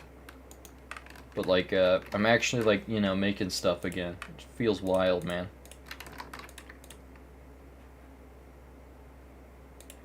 I've been rusty for, like, the majority of the year.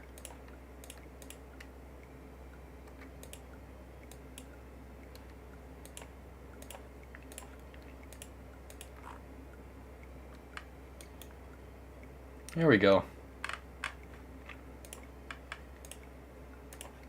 Maybe. Oh, ho, ho, ho, ho, ho, ho. I have an idea.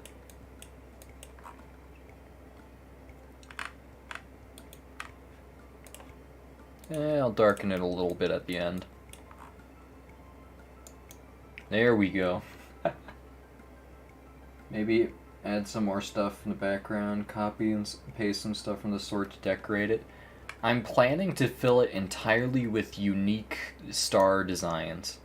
I don't want every star to look the same, that's why I'm avoiding copying and pasting. But I will be doing a lot of smaller things in the middle to fill it out. So it should be a lot less sparse when I'm done with it. I'll even add some stuff to the edge here too, and behind it even.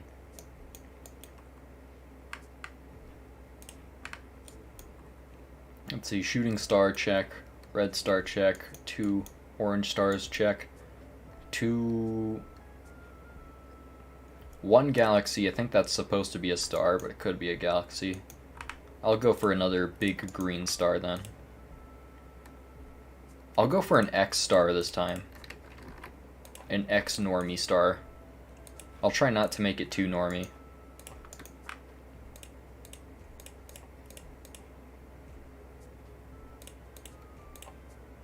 There we go. Oh, whoops, wrong green color. There we go.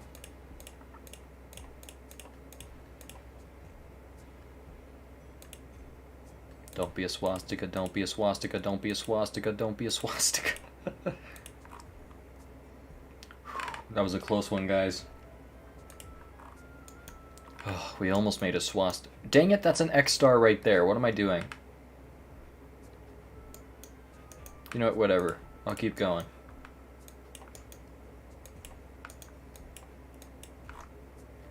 These are 2 different line angles. It's like a Sector X from Star Fox. It's not an X star.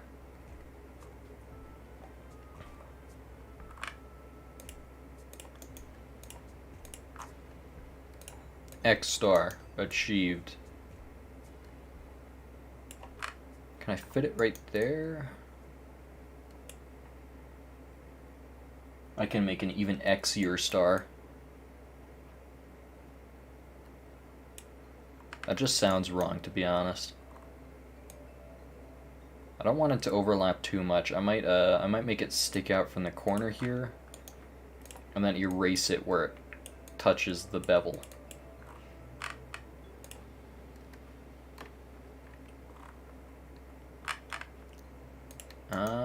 That orphan pixel of dark blue looks odd. Actually, you know what? We can just straight up do that, honestly. I think that looks better.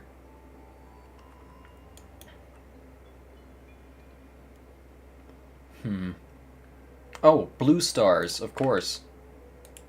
How could we forget blue stars? I'm gonna make a round star for for dwarf stars. Neutron stars. You know, them little heavy suckers. No shining or anything, just banding a circle. I can add some pole to it. Make it look like a pole star instead of a pulsar.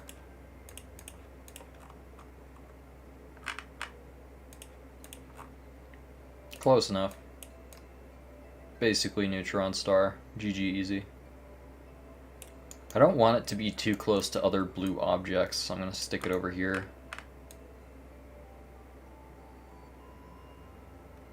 There we go, that's a good spot. So now we need a couple bigger, but still not too big objects to go here, here, and here. I think something red would go here to contrast with the green.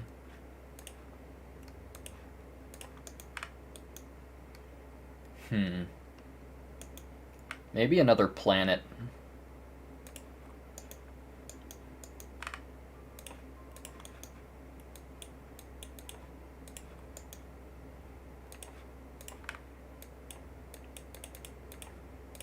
Speed running a star or a planet right now.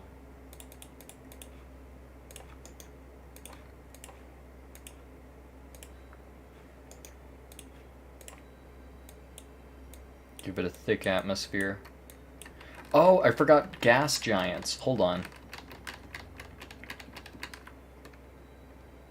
Quasar? Yeah, quasars are cool too. Cool too. Good grief. Quasar is just like the pole plasma, right? I could be wrong. Pulsars have a big quasar, I think. Or are quasars a different type of star? I forget. Galactic nuclei, extremely luminous galactic cores. Oh, never mind. It's from black holes. Never mind. Same thing, but different terminology. Like this is a quasar. This could be a quasar, a really distant one. And this one too.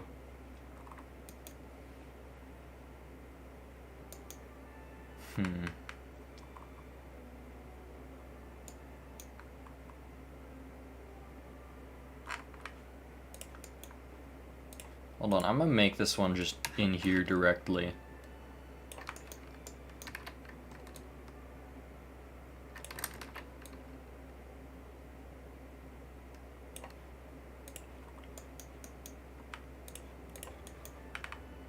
A red gas giant.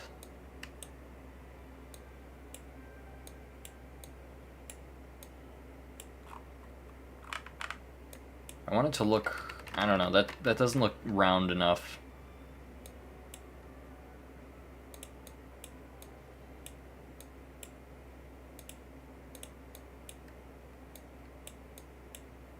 Can add some more goofiness to it. Gas giants are very stripy because the winds go with the centrifugal speed rotation. So basically, if it spins very hard to the right, the winds are going to go all to the right and form a bunch of straight lines on the surface. Gas giants don't really have a surface. They have like a rocky core and then just like billions of miles of just like sand and gas spinning at like Mach 5. It'd shred people to dust if they even tried to step in. So I'm trying to get that cool stripy look to it, but I don't know if I can do that. Maybe the brightest color can be our savior here.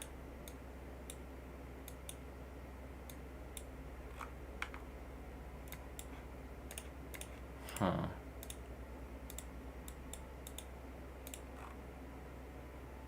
That looks way too stripy, honestly. Maybe just like a red ball with a little bit of movement like that.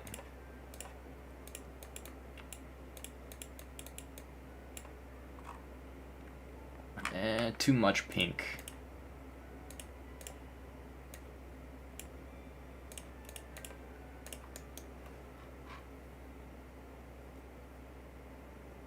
Maybe as background though, not on sword. True. True. Wait, hold on, I have an idea.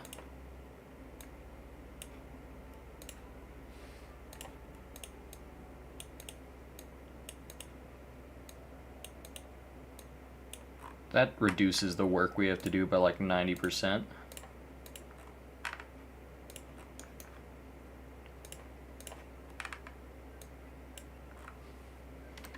But like you said, that could just be a background element.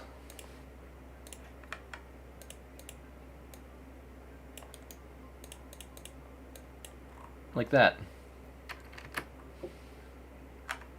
Can slap some cool stuff right in front of it.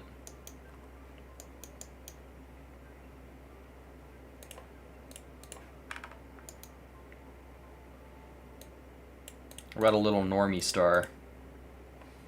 A little too close to the red star there.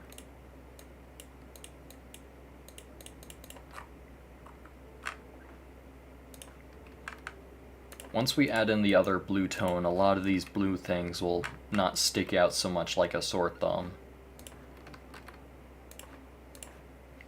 Honestly, I think just like a little tiny dot like that is fine.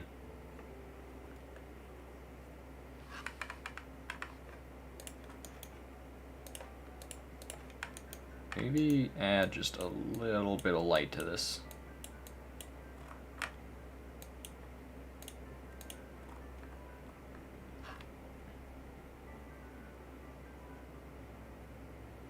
Add it above the comet, there's a space. The blue star, like right here.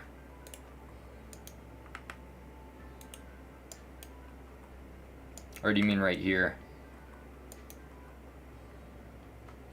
I'm just trying to fill out all these little gaps here. Leave next to nothing untouched. So there's going to be a lot of space for me to add a ton of little things.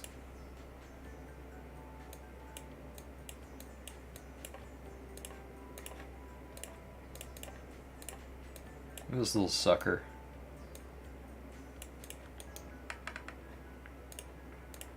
I'll add something red here. Second option up here? Okay.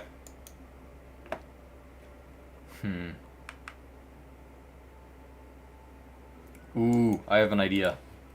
A Y star.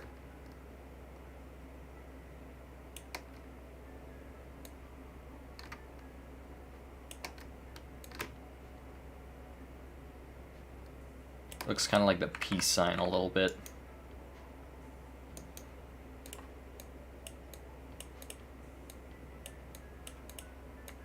This song reminds me of the Secret of Mana soundtrack. Or Chrono Trigger, never mind. Not Secret of Mana.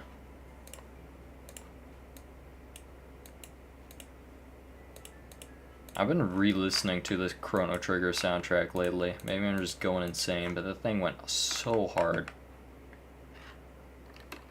What app am I using? I'm using Aesoprite. It's on Steam for like 15 bucks, I think.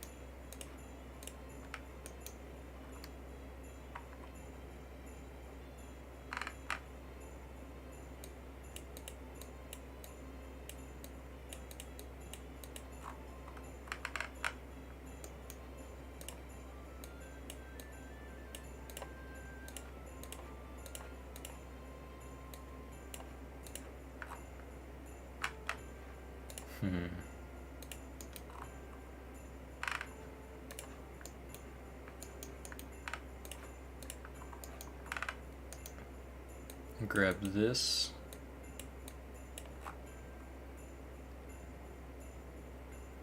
You always pronounce it Aesoprite. My dad pronounces it Aesoprite too. I call it Aesoprite just because, I don't know, that's how I pronounced it when I first got it. Yeah, I'm a PNG tuber. I'm still working on the avatar, but yeah. Also, what's up, Darewolf? Been a minute.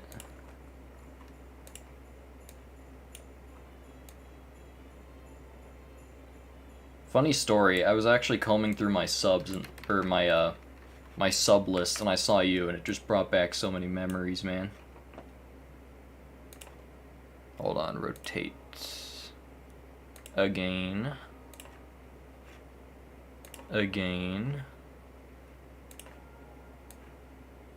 There we go. Good grief, I can't speak. Fits perfectly in the gap. With an asterisk, that it still looks a bit funny. I'm working on it. Still kicking. Good to know, good to know.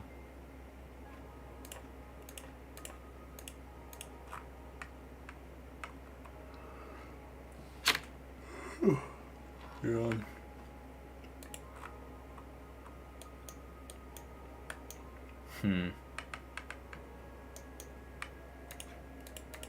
Gonna add an orange star here.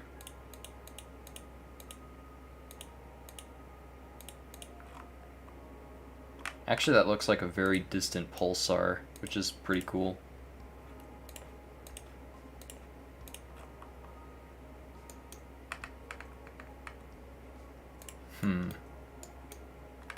Bit of green one in here.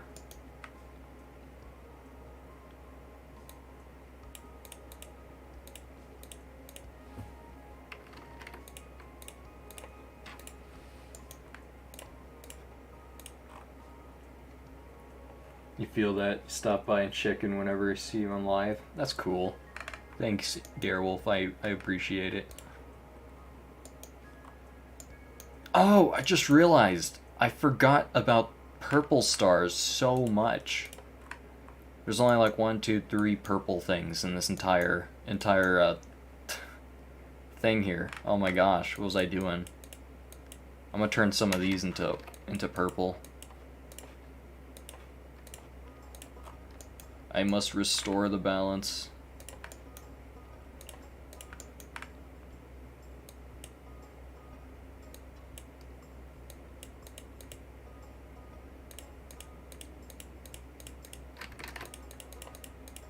Oops, there we go. Dang it, that's the exact same star design as this one. Wait, I have an idea.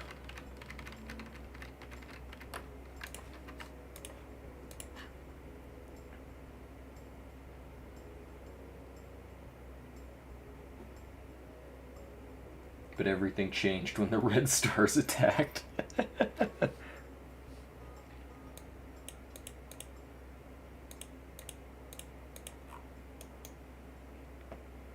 Oh, I don't have a double normie star. Let's go.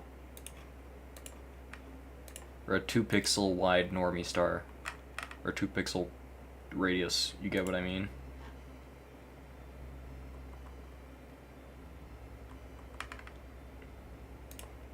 Let's make a purple X star over here. An X normie star.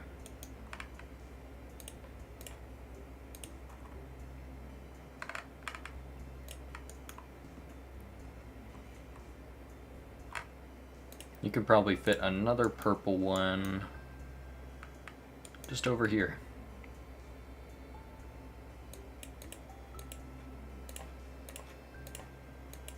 Thought this was the Minecraft soundtrack for a second, like a funky remix of it.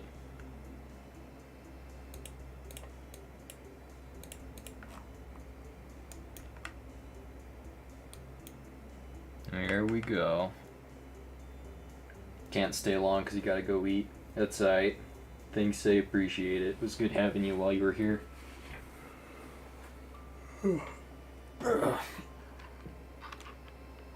Yeah.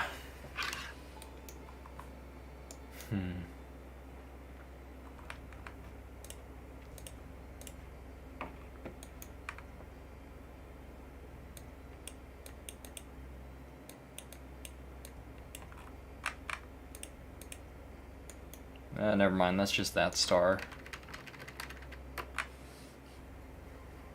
Maybe a little two-tail galaxy.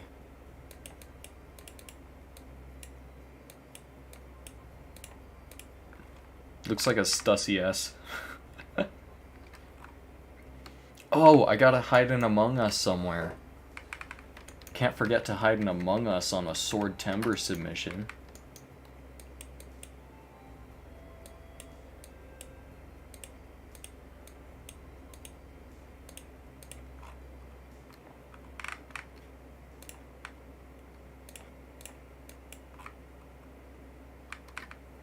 Where shall I hide the Among Us?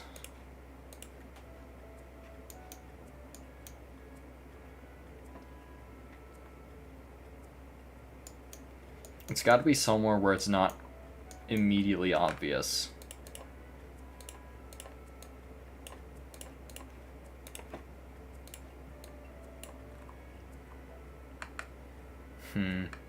I'll probably hide it up here if I'm being honest. Like just at the tip of the sword. A little Among Us mans.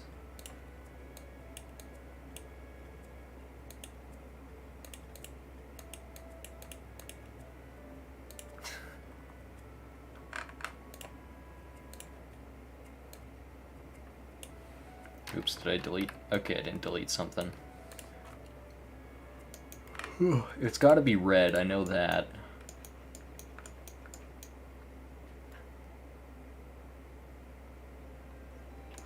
It's alright, Daryl, thank you. Take care of yourself, alright?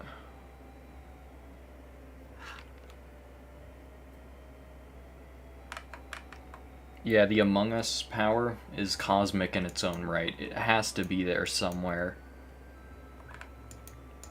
I think like right here would be funny.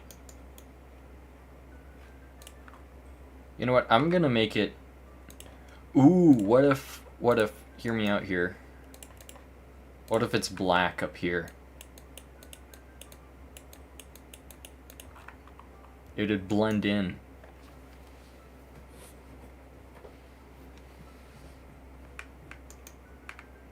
Also, I just realized that's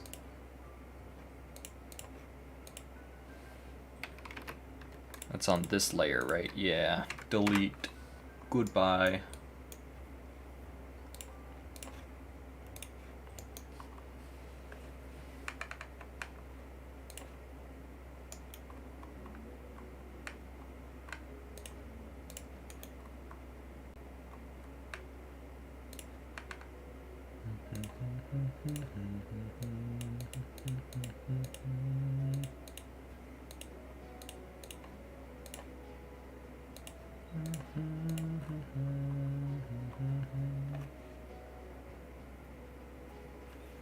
Yeah, that works. I just have to remember it's there so I can work on blending it in with the other empty spaces.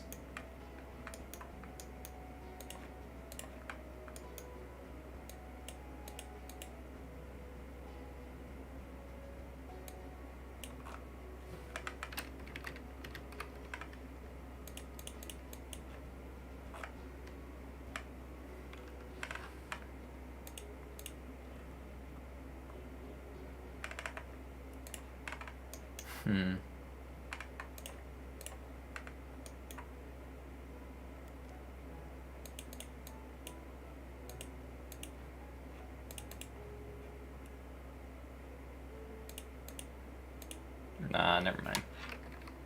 I think the brighter background works now that you have more stuff in there.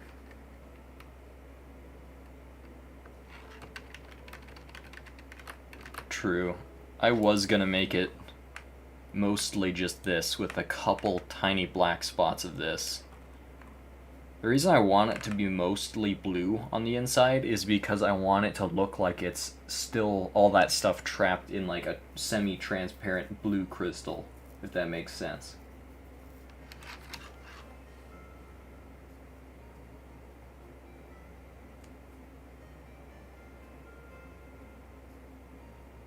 Yeah, I'm gonna make the black peek through in some super dark areas. But it's never gonna be like the main color. Maybe it's just my monitor, but this is already really low contrast dark blue. I'll adjust it after I mash all the layers together.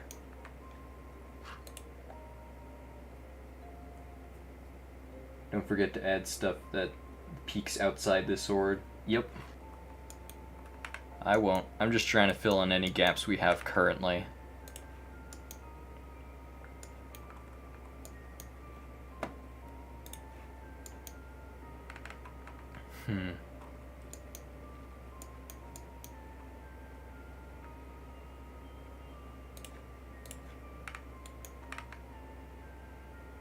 You know what? We can probably fill in some of these gaps with things that peek outside, like you said.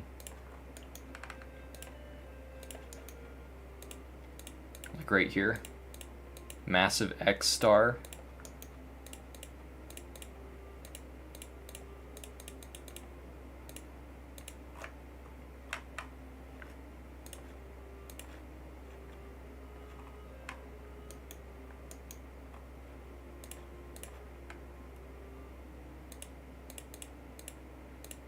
I don't know about covering the entire, like,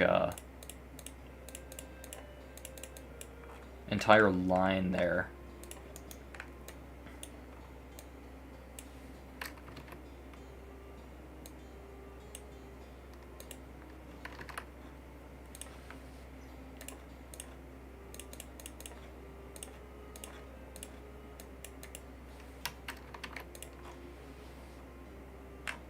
Hmm.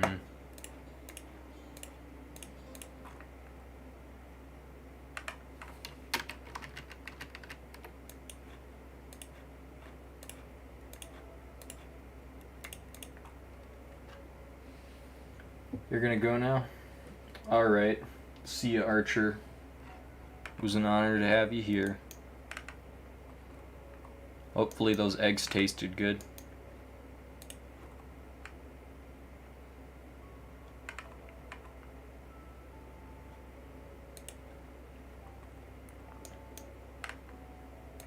Oh, I forget asteroids exist. That's fine, we can just make like a little field of short clusters. Oh, my chat screen turned off. There we go. Back again.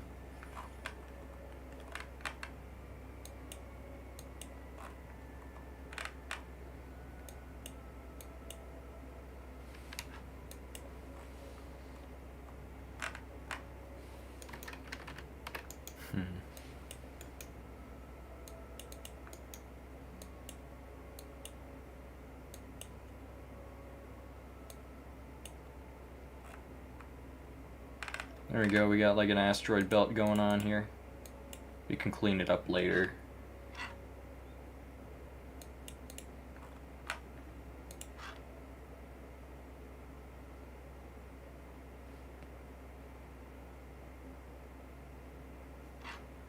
The back border?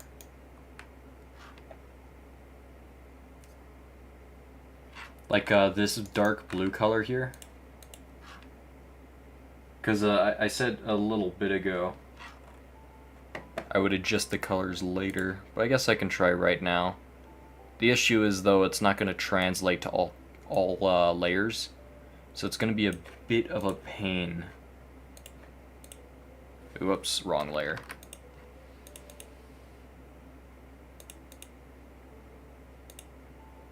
I'll just do it on the experimental 5th layer.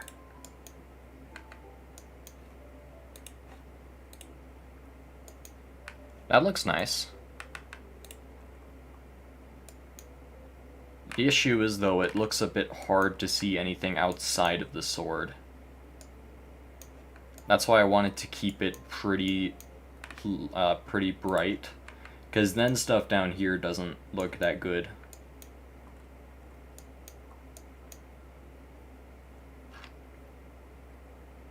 Talking about how the highlights on the border itself instead of the dust supposedly leaking out of the sword.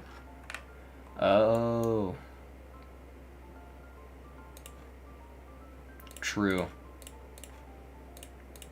Could darken these colors.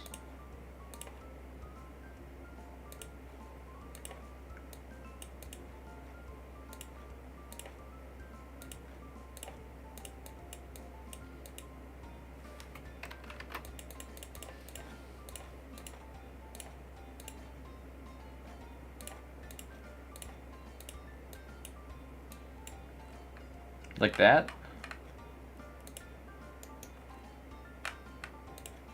Maybe I can make this go through there. Wait, what? Why can't I? Oh, there we go.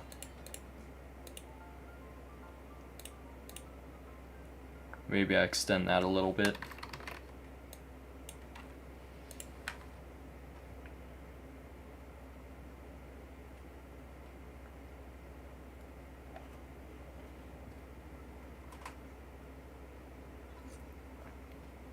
Oh, you're gonna go fish with your grandpa? That's awesome. Hope you have a good time there.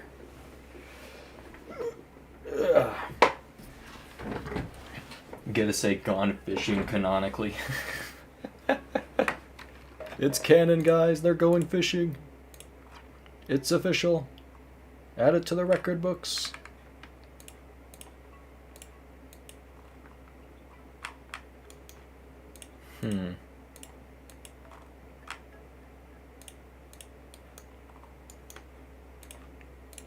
Maybe a brighter pink for just those 2 pixels. It's official. Shut up. Ban. That was an awful joke. How could you?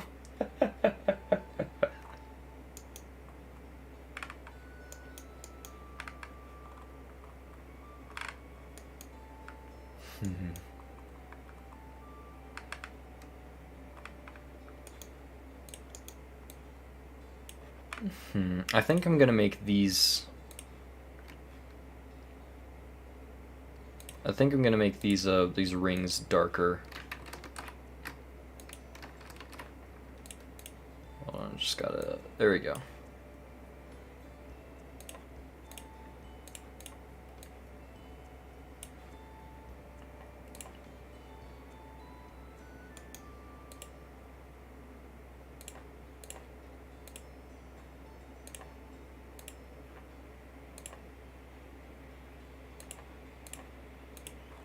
There we go. I think that looks much nicer outside the sword.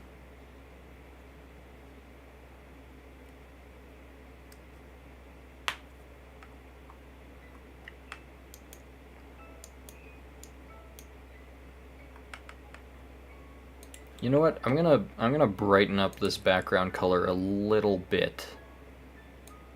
Just a pinch. I want to see if it can remain dark but still visible from the background, or more visible from the background.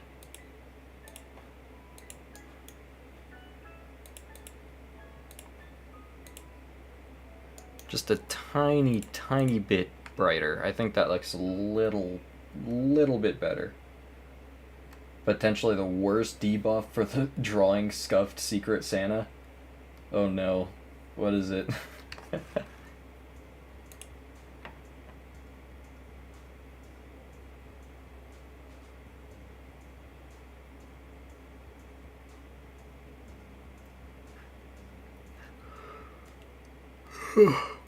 If you got a debuff idea, you could put it in the Discord for debuff ideas. You don't even have to participate to do that, I don't think.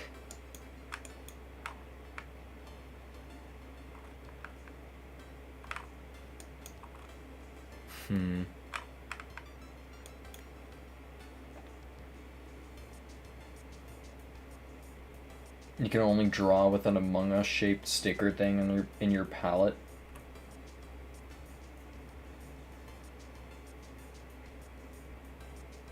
Huh.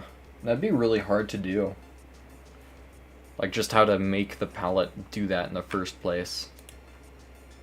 Also, what the heck? Where'd that pixel go?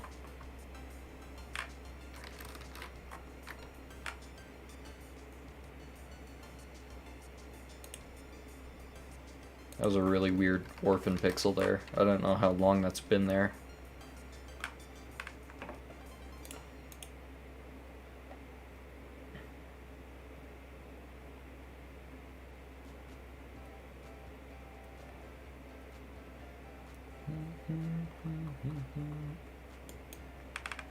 I thought you were gonna say that, like, you had to draw with an Among Us stamp or something.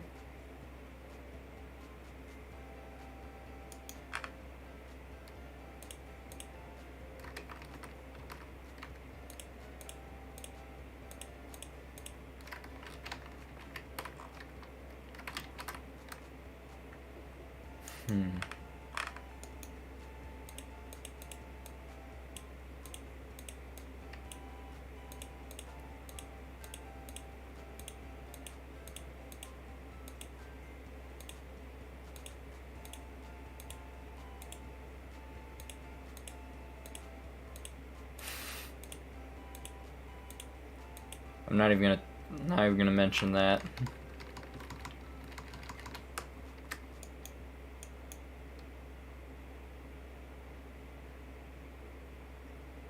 You used an Among Us to make the Among Us.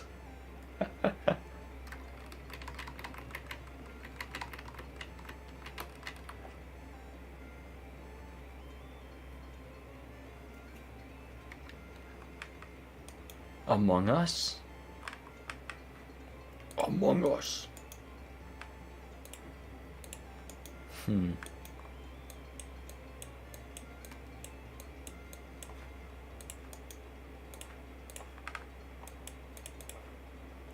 This song makes me want to yeehaw, am I right?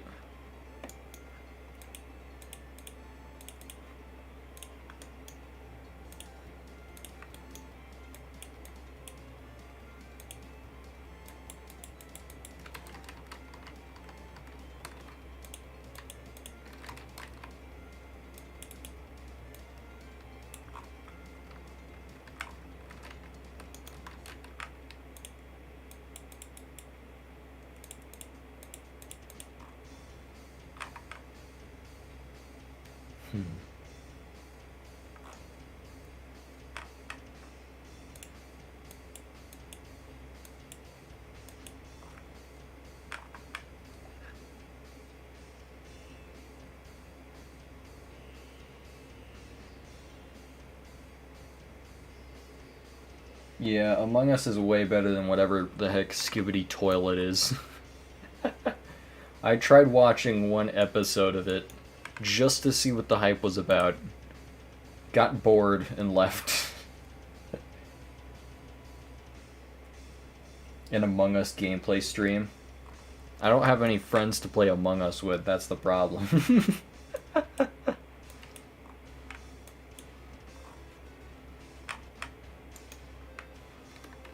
Is this still Stardew Valley?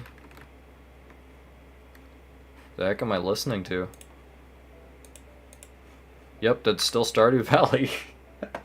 I didn't even know Stardew Valley music could even get that hard. What?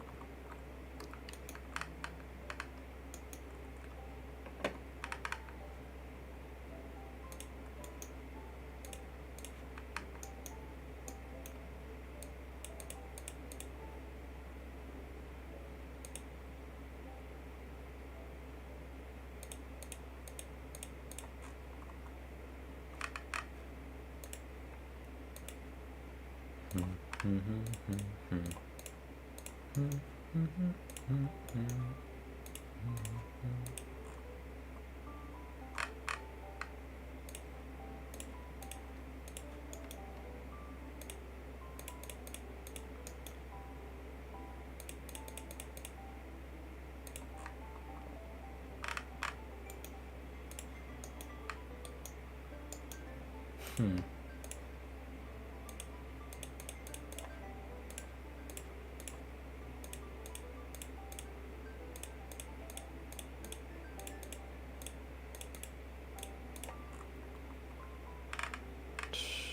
Three.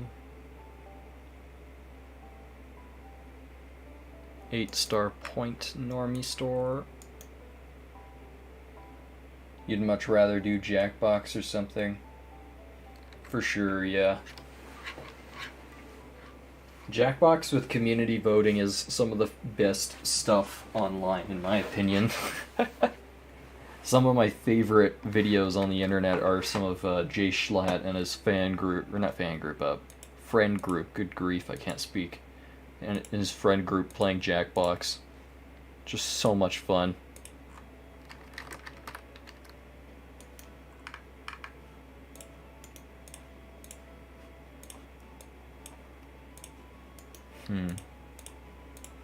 Trying to come up with more ways to get stars outside, but they contrast so much. I'm honestly wondering if I could just, like, do this instead. You loved watching the rapping game.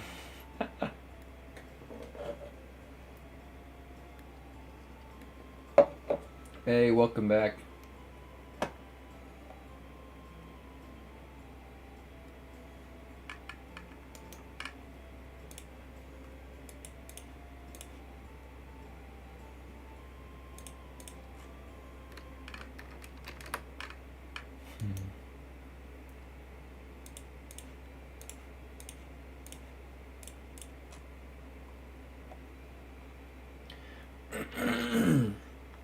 Goodness, my voice is dying hard right now.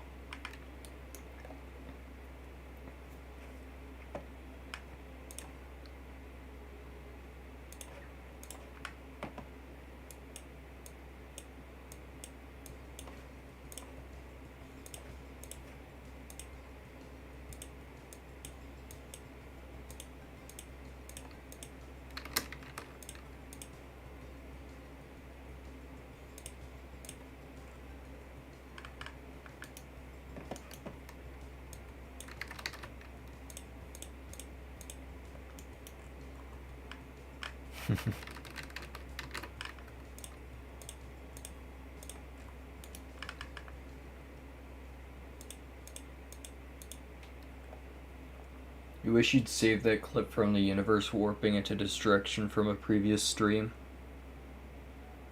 I forgot what you're talking about, honestly.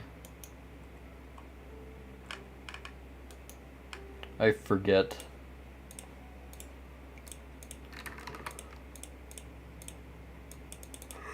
It's been so long since I've actually streamed, man. I don't even know what's going on anymore.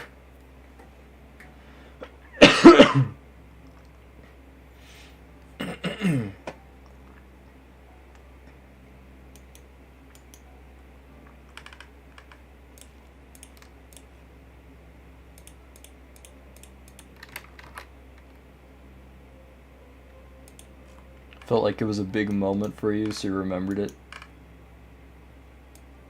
You have to remind me which, like, stream that was, because I've had a lot of streams.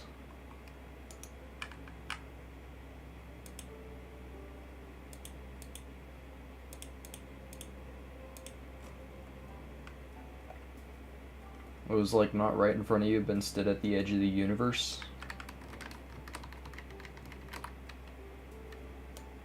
Was I playing, like, Minecraft or Terraria or something?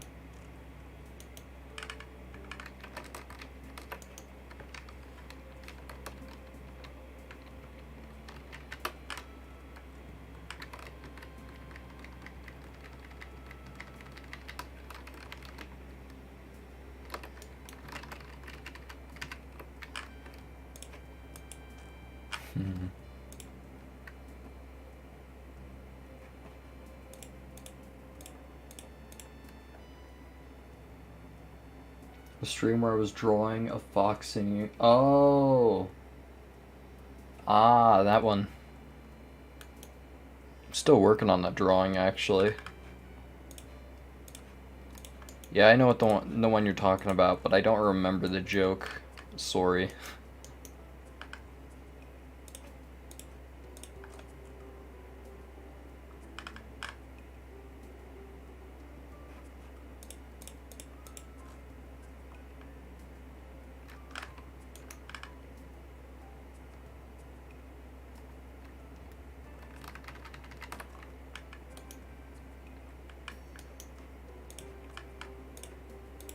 I'm gonna draw some, like, very faint black holes in the distance, because black holes are supposed to be one of the most stable things in the universe for, like, longevity. It takes them, like, trillions of years to despawn. So they would probably be the last thing left in the wake of this blade. There's something to do with the fourth dimension or something. I'll have to rewatch the stream later. Black Hole Swords teaser trailer, true. This is just the beginning of the Black Hole Sword.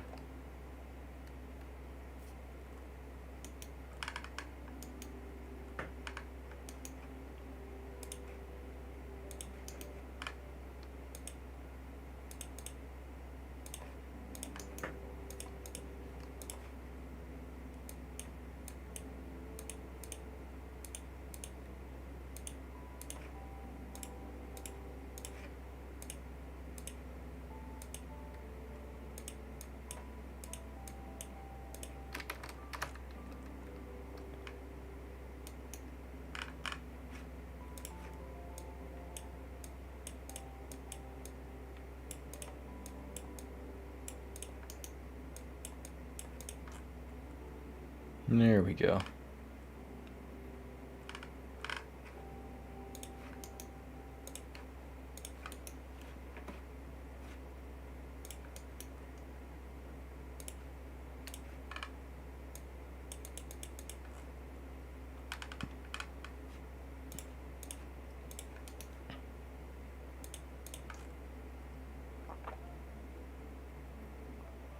You'd go back to the stream if you could, but you can't find it.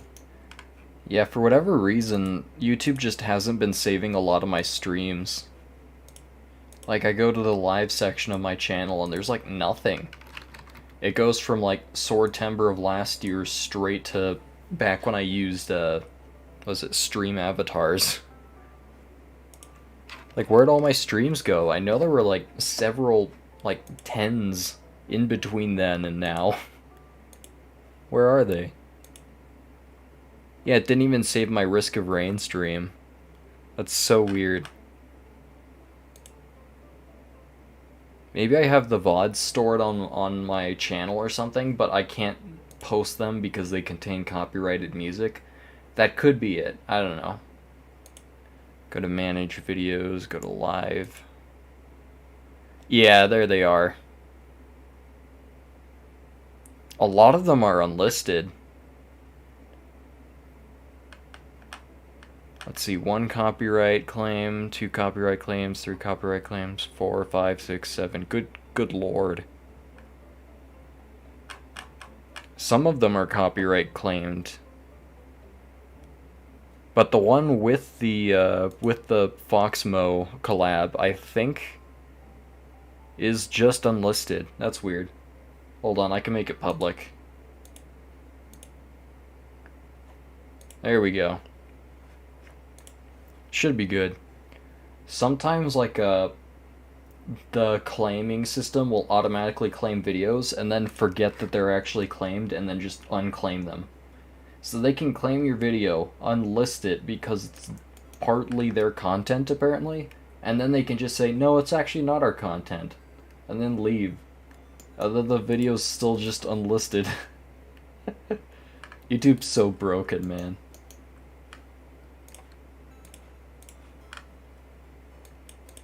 Still waiting for the spiffing Brit to break every copyright law imaginable. Trying to break YouTube.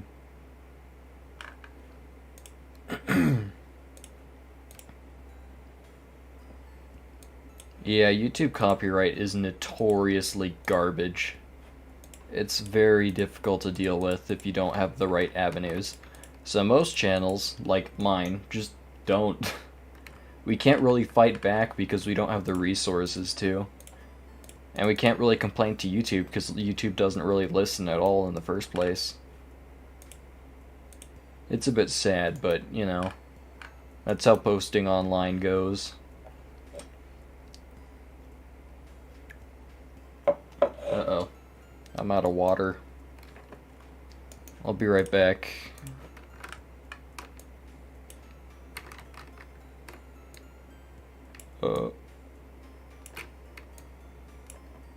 I'll be right back. I just gotta get more water, or else my voice will die.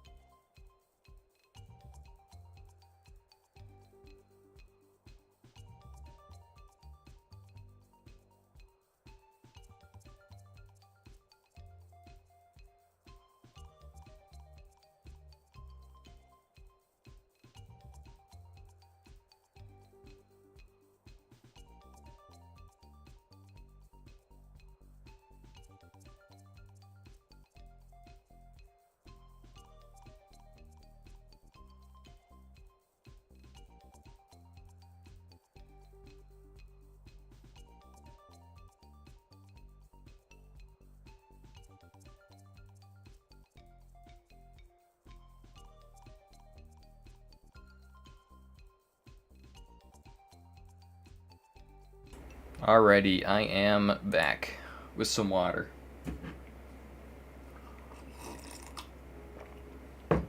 Yeah. Good lord, where'd all you come from? I leave to get water and I come back to 5 viewers. What? Alrighty, sword time.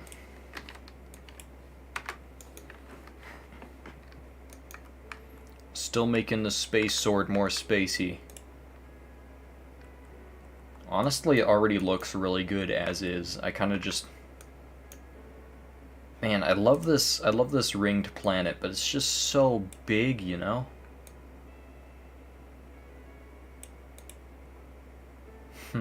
I tried darkening it and that didn't really work.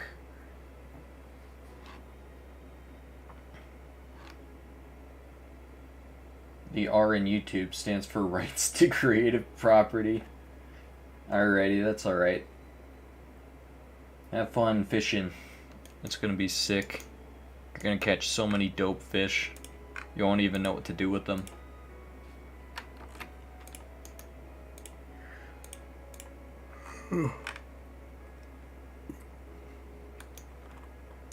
Alrighty.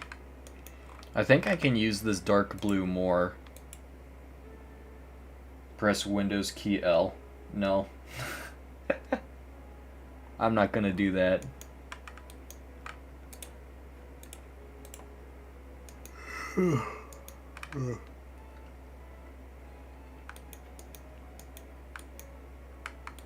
That trick used to work on me back in like middle school, but nah. Or maybe I'm thinking of Control L. You'll sub? No. No thanks. I'd rather lose my subscriber than lose my dignity pressing Control L or Windows L on stream.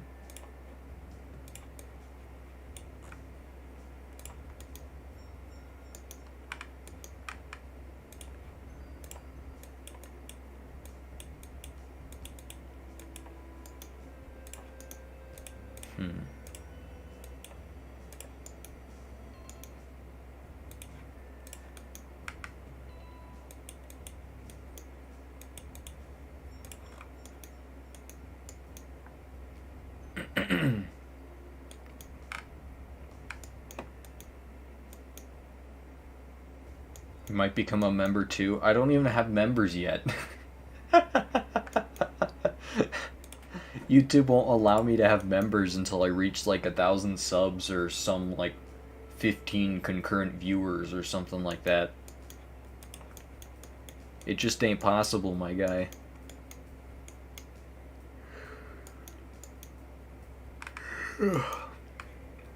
Ooh, I know what I can do. I forget that I can actually place like planets and stuff outside of the space sword. So if I just use some of this dark tone here.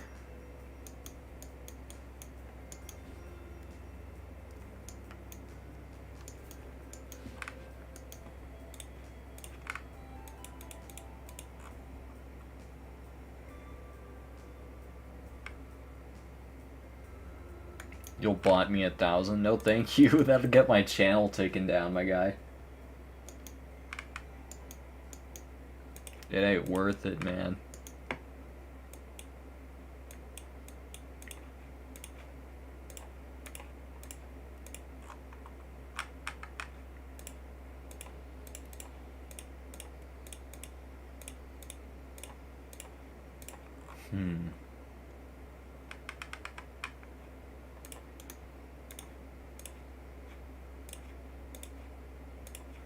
I'm gonna make a bunch more small planets.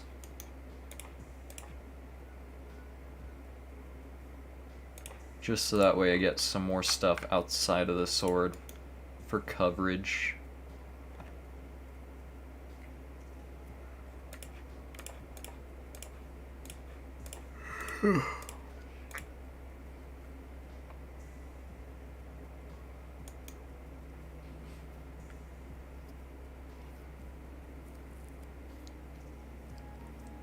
I'm getting sleepy. I might have to stop drawing soon and play some Risk of Rain to wake up.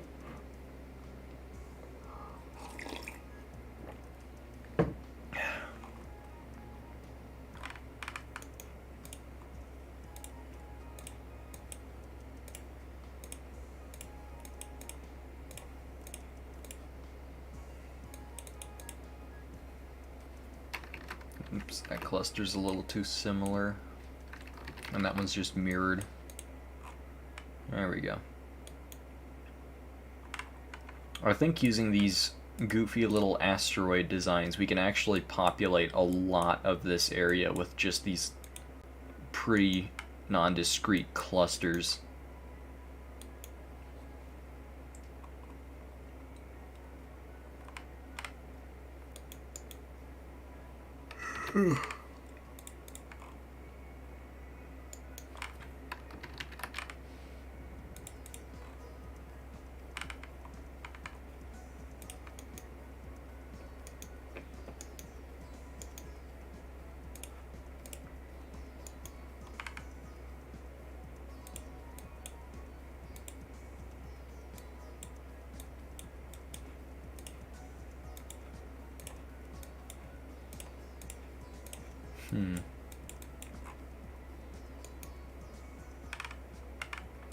Yeah, this might help a lot with fleshing it all out.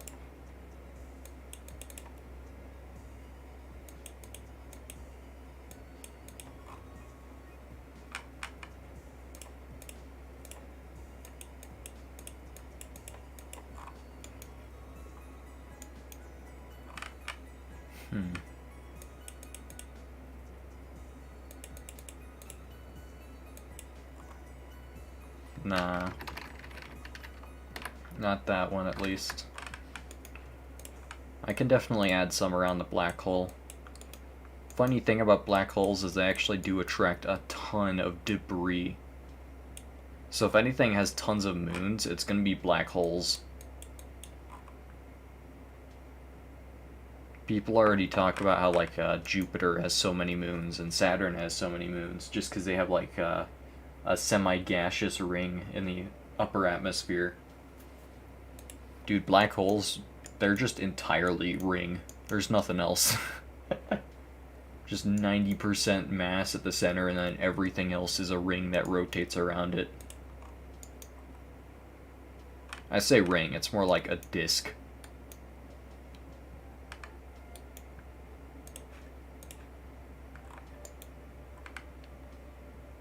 Oops, all ring.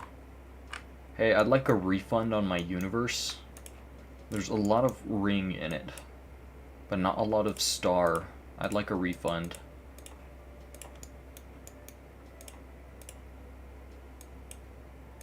Now introducing ring cameras.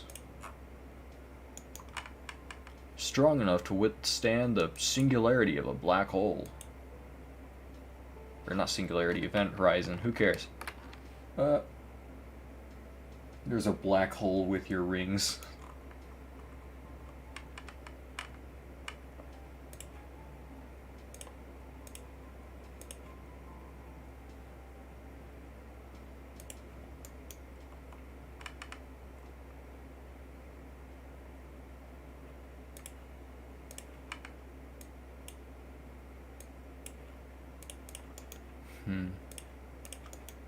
I'm gonna try making even more planets outside the... Oops, placed a random pixel there. Outside the sword.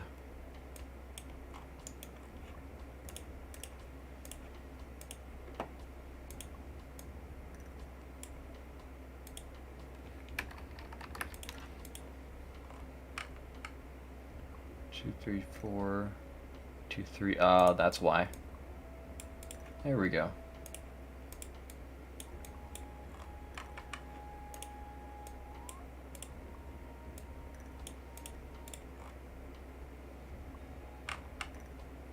Hold on, is this dark blue actually better? It actually kind of is, what? It shades a bit better. Or it's a good mid-tone.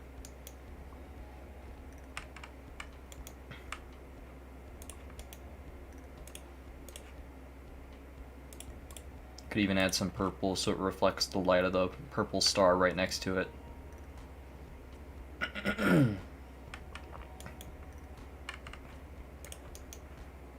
You know what? I'll give it a little moon. Why not? Little moon friend.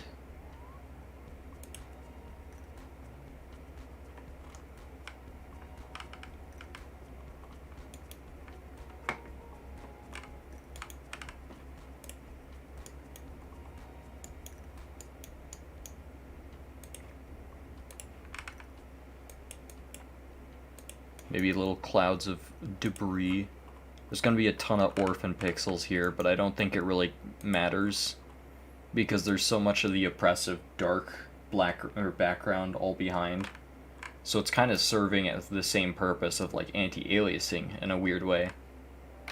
Because it's basically like a mid-tone meant to signify like sub-pixel detail rather than actual just straight up detail. So many orphans. Yeah, man, I have like a parent kill count in the billions. They didn't even stand a chance.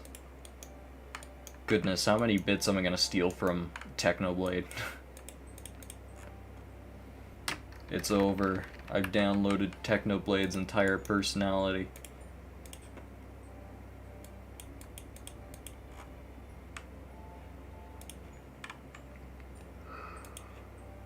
In all seriousness, I really miss Technoblade, man.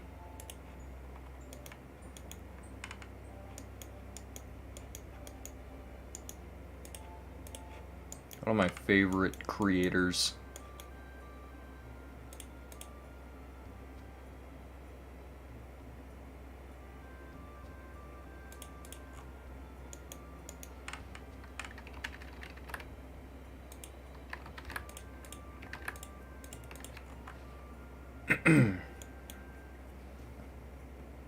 I know, right? It still doesn't feel real. Same, man. Dude, on the day when he and his dad dropped So Long Nerds, I thought it was a joke for like an hour. I was like, okay, that was funny. Now where's Technoblade? Which is kind of horrible now knowing that it was like, you know, right. I cried like for 2 hours after I found out it was real, man. Bro. That was still funny though. I was like, okay, Technoblade, we get it. Now where are you?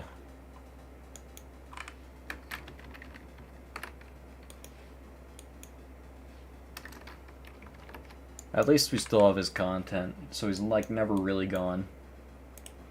He's always gonna be around, influencing people who want to be YouTubers themselves, like myself, living on through the rest of us. Still wild, man. Funny story about Technoblade. I was a very devout sub ever since his Bed Wars win streak in like 2017.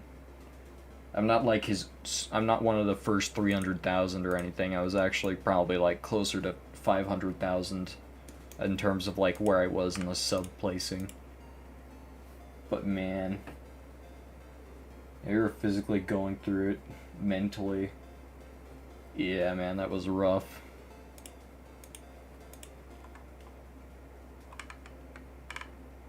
So many good memories, though.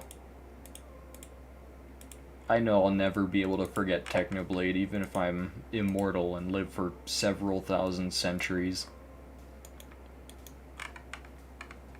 He's the kind of guy that just always sticks around in one way or another.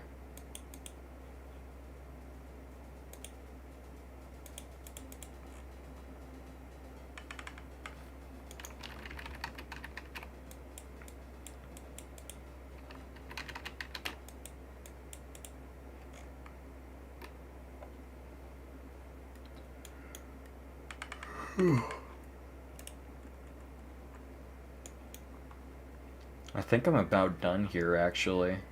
I do want to make a couple more massive things, like maybe a super massive black hole back here or something. Just because this one planet is so big, man. Like, I don't know what else I can add to, like, kind of even it out.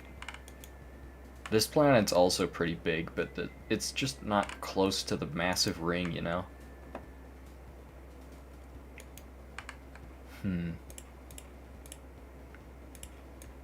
I'll make a massive black hole back here. Now it's truly gonna be a prequel to the black hole prompt. It's gonna be weird shading with red and blue. It's like anti-color theory.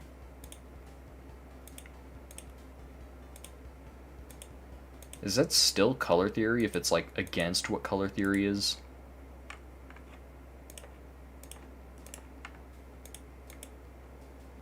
What really hit you was when a few months later when Wilbur was on stream talked about a dream he had. Oh, I remember that one, yeah. That was so funny.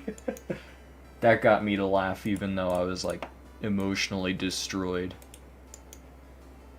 Just the idea that Technoblade is watching Wilbur from the afterlife and going, "You're crying over a Minecraft friend? Nerd." So funny. That's such a Technoblade thing to do, though. If there is an afterlife, Technoblade absolutely would do that.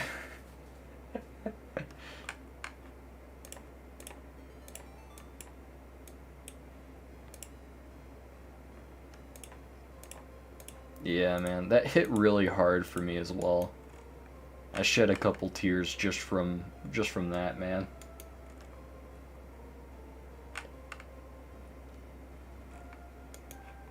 Oh, you know what destroyed me though? Dude, when Technoblade's dad finally on Twitter revealed that one of Technoblade's final wishes before he passed was to share a song with Wilbur. And it was Exitude/Interlude by The Killers. Dude. That hit like a truck. Man. Just listening to that. It was like 8 months after he passed too. So it was a really long time, and he said the reason he didn't want to talk about it was because it just got him so emotional whenever he tried to bring it up. And man, I felt it. You believe that was actually Technoblade himself? Honestly, kinda same. If there is an afterlife, and we do not just, disappear when we go, I'd totally terrorize my friends in my dreams. Or I'd terrorize my friends in their dreams. That'd be hilarious. Just go over there and be like, "Why are you crying over me, man? I'm like in your dreams now, bro." That'd be so funny. That's what you're doing? Dude, same. I want to become like a vengeful ghost who isn't actually vengeful or anything. He's just kind of like a trickster shithead. You know the kind that's like a poltergeist that doesn't actually hurt anyone. That's gonna be me. I'm gonna be sitting there flinging plates on the ground for no reason, just because it's funny. I'm gonna go terrorize some like 3 a.m. YouTubers, J-Station is gonna be terrified for real this time. Still, that's such a funny Technoblade thing to do. I'm so happy that Wilbur had that experience. You'll be the ghost that keeps misplacing your keys. Just the subtle gaslighter ghost. That's awesome. Putting the phone in your hand when you're looking for it. Hiding your wallet in the cushions type beat. Stealing your socks and keeping them in the Aether realm. I bet you that's what Technoblade's doing.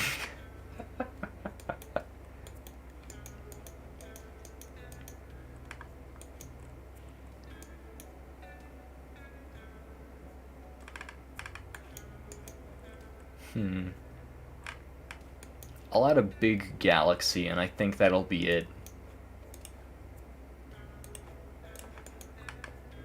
Gonna stick it like right here. Oh, whoops. Want the darkest blue. Stealing one singular sock out of a pair. Yeah.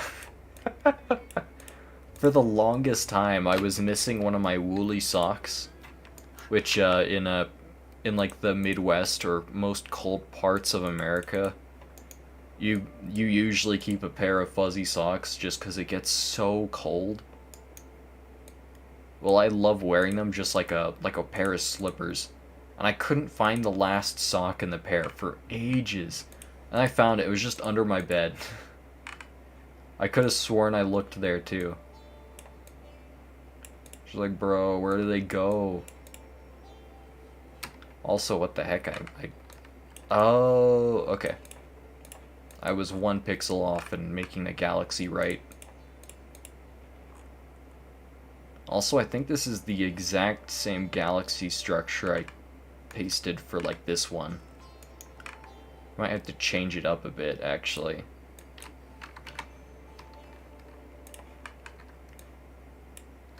Oops. I'll do an odd numbered one. I should also give it a colored core so I know what it is.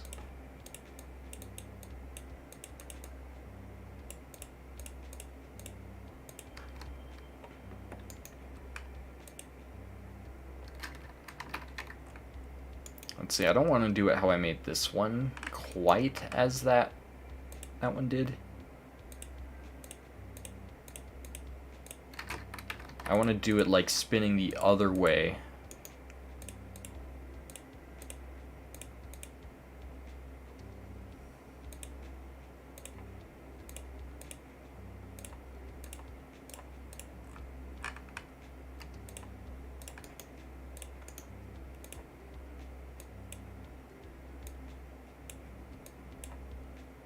There we go.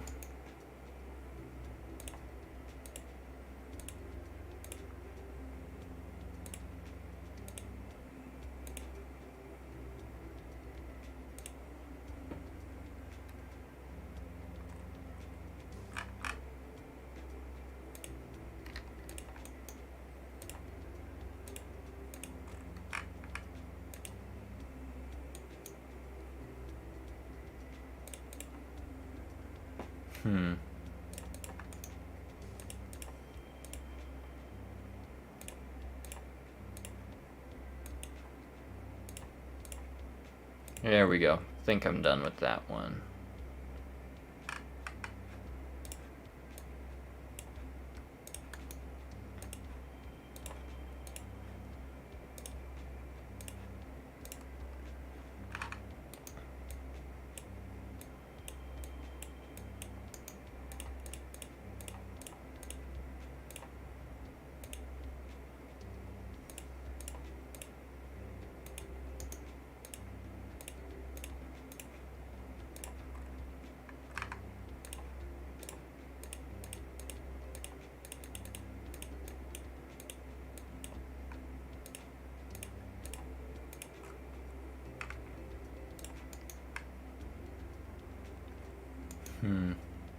I kind of want to make this dark purple shade even darker so it blends a little better with the blue. Because, like, look at this. That's so much contrast.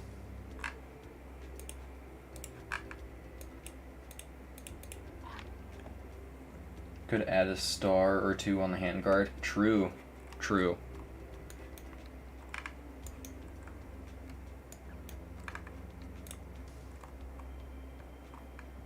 I kind of wanted to make only the blade create stars.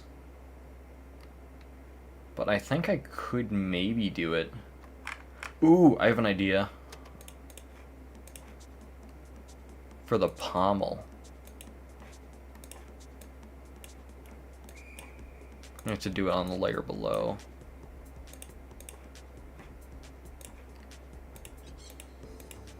What if I make it like a constellation dome on the bottom?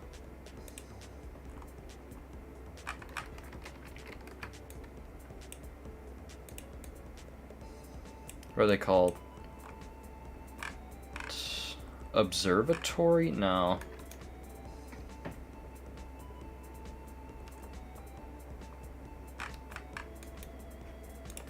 I think just like one really bright star like right here would go really hard. That's why I'm using the full blue spectrum here with white.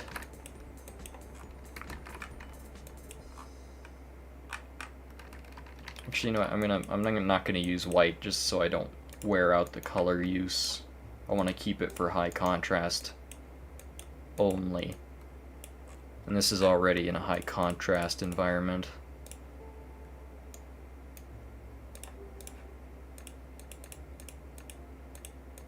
It's a bit of a normie star, but that's alright.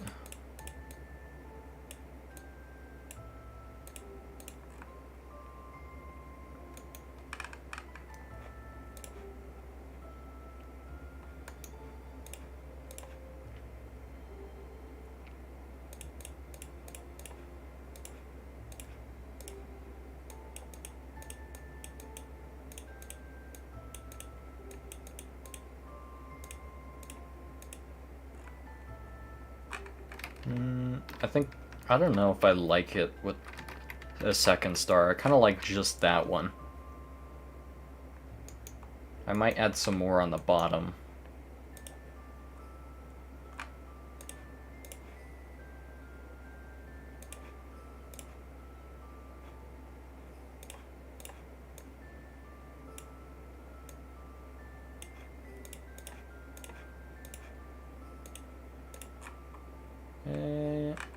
That looks kinda right. I might just erase this line there then. And complete this circle here.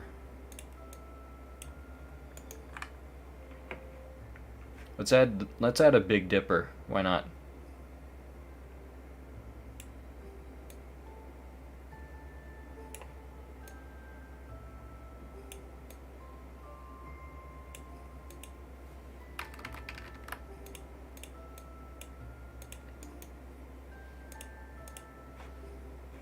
Big Dipper gang.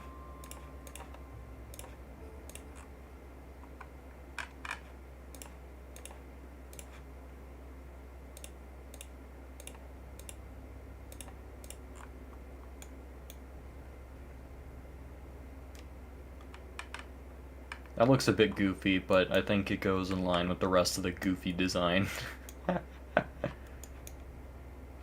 I might improve it a bit before I upload it to pixel art. Just a bit off stream, you know?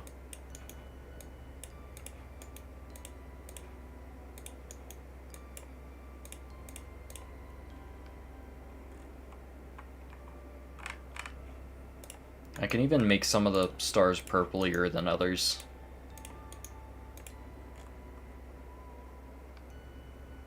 Don't forget the gleam. Of course, of course.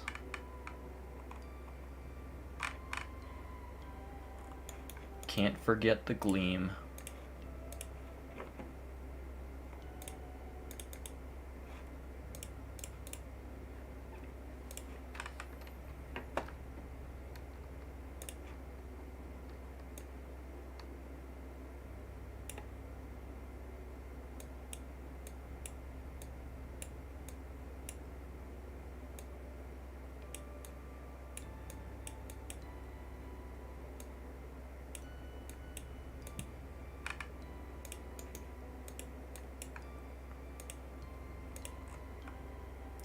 That's a bit too pointed a gleam.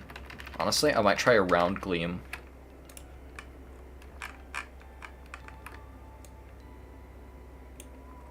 You know, just a little bit of that. Of course I can make it a little...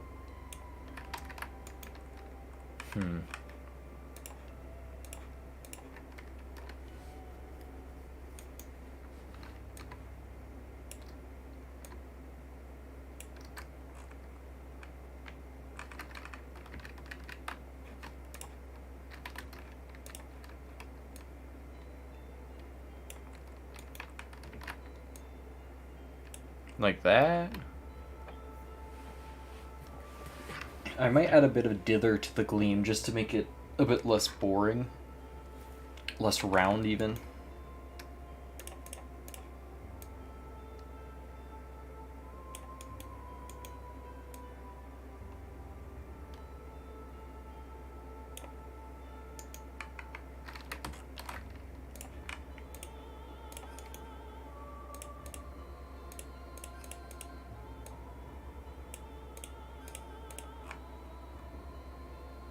Nah.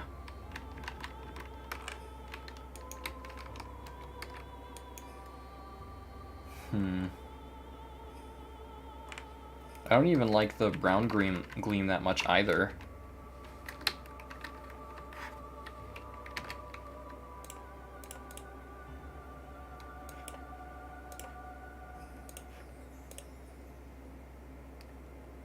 I guess I'll just go back to like a sharper gleam. I can always just make it wider like this.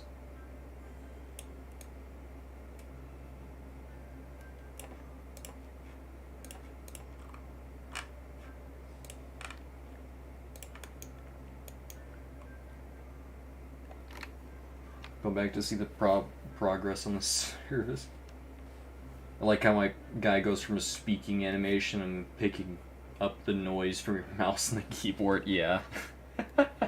I've tried to tweak it so that way it doesn't do that, but it's very difficult when your mic specifically focuses on the most audible noise when there isn't any.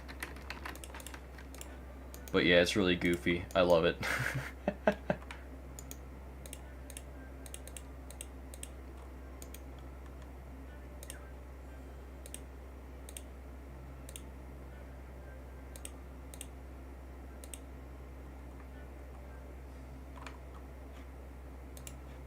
Now I just gotta make it an even gleam, so there's another star point up here.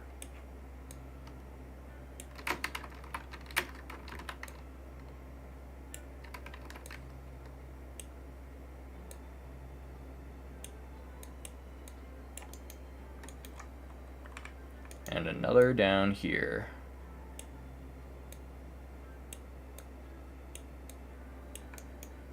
Oh, I forgot to add the darkest background color to the space sword, like, blade. And I forgot to add some to the what's it called? The bevel.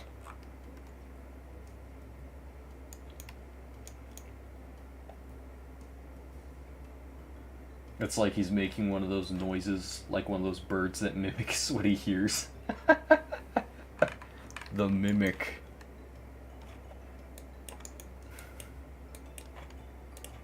Dude, birds that mimic are kind of terrifying, not gonna lie. My favorite videos of those kind of birds are it's this like TikToker who trained his bird to tell him what an object he's holding is.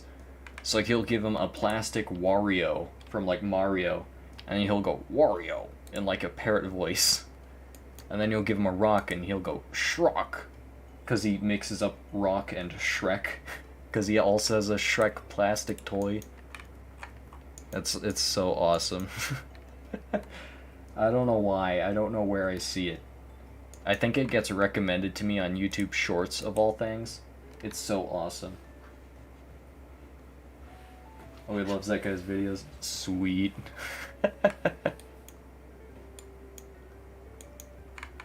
Very based choice.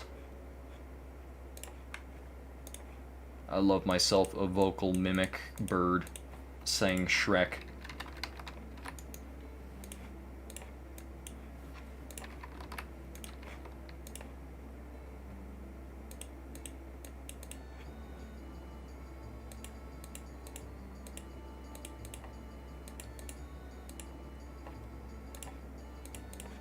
Just adding a couple little tiny galaxies or something in the bevel of the sword before I close this one out.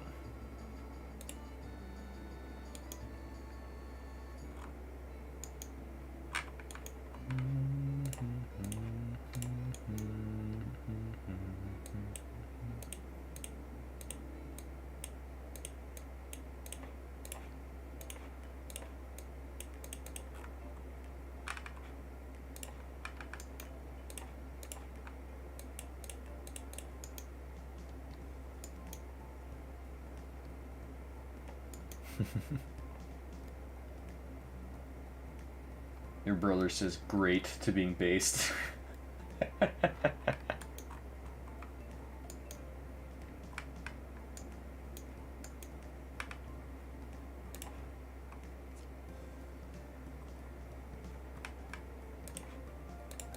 Does this contrast? Oh, that contrasts a lot. Good lord.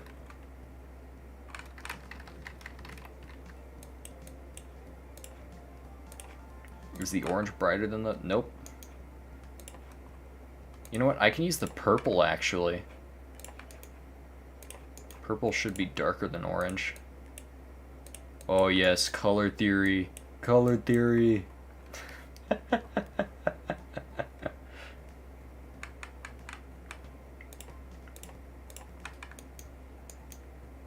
Can add a couple little sparkly little stars in the shine.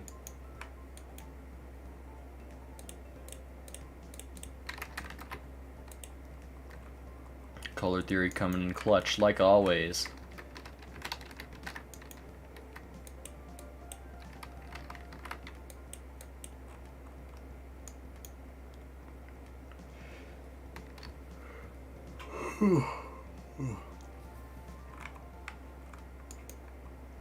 Alrighty.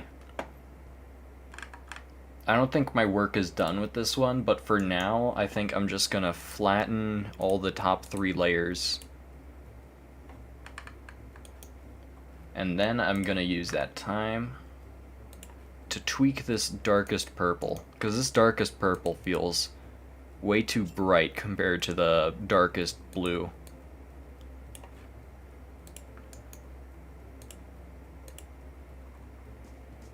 There we go. It's a bit goofy down here, though. I might brighten it just a pinch.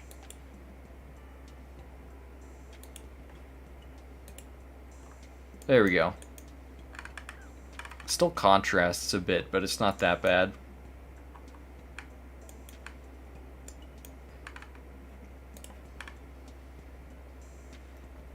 Alrighty, I'm just gonna save this one as Cosmic Sword. Cops Mike Sword. Alrighty. I think that's gonna be it for me for drawing today. But I'm probably gonna play around in some Risk of Rain runs just for a bit. Might even grind some RodMG if I manage to make it to 6 p.m. without falling asleep. Risk of Rain's gonna be fun because I've been playing a lot lately. I've been watching a lot of streams and videos from people who are really good at the game, like Race. Race is fantastic at the game, and I've been learning a lot how to actually play the game right. So now I'm actually getting good at the game, so I can play on the harder difficulties.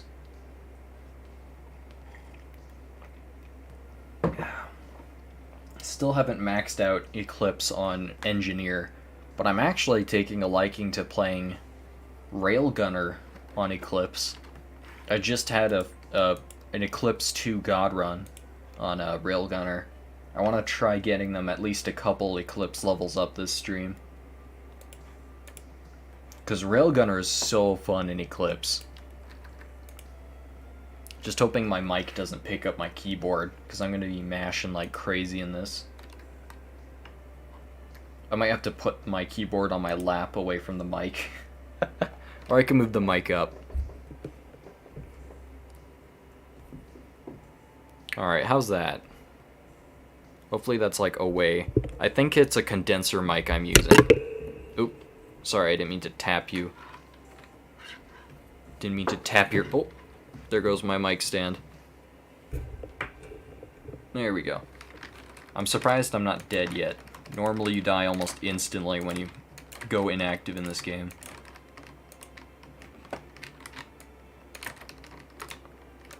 Oh my gosh. The worst thing about Eclipse is that every little enemy is terrifying. Whee!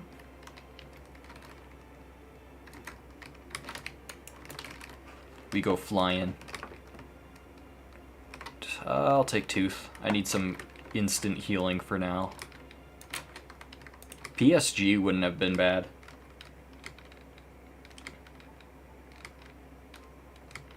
The tap made an interesting noise. Uh-oh. I'm just glad it wasn't deafening, at least. My old mic used to make a deafening screech whenever you touched it.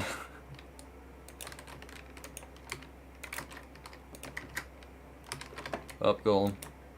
Oh, that was almost a headshot too. Rip. That was almost a cool shot. Got ourselves a chest. A teddy. Love me a teddy. Whee! What are we gonna get? Garbage. Let's go. It's almost never a good idea to open lunar pods, because the odds of you getting something that are actually good are like 5 to 20. Let's hit the road again. Shaped glass. Shaped glass reduces your max HP by 50%, but increases your damage by 100. It's usually certain death in Eclipse, but I'm gonna take it. I think it'd be funny.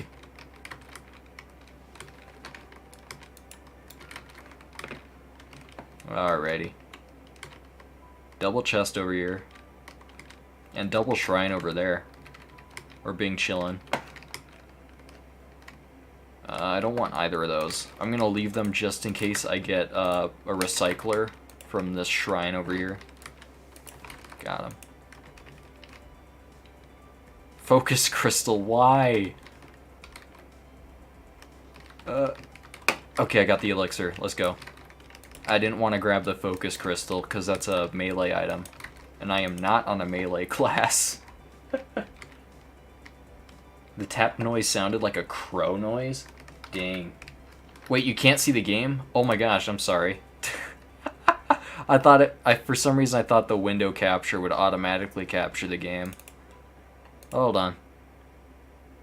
Oh my gosh, I'm dumb.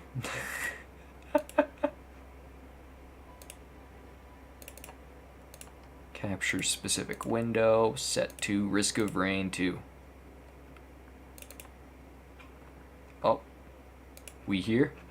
We here. Let's go. Alright, my bad. Oh! I paused for 1 second and I'm jump scared by like 3 wisps.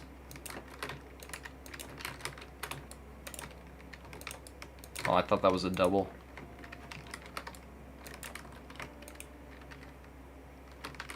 I've been playing out of my mind lately. I'm normally not this good at the game, I swear. I was doing a good job of narrating. Man, I was doing a full-on performance, theater of the mind style of Risk of Rain 2. Ah, wisps suck so much. At least they're not pests. Flying pests suck. They're those little flappy sky stingray guys. Wait, I forget, you guys haven't seen them yet, because I had the game off. There is a scrapper there. So we can make some of these items into better items if we need to. But I'm still gonna hold out hope for a recycler of some kind. Ooh, guillotine. Oh, baby, a double. Worst part about wisps is they're hard to dodge, because their attacks are instant. I don't see any printers, so I don't know if the recycler, or not recycler, the scrapper here is the best idea.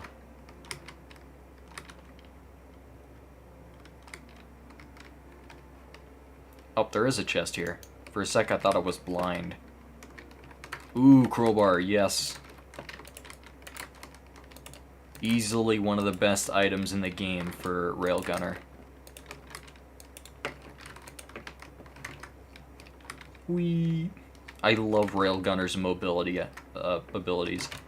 They're so sick. Like, look at that.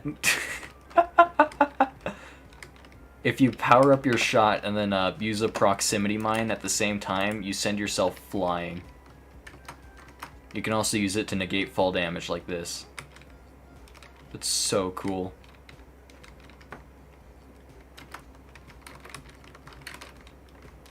We sliding on the ice.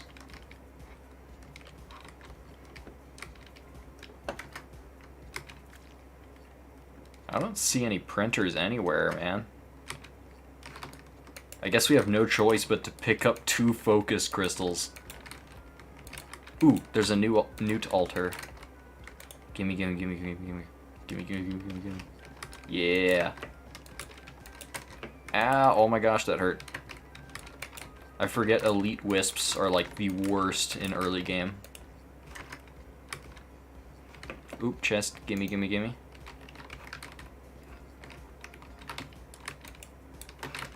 We got ourselves some drugs. Easy win.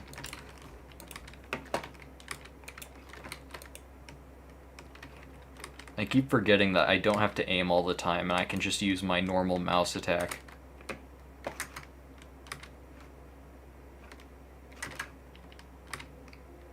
Oops, I jumped too late. Ooh, shipping receipt is nice. Shipping request form, I mean. Oh! That was a very bad time to go into scope. These guys suck. I hate pests so much. Oh! I used up the elixir. It's Jover. It's Jover. I have no defense anymore.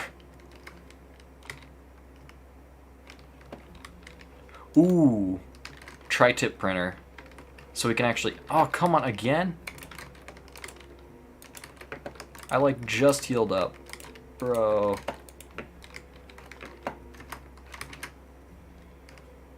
We can grab those useless items we were getting, and we can turn them into tri-tip daggers. Which is gonna be big shmoney. I think because of Railgunner's high proc coefficient, meaning their shots make it easier to trigger certain effects, tri-tips are actually much stronger, especially if you turn them into needle ticks using a needle tick void locus or something. I forgot what they're called. Gimme, gimme, gimme, gimme, gimme. I should probably change the stream name to like Risk of Rain or something. I'm gonna do that real quick. Just gonna change the stream's name. I think it should still be good. Edit it. Risk of Rain 2 and chill. Gonna add some Risk of Rain tags.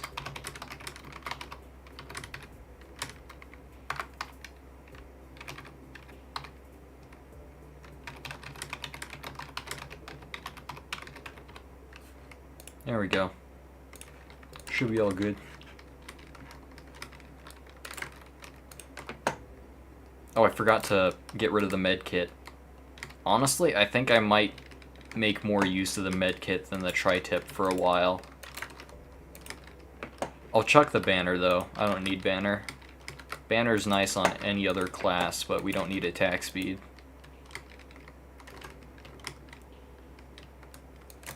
Oops. I missed. I'm gonna grab some gunner turrets on the way. We could use some more, I don't know, shot diversions. Meat shields.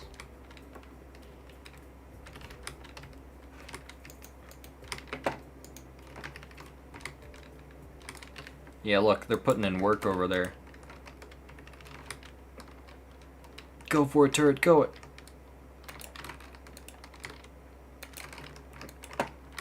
Alright, now I need to find the teleporter so we can take out the boss. You can usually find it because it keeps some particles around it, but it's a bit hard to tell on a snowy map. I think I see... yeah, there it is. I was gonna say, we've seen it over here before. Look at how much damage we're doing now. The crowbar is putting in work. Crowbar does like insane damage if the enemy has a lot of HP. So on Railgunner, where usually you're killing the enemies in one shot anyway, it's awesome. I didn't even have to land a critical shot there. Now, bad thing is though, we have Beetle Queen. Beetle Queen spawns in some of the most annoying enemies known to man, so we're just gonna take them out real fast. Ooh, Wisp. We're chilling. We got AoE now. Shoot one, they all die.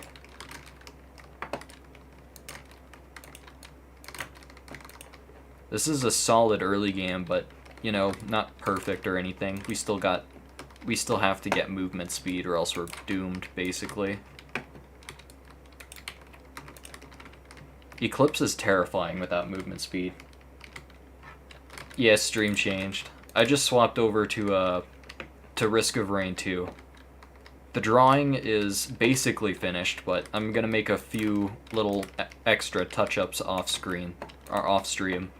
So if you want to see it, just check my page out later on. You'll probably see some. What's that over there? Broken turret. Nah, I'll just take the chest and dip. But yeah, we're playing Risk of Rain now. Oh. Changed the title and stuff just so that way it was, you know, not confusing to people just joining the stream. Also, yeah, how was the fishing trip? Oh. Playing this game is like playing FNAF on 50/20 mode, I swear. Oh, I forgot the chest. Don't want to leave any loot. Schmeat. I'll turn that into a tri-tip dagger. I don't need it. Schmeat is like useless in Eclipse. Especially if you have like shaped glass. Hold on, where's the... Oh, there it is. I thought it was a dead body for a sec. Get rid of Schmeat.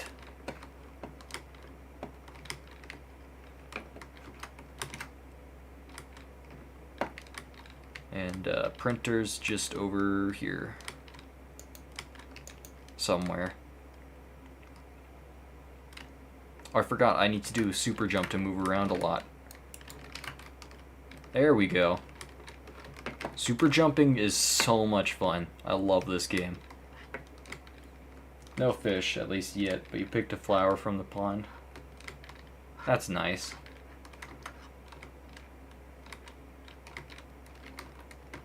Pond flowers are always real pretty. Whee! On the outside it was dull and dirty and ugly and hard to open.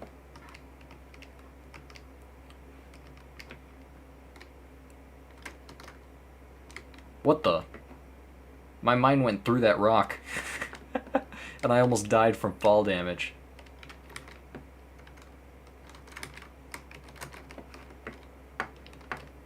.360 no scope. But inside it was beautiful white petals. Oh, that's so cool.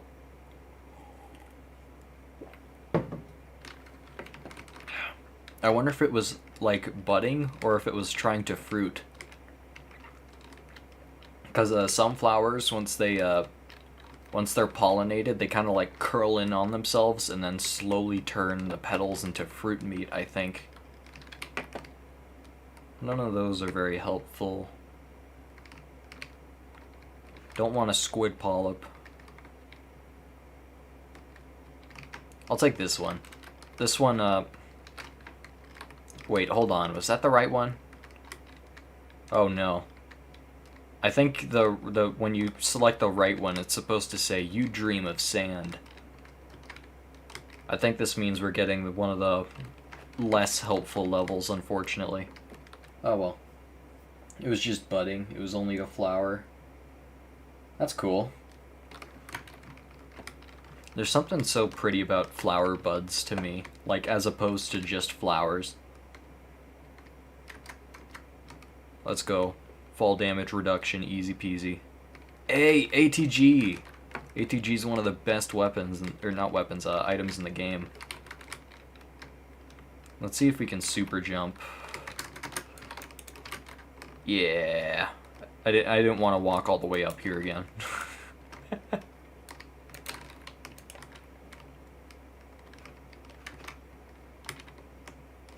Is there anything on this side? There's a money barrel.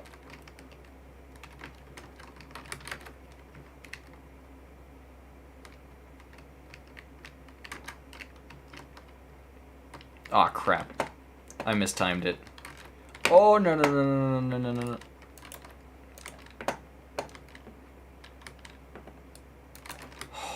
Oh my gosh. I forgot we're playing on Eclipse with shaped glass. Messing around is a death sentence. Oh, no, no, no, no, no. Oh my gosh. Clay soldiers are the worst. Or clay templars. They're so dangerous. Bro. You're gonna draw it tomorrow? Sweet.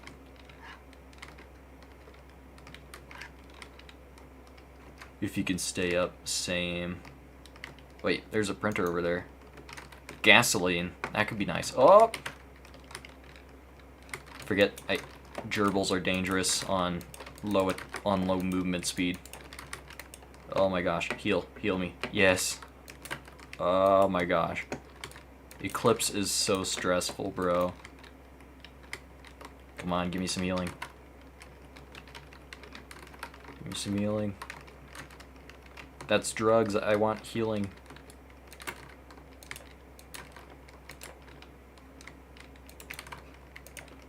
Oh my gosh, pests.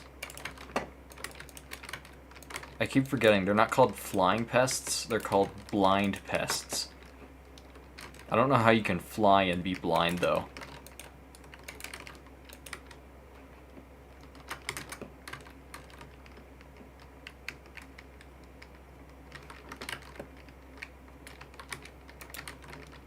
Alright, what's that down there?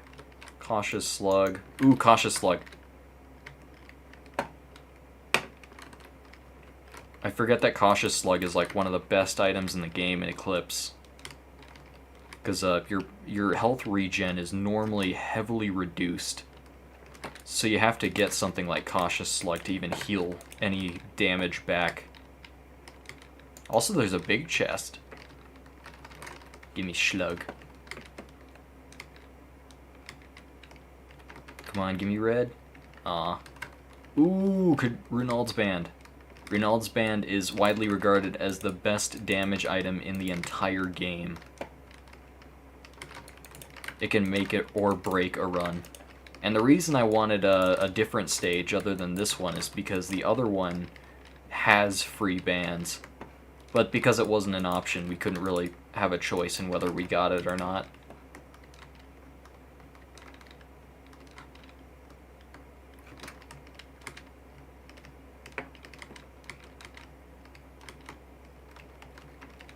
Let's grab some goodies. Come on. No movement speed, bro. Please, I'm dying here.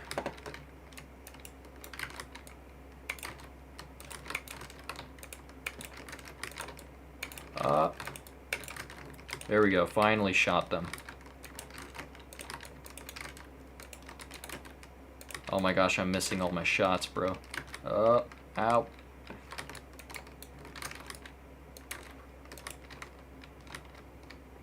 There's the other chest.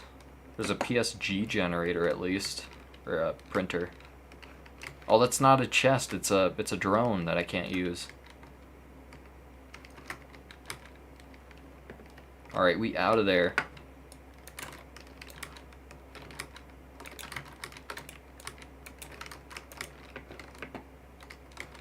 At least the ATG's helping crowd clear. Come on, goat hoof, please. I'll take it, but I need some movement or I'm gonna die.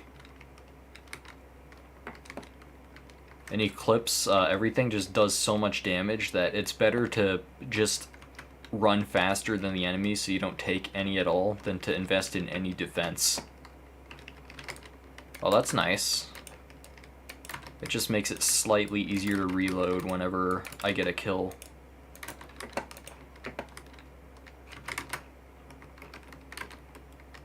Thought there would be pests or something.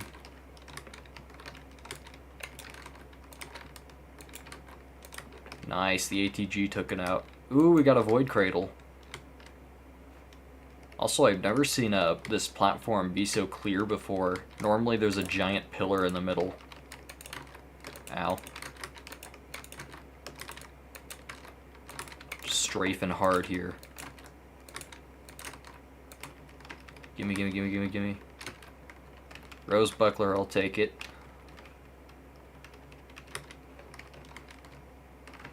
Delicate Watch, that's nice. Might lose it though. Tooth.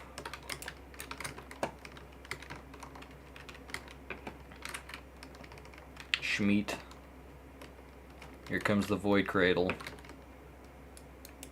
Hey, Needle Tick, let's go. That's like one of the best things we could have gotten, because now all of our tri-tip daggers are now insane Needle Ticks. Look, those things are gonna die now from Needle Tick. It's so good. It's not good on most classes, because usually stacking bleed is much, much better. But man, Needle Tick on any class that hits really hard and really fast is just a nutty investment. Ah, Beetle Queens again. It might be Jover. Never mind, we just kill him. Our build is cracked. You think he was in the stream before that one? What live stream was the Fox on the Hill? I think it was that one. I think you might have to skip a bit forward, or you might have to, or it might be the next stream that I forgot to relist, or I forgot to relist. Either way, I'll probably get that one up after this run.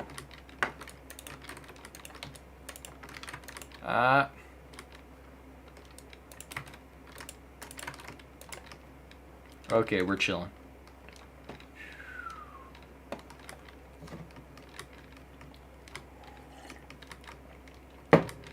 You remember me making the shape of the hill? Ah, I think I remember what you're talking about now.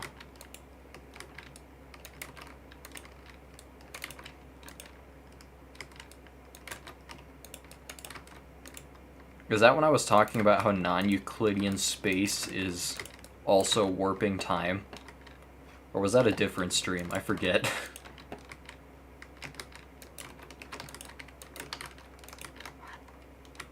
That one? Ah!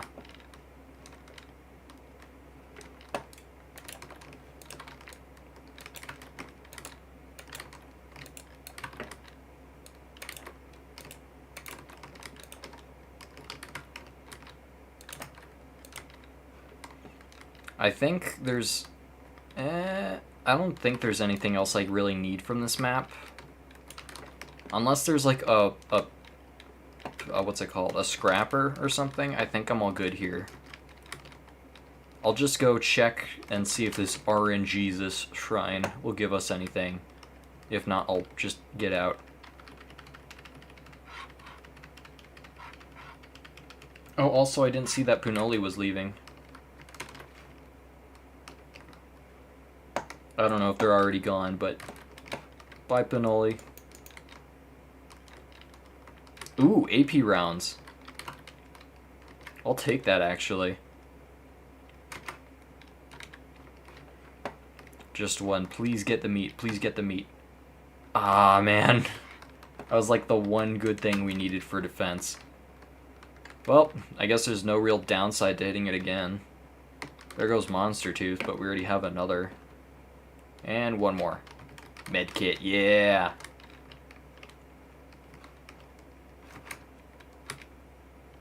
AP rounds go hard. Very hard on Railgunner. Anything that deals multiplicative damage will just add up to dealing insane amounts.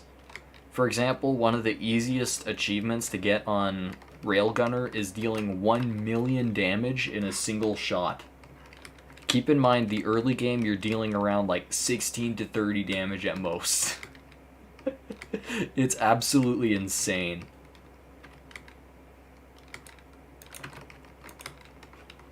Railgunner is nuts, but it's very difficult to get that strong on Eclipse. But we're actually getting pretty close on just this build alone.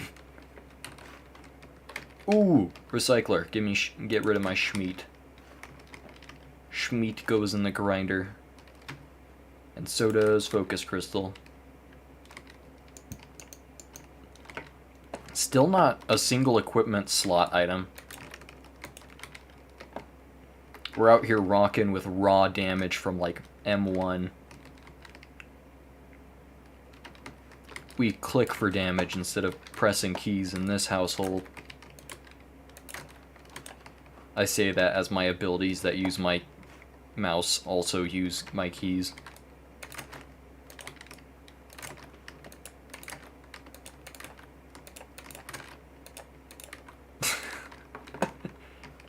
Alright, we got enough money. Another wisp, let's go. We're gonna do so much damage. What? Our damage is insane, but we have like no healing. Oh, my alarm went off. It's 6 o'clock. Yeah. What's the thing that allows you to reload quicker called? A bandolier? Or a magazine? Because like a backup mag can help. Or the thing that helps you reload quicker. The Pred's Instincts, I think. This thing right here, Predatory Instincts. Attack speed works differently on Railgunner, so anything that increases attack speed helps you reload faster. And that's Predatory Instincts and Soldier's Syringe, but reloading faster on Railgunner is actually not that big a priority. I'll get Stun Grenade. Crap, I misclicked. I thought I was getting Stun Grenade. Aw, man. Oh well, we got our money back anyway from 2 wisps. I just really need movement speed right now. Lens makers, gimme.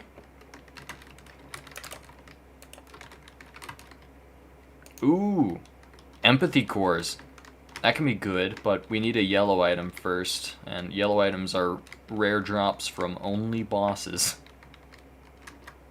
The odds of us getting one are kinda minimal. Oh, did you see that shot? Tiny wisp from across the map mid geyser jump. Ayo.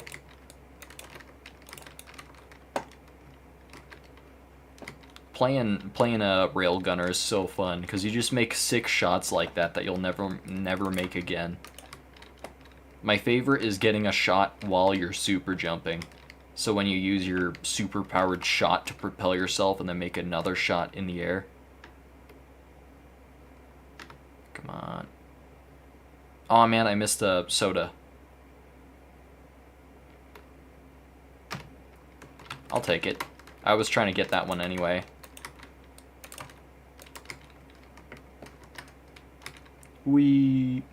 There's teleporter. It kind of blends into the stage on this map.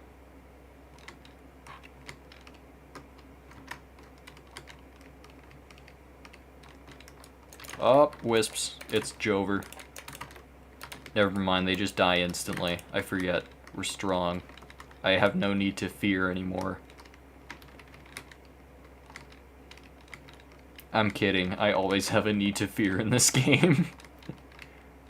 Your run could be going perfect until you hit a mountain shrine and you get double charged, molten serpents. It's the worst. Oh, there was an imp back there who might have gotten me real good there. But we're chilling. Now I gotta check over here for goodies. Oh, wait, I forgot something. There's something down here I saw earlier out of the corner of my eye that might be worth checking out because we don't have an equipment slot item yet. We have, ooh, We got a Royal Capacitor, or Forgive Me Please. Forgive Me Please basically triggers on-death effects of your items, which we have some Wisps, which might work well, but I think Royal Capacitor is just super good. It's basically like a guaranteed insta-kill on any weak enemy it hits, like that. But it also deals nuts damage to bosses. Oh, crap. Oh my gosh. I forgot how much damage flaming Wisps deal. You cannot sleep on the flaming Wisps. They will kill you in 2 shots. It's not Jover yet. It's never Jover till it's Jover. Oh, hey, we got a Newt altar over here. You can pay a visit to Newt Mans again. Don't freeze me. Hey. Alright, what are we gonna get here? I'm gonna keep my charge blast up so I can blast the little guys when they come out. And I missed. Ah, crap. We got ourselves a Voided Wisp. These little buggers suck. Okay, I think we're... Oh, there's one left. I didn't see him. Okay, they're gone. Let's go. Those things suck. They turn enemies into enemies that block a single hit, are fully healed, and deal insane damage, and have a chance to deal insane debuffs to you that can insta-kill you. Like my Needle Tick ability, that's inspired by the abilities that the Voided guys have. Because once they're voided, they can hit you with the Needle Tick, and then once you get hit by like 2 at once, you're basically dead. It's very spooky. So you gotta be very careful about how you loot the Void Cradles. Give me that healing. Yeah! My favorite thing about the healing enemies in this game, they're supposed to heal other enemies, but if you kill them, you can actually use them to heal yourself. It's really nice for a lot of situations. Anyways, did I get the... I didn't get the Newt altar yet. I forgot to go this way. Let me just head on over there. Let's super jump. Whee! I love super jumping so much. It's so much fun.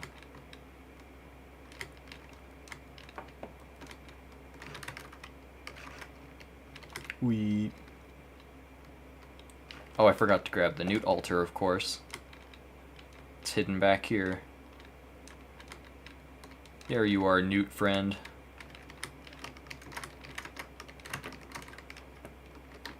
Let's just zap that one out of existence.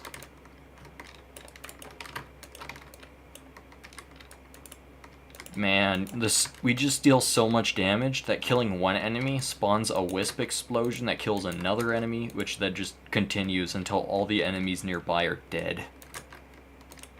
Very strong build, but still not perfect. We really need movement speed or else we're dead, basically. It's like the ultimate chump check. If you fail to get movement speed before a certain period, you're basically doomed. Alright, please can we get a yellow item or 2 or something? Imp Overlords. If we're gonna get a yellow item from any, it's best we get one from imps. Holy crap, we one-shotted that imp. Oh, I'm dead. Never mind. It's Jover. That's alright. That was a good run, though.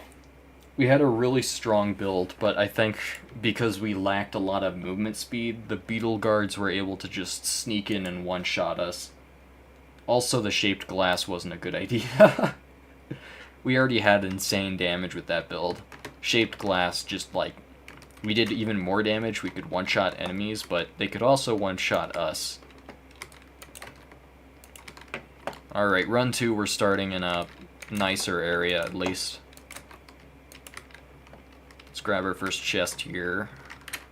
Goat Hoof, let's go. Movement speed. Movement speed's like the #1 thing in Eclipse. Even better than damage in most cases.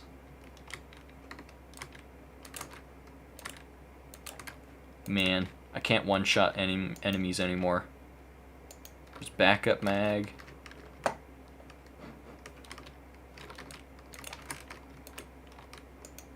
Is that a quail? No, that's a steak. Never mind. I can't see. Is that a tri-tip? Tri-tip. Ooh, big chest.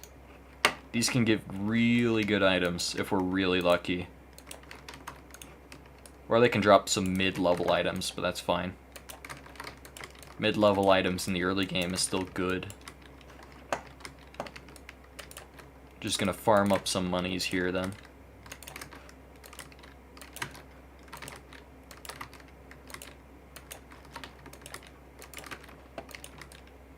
Oh, missed.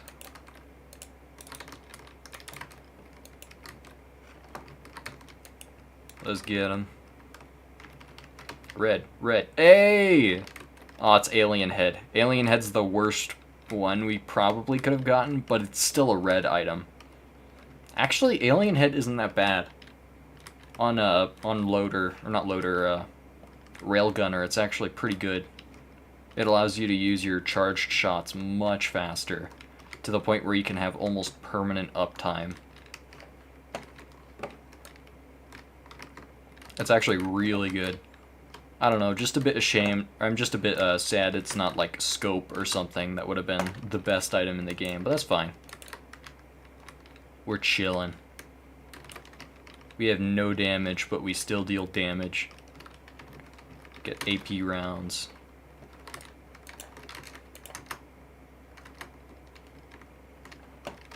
Random item. Plate, not bad. I honestly might hit the teleporter early, just so that way we can have enough money to get everything else on the map and then leave immediately. It'd save time and reduce enemy scaling. But maybe we should get some damage before then. AP rounds isn't enough, I think. If we get Wandering Vagrant, it could suck. Because Wandering Vagrant can insta-kill you if you're not careful. We have a lot of cover, though. I think we'll be fine.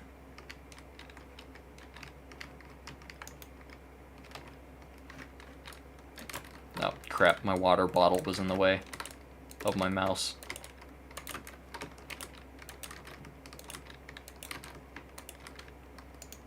How much is it? 23?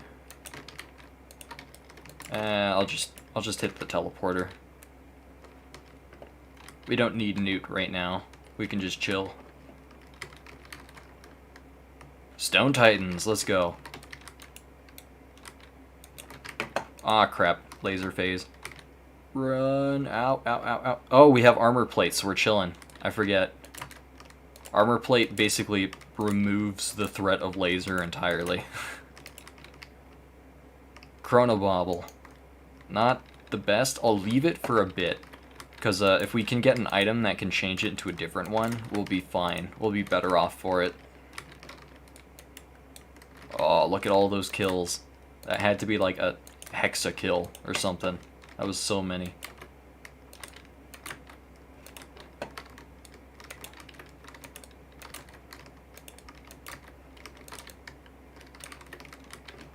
Owie, where are they? There they are. We can't open any chests until teleporter's charged. That's why there's like little red bars on the shrines and stuff.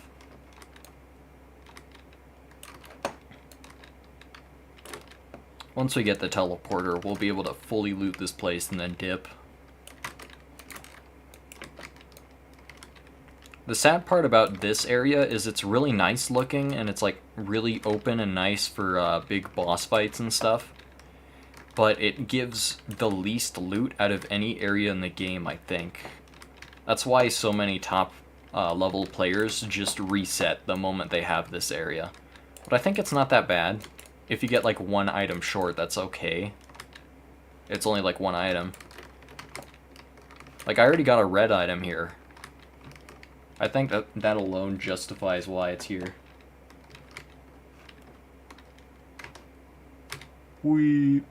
Okay. Give me something. Okay, never mind. I'm not gonna gamble, because then I'm just gonna lose all my money. This isn't a gambling stream. We'll leave that to XQC to lose all their money.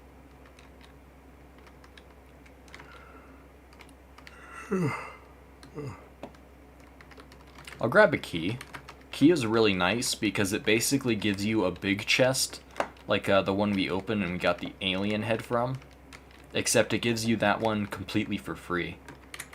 There's a chance it could be a red item, but usually it's a green item, like the big chests usually give. But when it does give you the red item, it is insanely good. Like, it's basically just a free red item. But of course, it's a bit of a gamble. Still a fairly safe one, though. Grab that healing drone. I think that's everything. It's a pretty empty map. I'll take Chronobauble. Oh, I forgot to gamble. Since there's nothing else, we might as well take a shot. Fireworks, not bad, and we're out of money. Healing drone was worth it, though.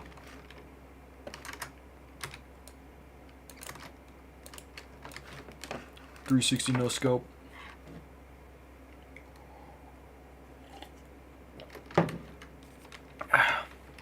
Oh, we get this map. This means we get 2 free bands if we play it right. I'm really bad at doing the secret bands strategies, though. Hey, there's the lockbox I was talking about. This is where the key comes in handy. Red. Oh, it's green. Another Chronobauble. That's alright. I probably should have kept it in the chest so I could, or kept it on the ground so I could recycle it or something. Ooh, energy drink. More movement speed. Let's go.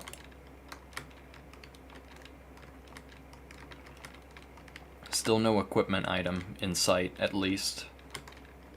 Any buttons? Oh, there's a utility chest. This can give even more movement speed. Ooh. Ignition tank, big chest, and harpoon. I don't want harpoon. Probably farm up for the big chest.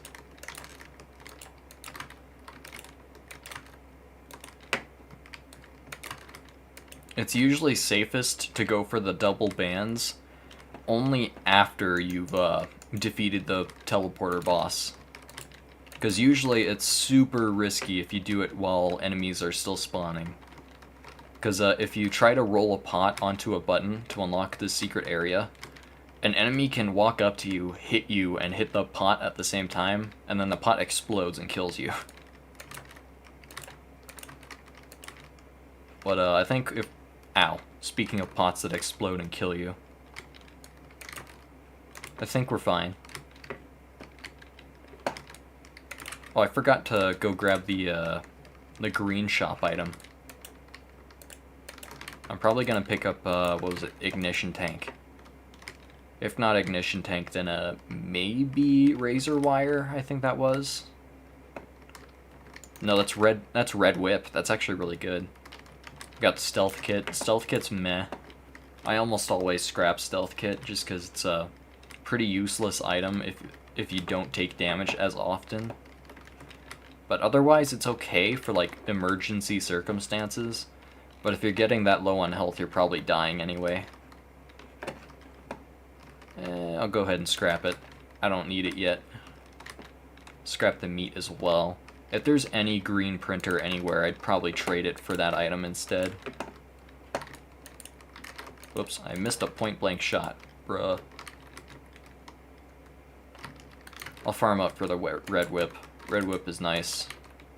It's just faster movement speed when you're out of combat and stuff. And that's really nice. Looting fast is part of the game. Honestly, I might wait until after teleporter. So I'm just gonna go loot the utility chest instead and then head over to the other side of the map. Flashbang. Stun grenade. Easy peasy. There's no Newt altar up there this time round. Whee! Aw, almost a funny shot there. No button there. No button there.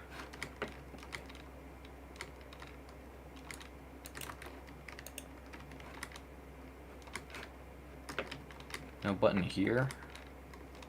And where all the buttons at? I haven't seen a single one yet.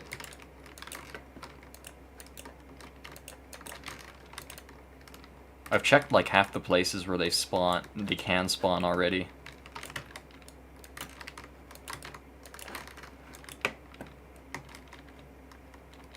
Gasoline. Maybe that ignition tank is worth it. I'm gonna save that shop just in case I get an executive's card, which allows me to buy all of them. Because 2 gasolines with ignition tank are pretty busted. Is there a button over here at least? Hey, 1 button. We got Cautious Slug. Gimme, gimme, gimme. Glad I scrapped the meat beforehand. Then over here we have tri-tip, plates.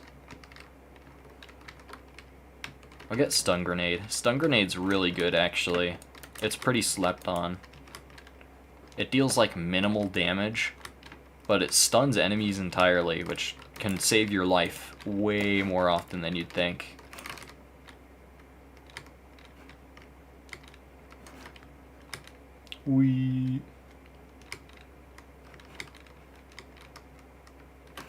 No button over here.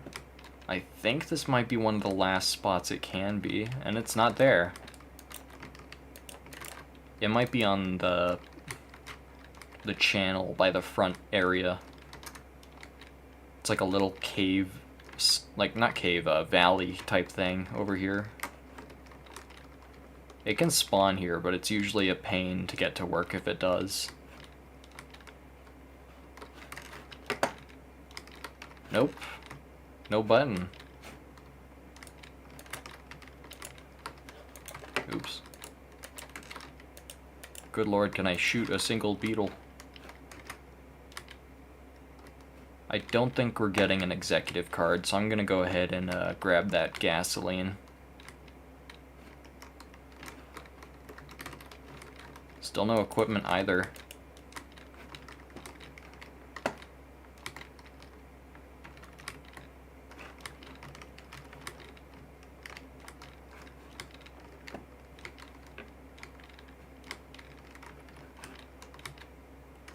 Oh, I forgot to check this, Oh, there we go. That's a perfect button location.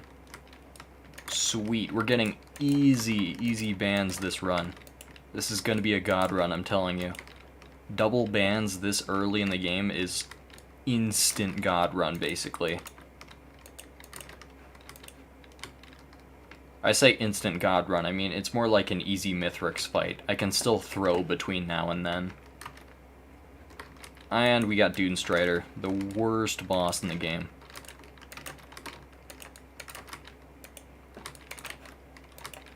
These shots right here suck so much. You gotta like focus on dodging over damage sometimes.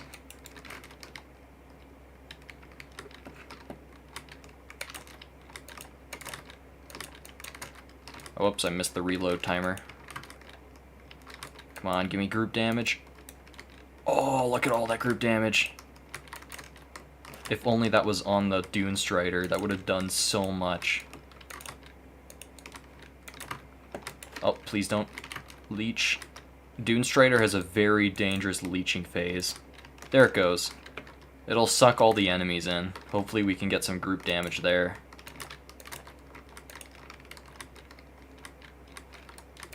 It just drains your health, and you can't really escape once you get stuck in there. So you gotta play it safe and kind of hang back. Oh. When it stands upright like that, it has a little timer until it can actually go sicko mode again, I guess. Hey, ignition tank. Ignition tank's gonna be very strong this run, so instead of getting red whip back there, I might grab the ignition tank instead. Ignition tank is goated. You're still here at your grandpa's house? That's sick. Is he cooking fish for you? Or are you gonna fish again another time?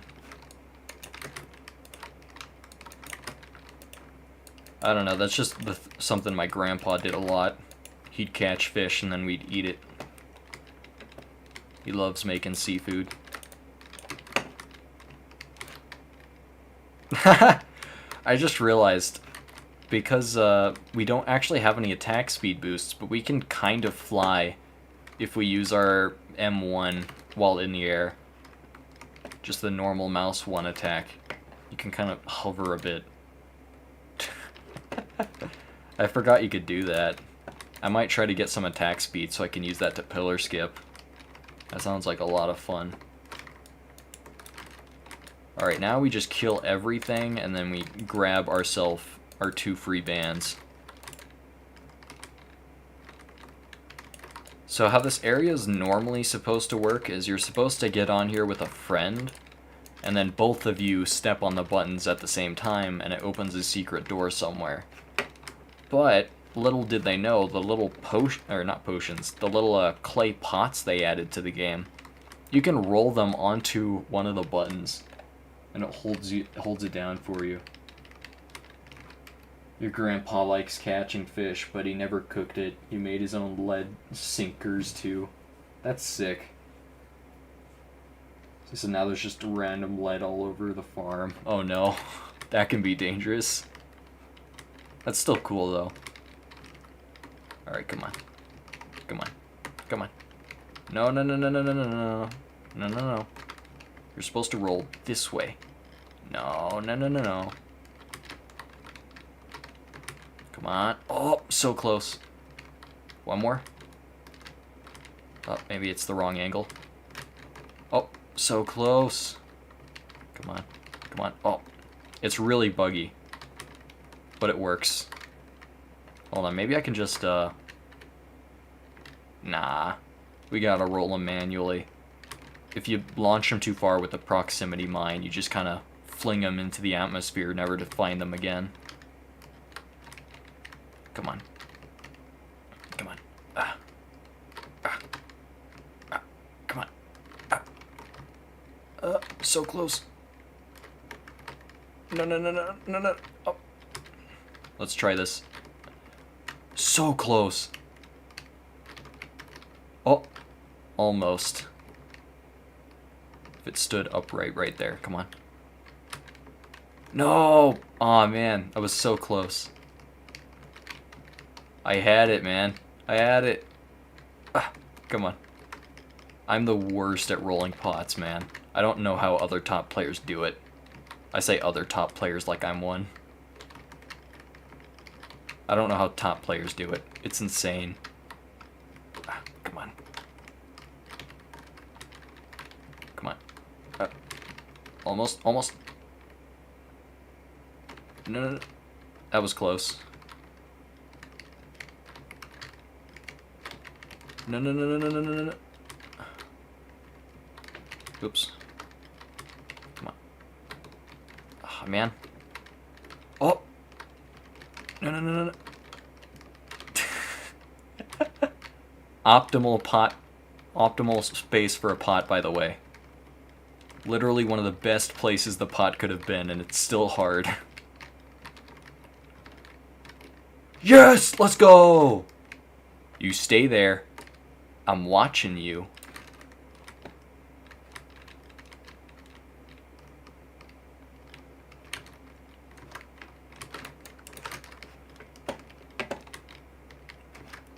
I forgot that the button's like right over here. I could have just walked down here and made it. Let's go! The pot stayed. Thankfully there's no animals on the farm. Just lots of corn. Okay. Okay, good.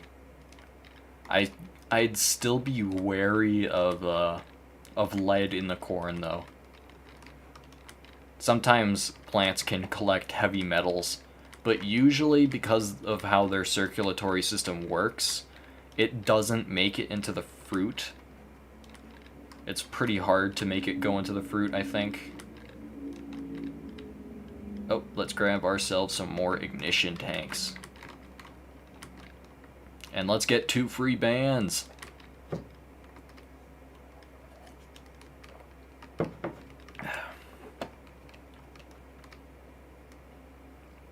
Two free bands are just awesome. Oh wow, these guys are much stronger than I expected. Oh, I'm on fire. No, no, no, no, no, no, no. Oh, I saw my life flash before my eyes. They're not normally this hard. I guess I'm just kind of lacking damage with my current build. Yeah. My main damage source right now is AP rounds. I wasn't gonna deal much damage to him anyway. Now that we have bands, though, we got the big damage. Like, seriously, just 2 bands, double bands, can carry a build to the end game. I saw a race one time just pick up 2 bands, skip every other item, and go to the boss directly, just to prove a point that he could kill him with nothing but bands. They're that powerful, if you know what you're doing. Thankfully, I know at least a little bit about what I'm doing. Alrighty. Let's go. Let's go. We're chilling. There's some plants that are worse than others for absorbing things like that. Yeah. That's fair, that's fair. Sometimes, like, even if you do know what you're talking about and things like that, sometimes you just, like, can't convince people that something's unsafe or safe or something like that. Because, you know, they've been doing it their whole life. They're probably going to trust their own opinion instead of someone else's. But still kind of dangerous. As long as you're not eating raw corn, I think you're fine.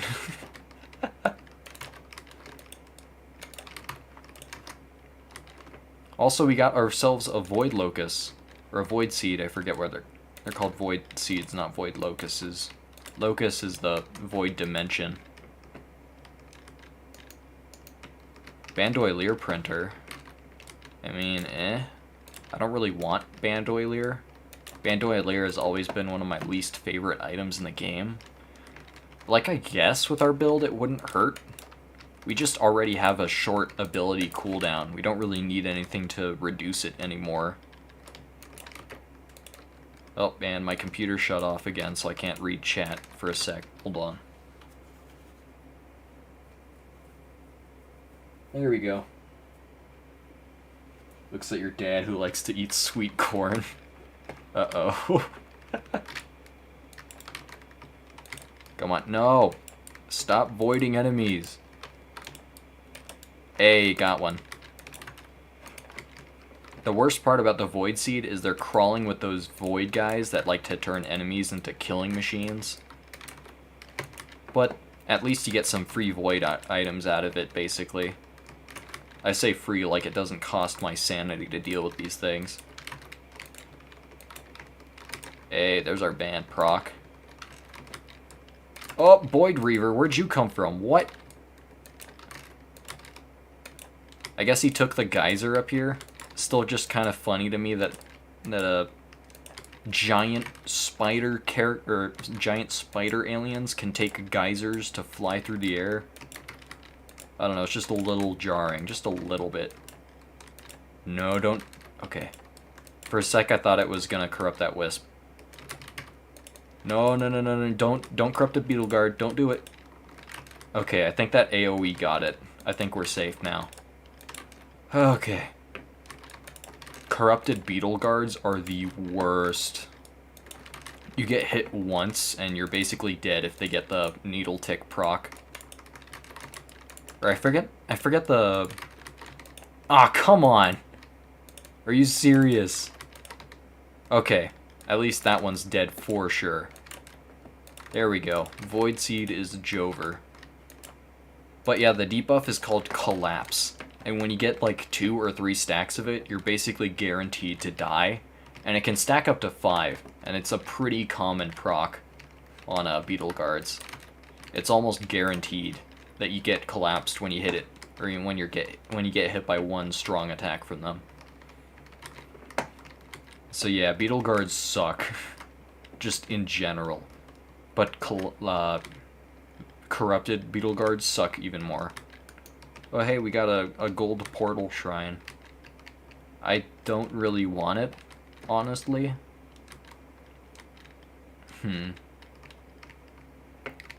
Royal Capacitor again. I'll take it. Royal Capacitor is actually one of the best items for the final boss as well, because you can use it to basically skip one of the hardest phases in the game. Especially if you have bands. I might be able to perform a perfect phase skip if I know what I'm doing. I've learned a bit about how to phase skip, but it's still tech I'm not good at. I love it though. The idea of skipping a boss's phase entirely just by dealing a bunch of damage. I don't know. It's sick.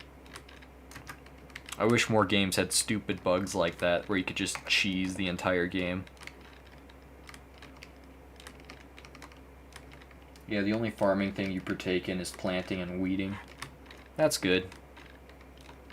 Weeding can be a bit dangerous though, because like some plant, or not dangerous per se, just kind of annoying for health and stuff. Hey, another gasoline. We're gonna do so much fire damage, it's insane. Hey, Wax Quail. Wax Quail's so nice in Eclipse. You just get really good movement speed when you jump and bunny hop. It sucks when you get a headset item, or head stompers, I think it's called. Forget-me-not, or Tougher Times. I keep mixing up item names. Also, good grief, my voice is dying so hard right now. Oh, there's a small chest I missed over here. I'm gonna grab this, maybe another small chest somewhere else, and then I'll hit teleporter. Ow.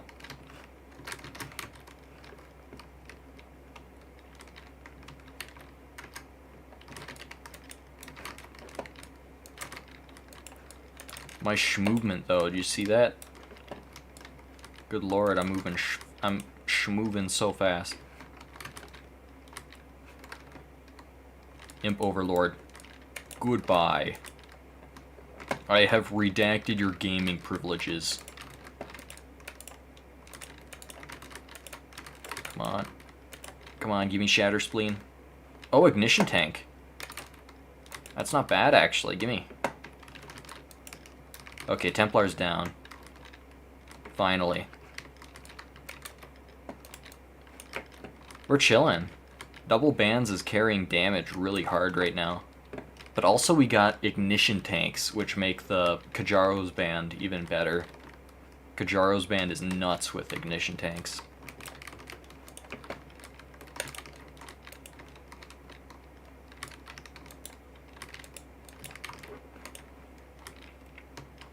I might need some more movement items to Pillar Skip, though.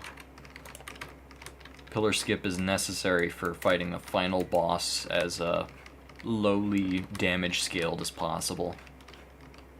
Oh, I forgot about the Void Cradles. We could get even more damage. We could get a Poly Loot, we could get a Needle Tick like last time.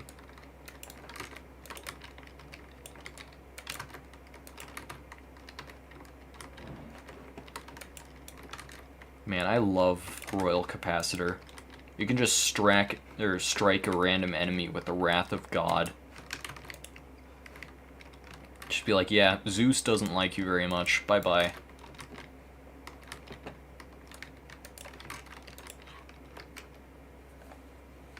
Yeah, it's not fun to do weeding when it's 90 degrees out. There's a lot of burning nettle here. Dang. That sucks. Yeah, I was gonna say, some plants that are common weeds can be poisonous with barbs. And that doesn't sound very nice. But if you got gloves on, it's not the worst thing, I hope. Alrighty. Portal number 1. Hey! That's one of the best things we could get. Safer spaces. It corrupts all of our tougher times, but now we get a free hit without any damage. It's so good. Hardest enemy in the game hits you once. Too bad. Not taking any... Polyloot! Yo!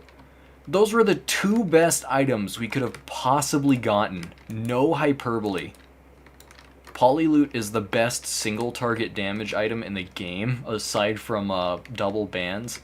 It can proc with double bands, dealing monstrous damage. But Safer Spaces is the best defensive item in the game. What the heck is this luck, man? Alien Head Stage 1. 2 perfect void drops. Double bands. Bro, we're killing it. You know what? We're going to deal so much damage, I'm going to hit the Mountain Shrine. That means we're going to have to fight twice as many bosses when the teleporter happens. But we're going to get double the loot. It's going to be so good.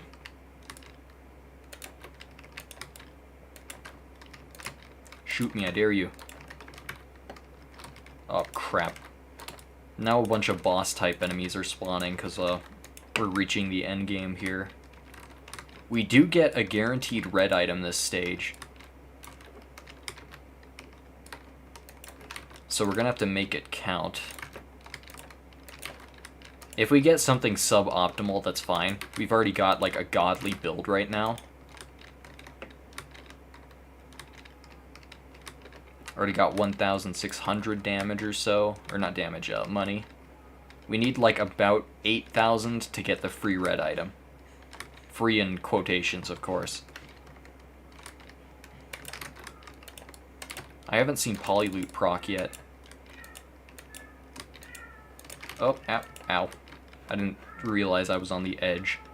It's fine, we can wait out the laser phase down here. Oh, never mind, I thought I could jump up there. These gups will give us so much money, by the way. Gups are easy free money. Oh, you hear my cat in the background?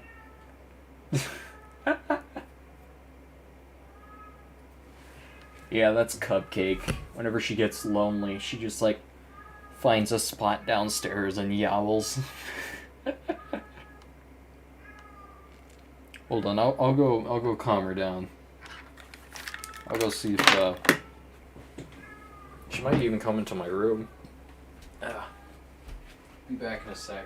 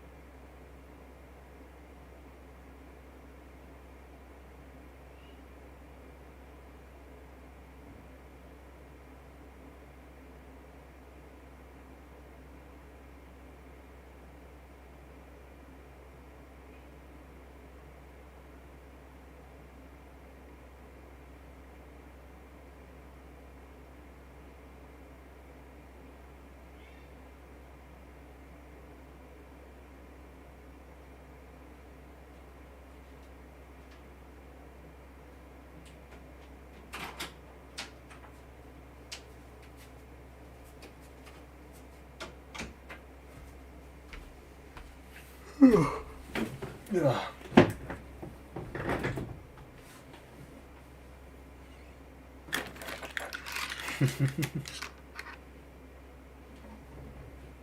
Cupcake's very passionate when she gets lonely. She's like, pay attention to me, please. She's cute, though.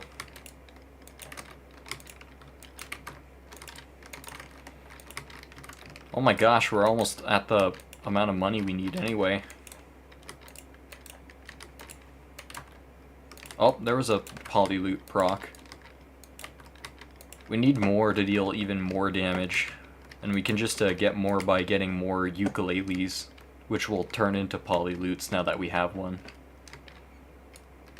Ukulele's already one of my favorite item designs in any video game. But now that they made it for single target, it's just bonkers. It's super good. Alrighty. Now to track down the big super chest of the area, we need to find some red mushrooms. The red mushrooms will hang out around where the chest spawns.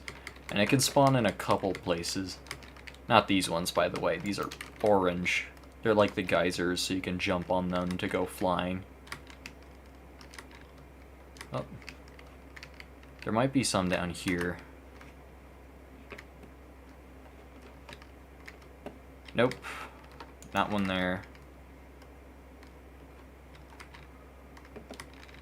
Uh-oh, there goes Cupcake again.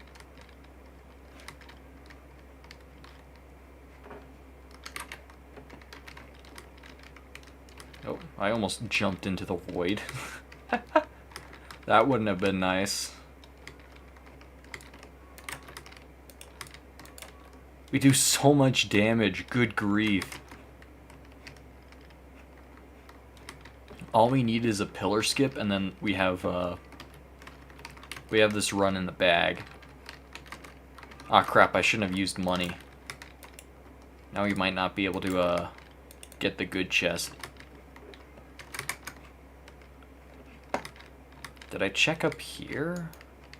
Hold on, the mushrooms might not be loading in from all the way down here. Nope, never mind. I think it can be up there as well. Ooh, gimme lens makers.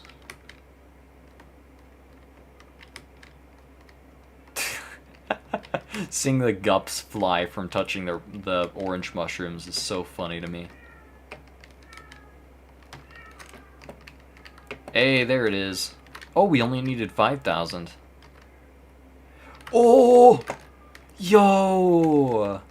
Dang it, now I wish I had the empathy cores. Or was that last run? I forgot. Empathy cores and spare drone parts, the item we just got, is arguably the best combo of items in the game. Oh my gosh, Cupcake. She really wants everyone to notice her right now. Oh my gosh.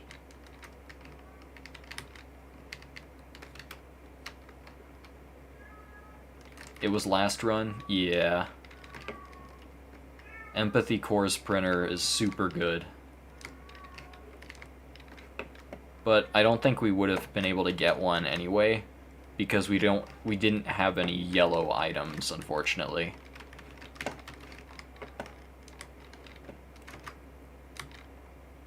What's that? AP rounds. Oh my gosh. Another ignition tank. What can I scrap for more AP rounds? I'll keep PSG. PSG isn't the worst. I'll get rid of tri-tip.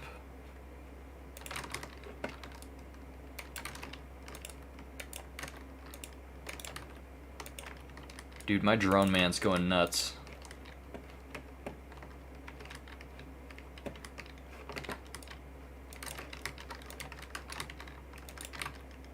They're tanking all the damage from these enemies and then dishing it back to them. They're so strong, bro. Man, now I kind of wish I had empathy cores. Please spawn a Solus control unit. Please, please, please, please. That'd be so sick. Ah, that's fine. Oh, it's only one boss? Or is it two and one just died instantly? Where is the other one?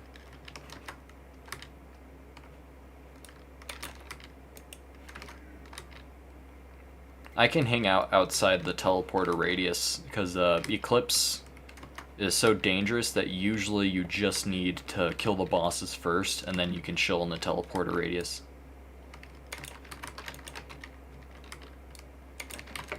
Uh-oh. Big blast attack. Okay, we're chill behind the wall. The big blast attack is the one I was talking about earlier that can instant kill you if you're not careful. Wait, it's really just one? And we got Genesis Loop. We could turn that into empathy cores if there's a printer in the next area, but I doubt it.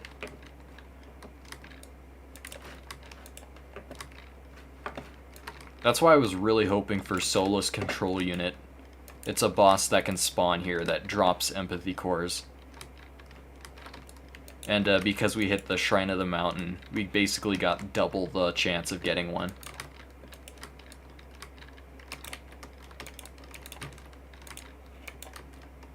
See, this is why movement speed's so important in this game mode. I've barely taken any damage, especially when you consider the safer spaces we got a while back.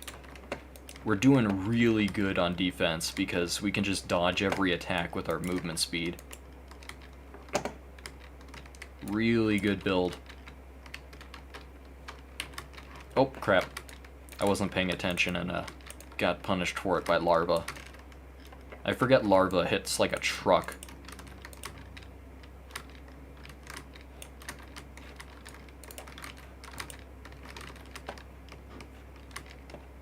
Man, the lore in this game is really wild.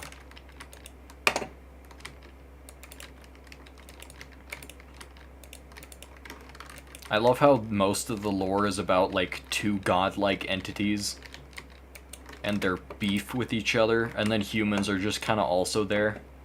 They have their own story, but you never know, because, you know, space.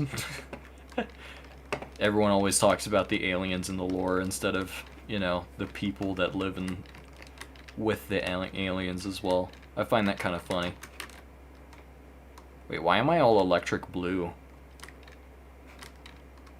What's that supposed to mean? Hold on, is that Genesis Loop? Oh.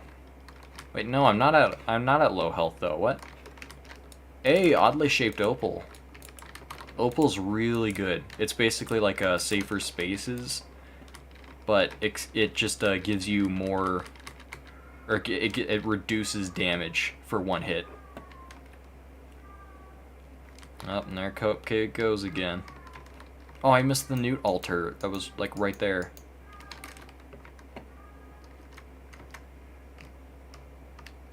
Oops, I missed the fall damage skip. Lepton Daisy, I'll scrap it. I'll scrap a couple of my green items, because there's a couple I just don't really need.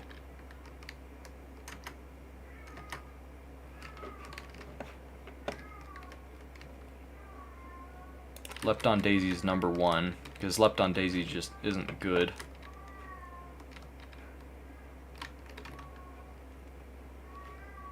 I'll get rid of Leeching Seed. Leeching Seed is very useless. And I'll get rid of Razor Wire. So now we have 4 greens we can sacrifice if we need to.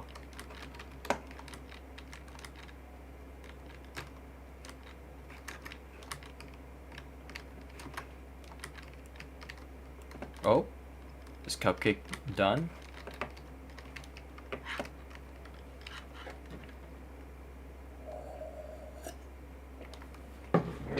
Hey, Cupcake's done.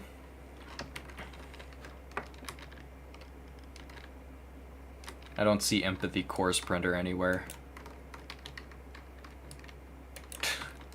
Just sniping the boss from across the stage, don't mind as I do.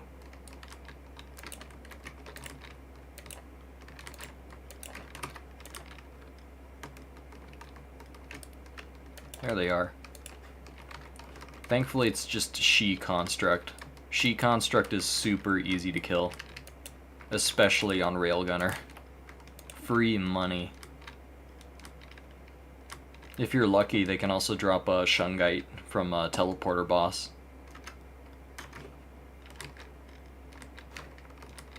Shungite's a goofy item. It spawns like a ton of sentries that can deal a ton of damage, but it's just not a good item, unfortunately. Ooh, Pillar Skip. I saw the alien vase there. That's a Pillar Skip item.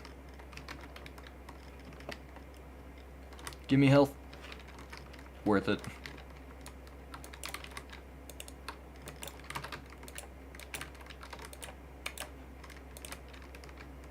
We're actually taking quite a bit of damage here. I need a sec to like regenerate. Ooh, come on, red. Another quail. That's okay, I guess. Stacking quails is usually a risky idea. Because, you know, sometimes lurching off a cliff when you try to just short hop is kind of not the best idea.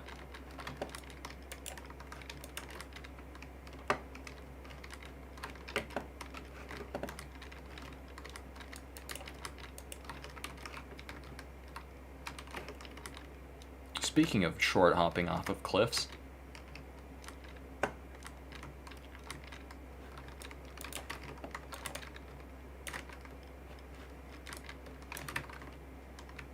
man, my drones are putting in work right now. They deal so much damage alone. I'm kind of worried what happens when Mithrix takes them in the last phase of the fight.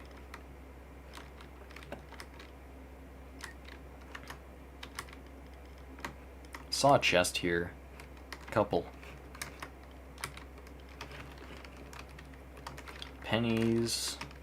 Another key. I'll take it. Already got the pennies.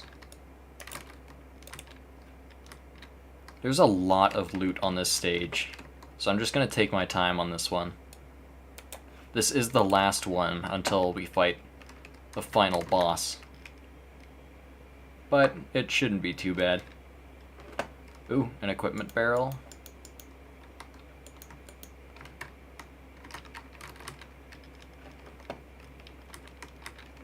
Can it give me gun? No gun, just Goobo. Goobo and the two goo strands. I don't know. Trying to make a movie reference, but I just couldn't think of anything. Ow. There we go. This right here, the alien vase. Or eccentric vase, I mean. It is super good for just skipping to the final boss fight in the last area. It's a speed running tech. Ooh, more damage. Don't mind if I do. Delicate Watch. Nice. Delicate Watch is one of the best items for damage in the entire game. But it can be kind of risky if you take damage consistently, because then you just lose it entirely. Feather. Nice. Feather's the last thing you need, really, to fight the boss. So I think we're all good. Is that a red printer? Spare drones parts printer? You know what? Take my alien head. I don't even want it. Double spare drones parts is insane.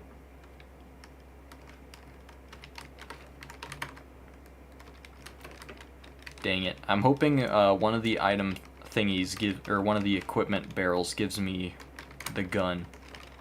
The gun is a sick item. It just deletes itself when you use it, but when you do use it, it transforms any boss type enemy into their drop. So if we get a Solus control unit, I could just turn it into Solus cores right there. Or empathy cores. It's super good. But we didn't get lucky this time. That's fine. We were due for some bad luck this run. Good grief.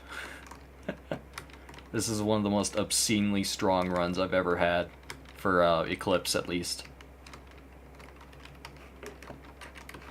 Transcendence. Transcendence is a funny item. Just deletes all of your HP, but gives you 99 shield. It's bonkers. On the bright side, you take no fall damage. Oh. Ow. That was dangerous. Oh, I still need to find a gloop printer of some kind, so I can get rid of this Genesis loop. But I don't think there's going to be any on this stage, unfortunately.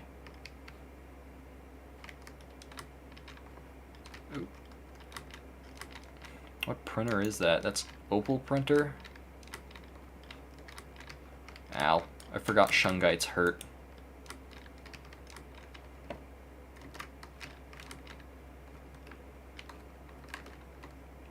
Alright, give me something good. PSG. That's okay. Bungus. Bungus kind of bad and useless, not gonna lie. Maybe we can turn it to a Wungus? I doubt it, though. I love saying Wungus to people who don't know what I'm talking about.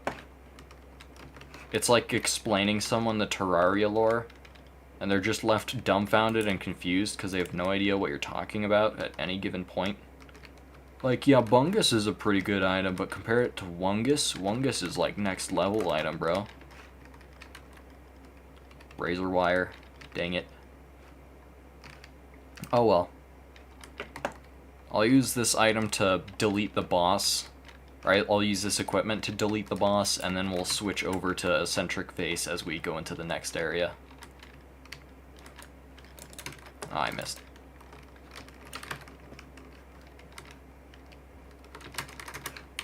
Oh man, I messed up the double jump.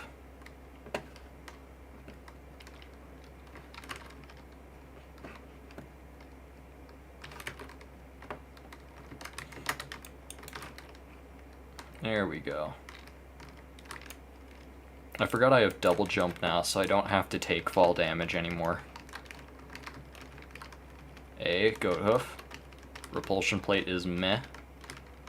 I'll take it though. Alright, now we just gotta find teleporter. I forgot where it was. Let's go up here and get a better look. Okay, it's over there. I can see the blue particles. Can I redirect the geyser? Oh, I can't. Sometimes if you use certain mobility skills, like a double jump, when you hit a geyser, it knocks you back really far, but you can manipulate it so you can always go where you want to go. Uh-oh, grandparents. Grandparents are scary, unlike real life.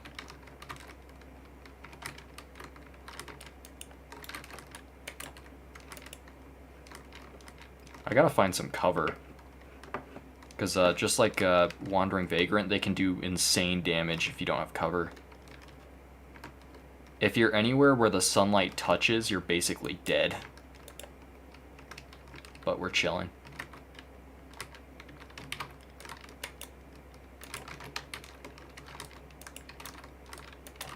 Come on. I think we took out one of them. Yeah. Okay, now we can take out these guys. One grandparent is easy. Two grandparents is terrifying. Because when they double up that sun attack, you have no idea how quickly you're just gonna lose all of your health to fire damage. It's very scary if you don't know what you're going into. Speaking of scary... Oh. Okay, we took one fire damage. We're fine. I can even go around here and do some damage mid-phase. Oh, whoops. Look, those Shungites were burning. Take them out. Let's go. And we get Lepton Daisy, of course. They took out all of our drones, but we're fine. We can just buy more. And they'll carry us through the Mithrix fight, I think.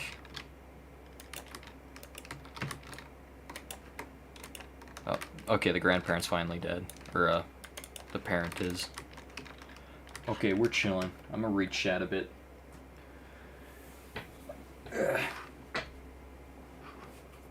Would like to learn what a wungus is? Wungus fascinates you? Okay, so, for starters, we gotta talk about bungus. Bungus is the bustling fungus. If you stand still for a bit, it gives you rapid healing regen. But because, you know, it's a game where you have to constantly move and stuff, it's very difficult to get to work.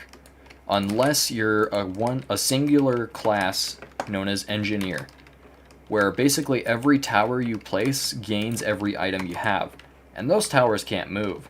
And you know what profits from not moving? Bungus. So Bungus is one of the best items in the game, only on Engineer, and it's the worst item in the game on every other class. So they decided, you know what, let's make Bungus viable on every class. Oh, there goes my alarm. So they decided to add a void upgrade to Bungus known as Weeping Fungus, also known as Wungus.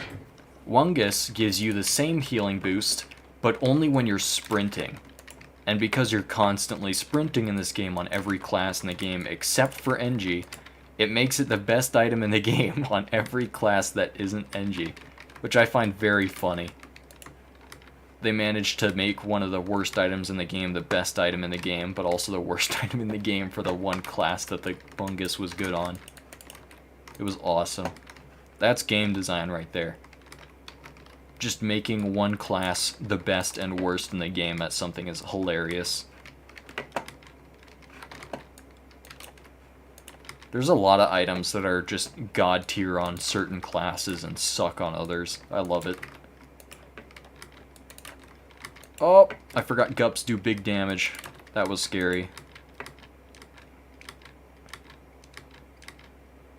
Okay, I'm gonna go pick up the eccentric vase and then we out of here. We're going straight to Mithrix and we're beating this. We're getting Eclipse number 4 down. We're on Eclipse 3, but we're gonna get Eclipse 4 after this.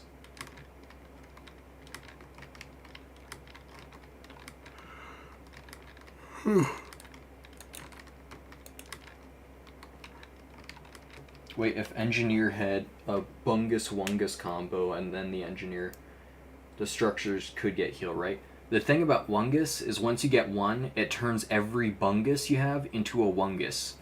So if you have Wungus, you can't stack it with Bungus, unfortunately. So usually with Wungus, it's bad to run on Engineer because your towers don't sprint. They usually sit there and do nothing but shoot enemies. So giving them enough health regen to basically become immortal is a pretty good investment compared to making your Bungus or making your turrets gain next to nothing because they don't sprint. That would be funny though, if you could like slap a Wungus on yourself and then give your towers Bungus. That'd be hilarious. Alright, time for the super jump of the century. Never mind, I missed completely. And there goes Cupcake again. We're just fine. We're chilling here. The Bungo Wungus. That'd be hilarious. Like, just the Bungo Wungus being like a rare red item that just gives you the effects of both at once. The Bungo Wungus. You get your Wungus and your Bungus, and then you put them in a Chungus, and then you get your Bungo Wungus. That's game design. Alright, so normally you're supposed to go find 4 pillars and slowly kill every enemy on them and slowly charge at the pillar like you would a teleporter, but I ain't doing all that. We outta here.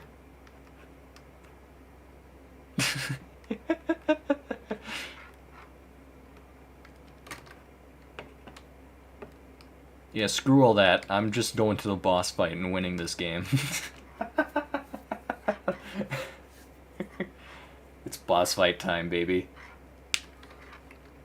This is why the eccentric vase is so good.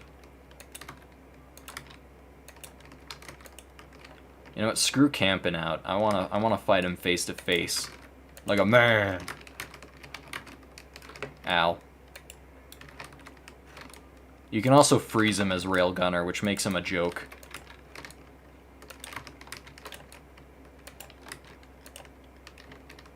Take a vase to the face. Bro got vased. Imagine getting vased. The best part about freeze, though, is once you get him past a certain level of health, you can insta-kill him with freeze.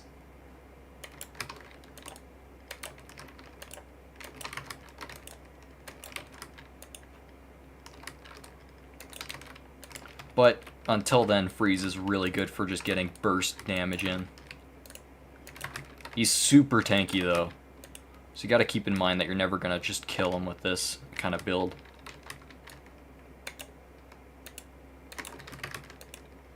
It is possible to insta-kill him, though. It's been done.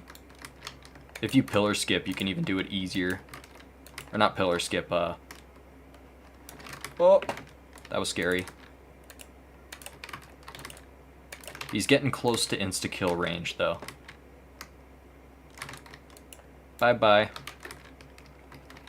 The Polyloot took him out there. Polyloot is nuts, and we only have one. This can be a scuffed phase on Railgunner, because we don't really have good multiple enemy clearing options. We just have to take them out one at a time. But with Polyloot, we're chilling. And double band, we can just... Look at... That damage is monstrous.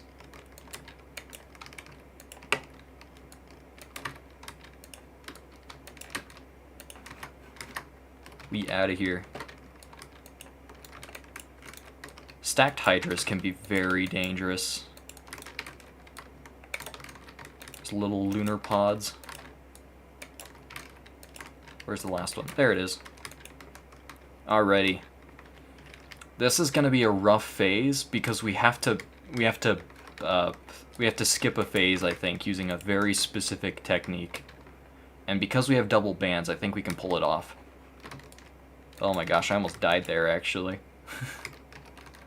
That shockwave is very, very dangerous.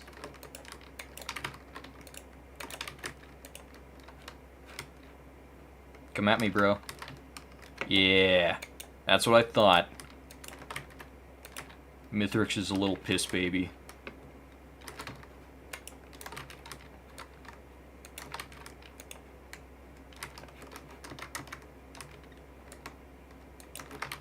Look at this little puss baby, man. Oh, pizza phase. I love this phase.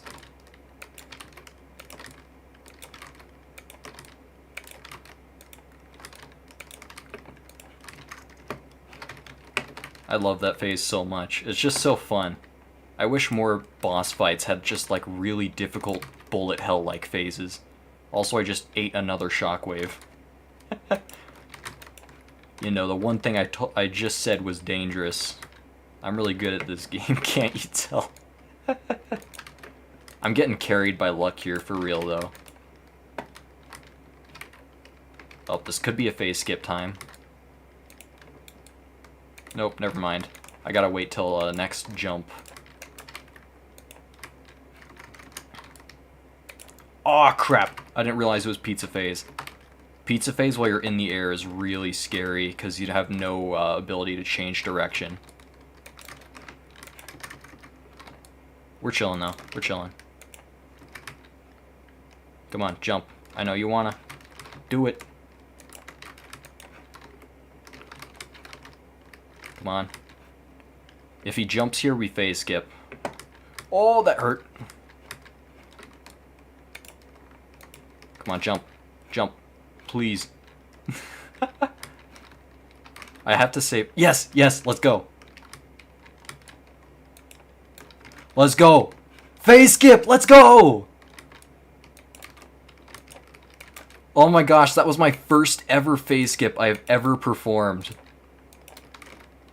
Yo. I can talk about it after we finally win this run, but it's a really cool tech. I love when games have very niche glitches that let you do cool things like that. Normally he's supposed to do a final phase where he takes all your items and then uses them against you. But he's really slow during that phase, so you can still win, even if you have bad items, Or no items, I mean. But because it's very scary once he has all your items, because he also has your insane DPS build if you make it there. So, what people have been doing to skip certain phases is they've been able to hit him in the first frame where he isn't invulnerable while he's trying to swap phases. For just a single frame of in-game time, which is, this game runs at like 60 FPS, I think, if not higher. For a single frame, he is vulnerable to be hit. And if he's hit in that frame, the game forgets he's a boss. So he basically skips an entire phase of his boss fight because the game forgets he's a boss. And you have to have a very specific setup to be able to hit that, and we happen to have that setup, so that was just perfect. Couldn't have been better. Holy... I've never done that before, too.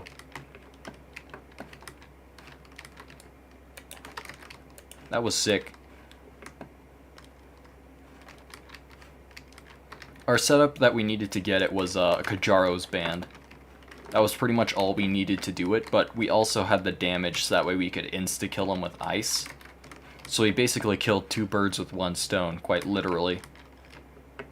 Well, I guess he's not a bird, so never mind. Now all we gotta do is just sit here and not die for like 10 seconds and we're chill.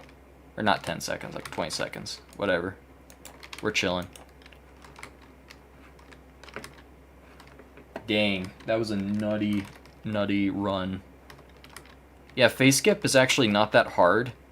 It might sound very difficult when you consider the 1 frame time, but there's actually a lot of things you can do to hit them within that frame window. The one big one, the one I used, is the Kajaro's band. Whenever you hit an enemy with a really big hit, it'll spawn like a flaming tornado that deals damage to everything inside it over a certain period of time. So if you're able to kill that last phase of Mithrix with that tornado ability still active, the 1 frame he's vulnerable, he's in the fire tornado, so it becomes much easier. Dang, that was a sick run.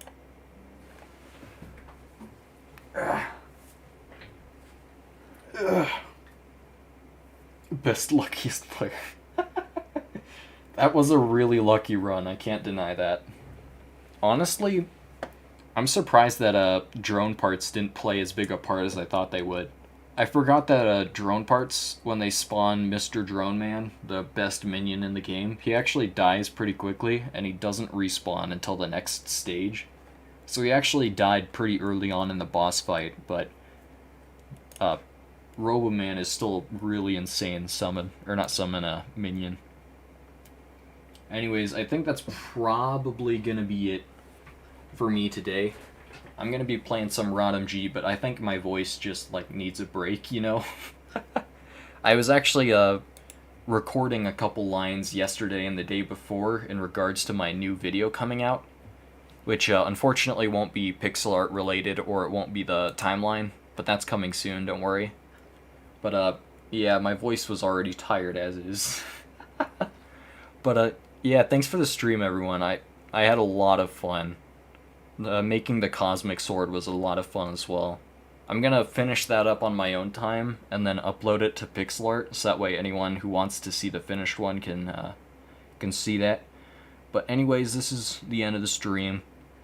Thank you all for watching. Love you guys very much. Thank you for everything. It was a lot of fun.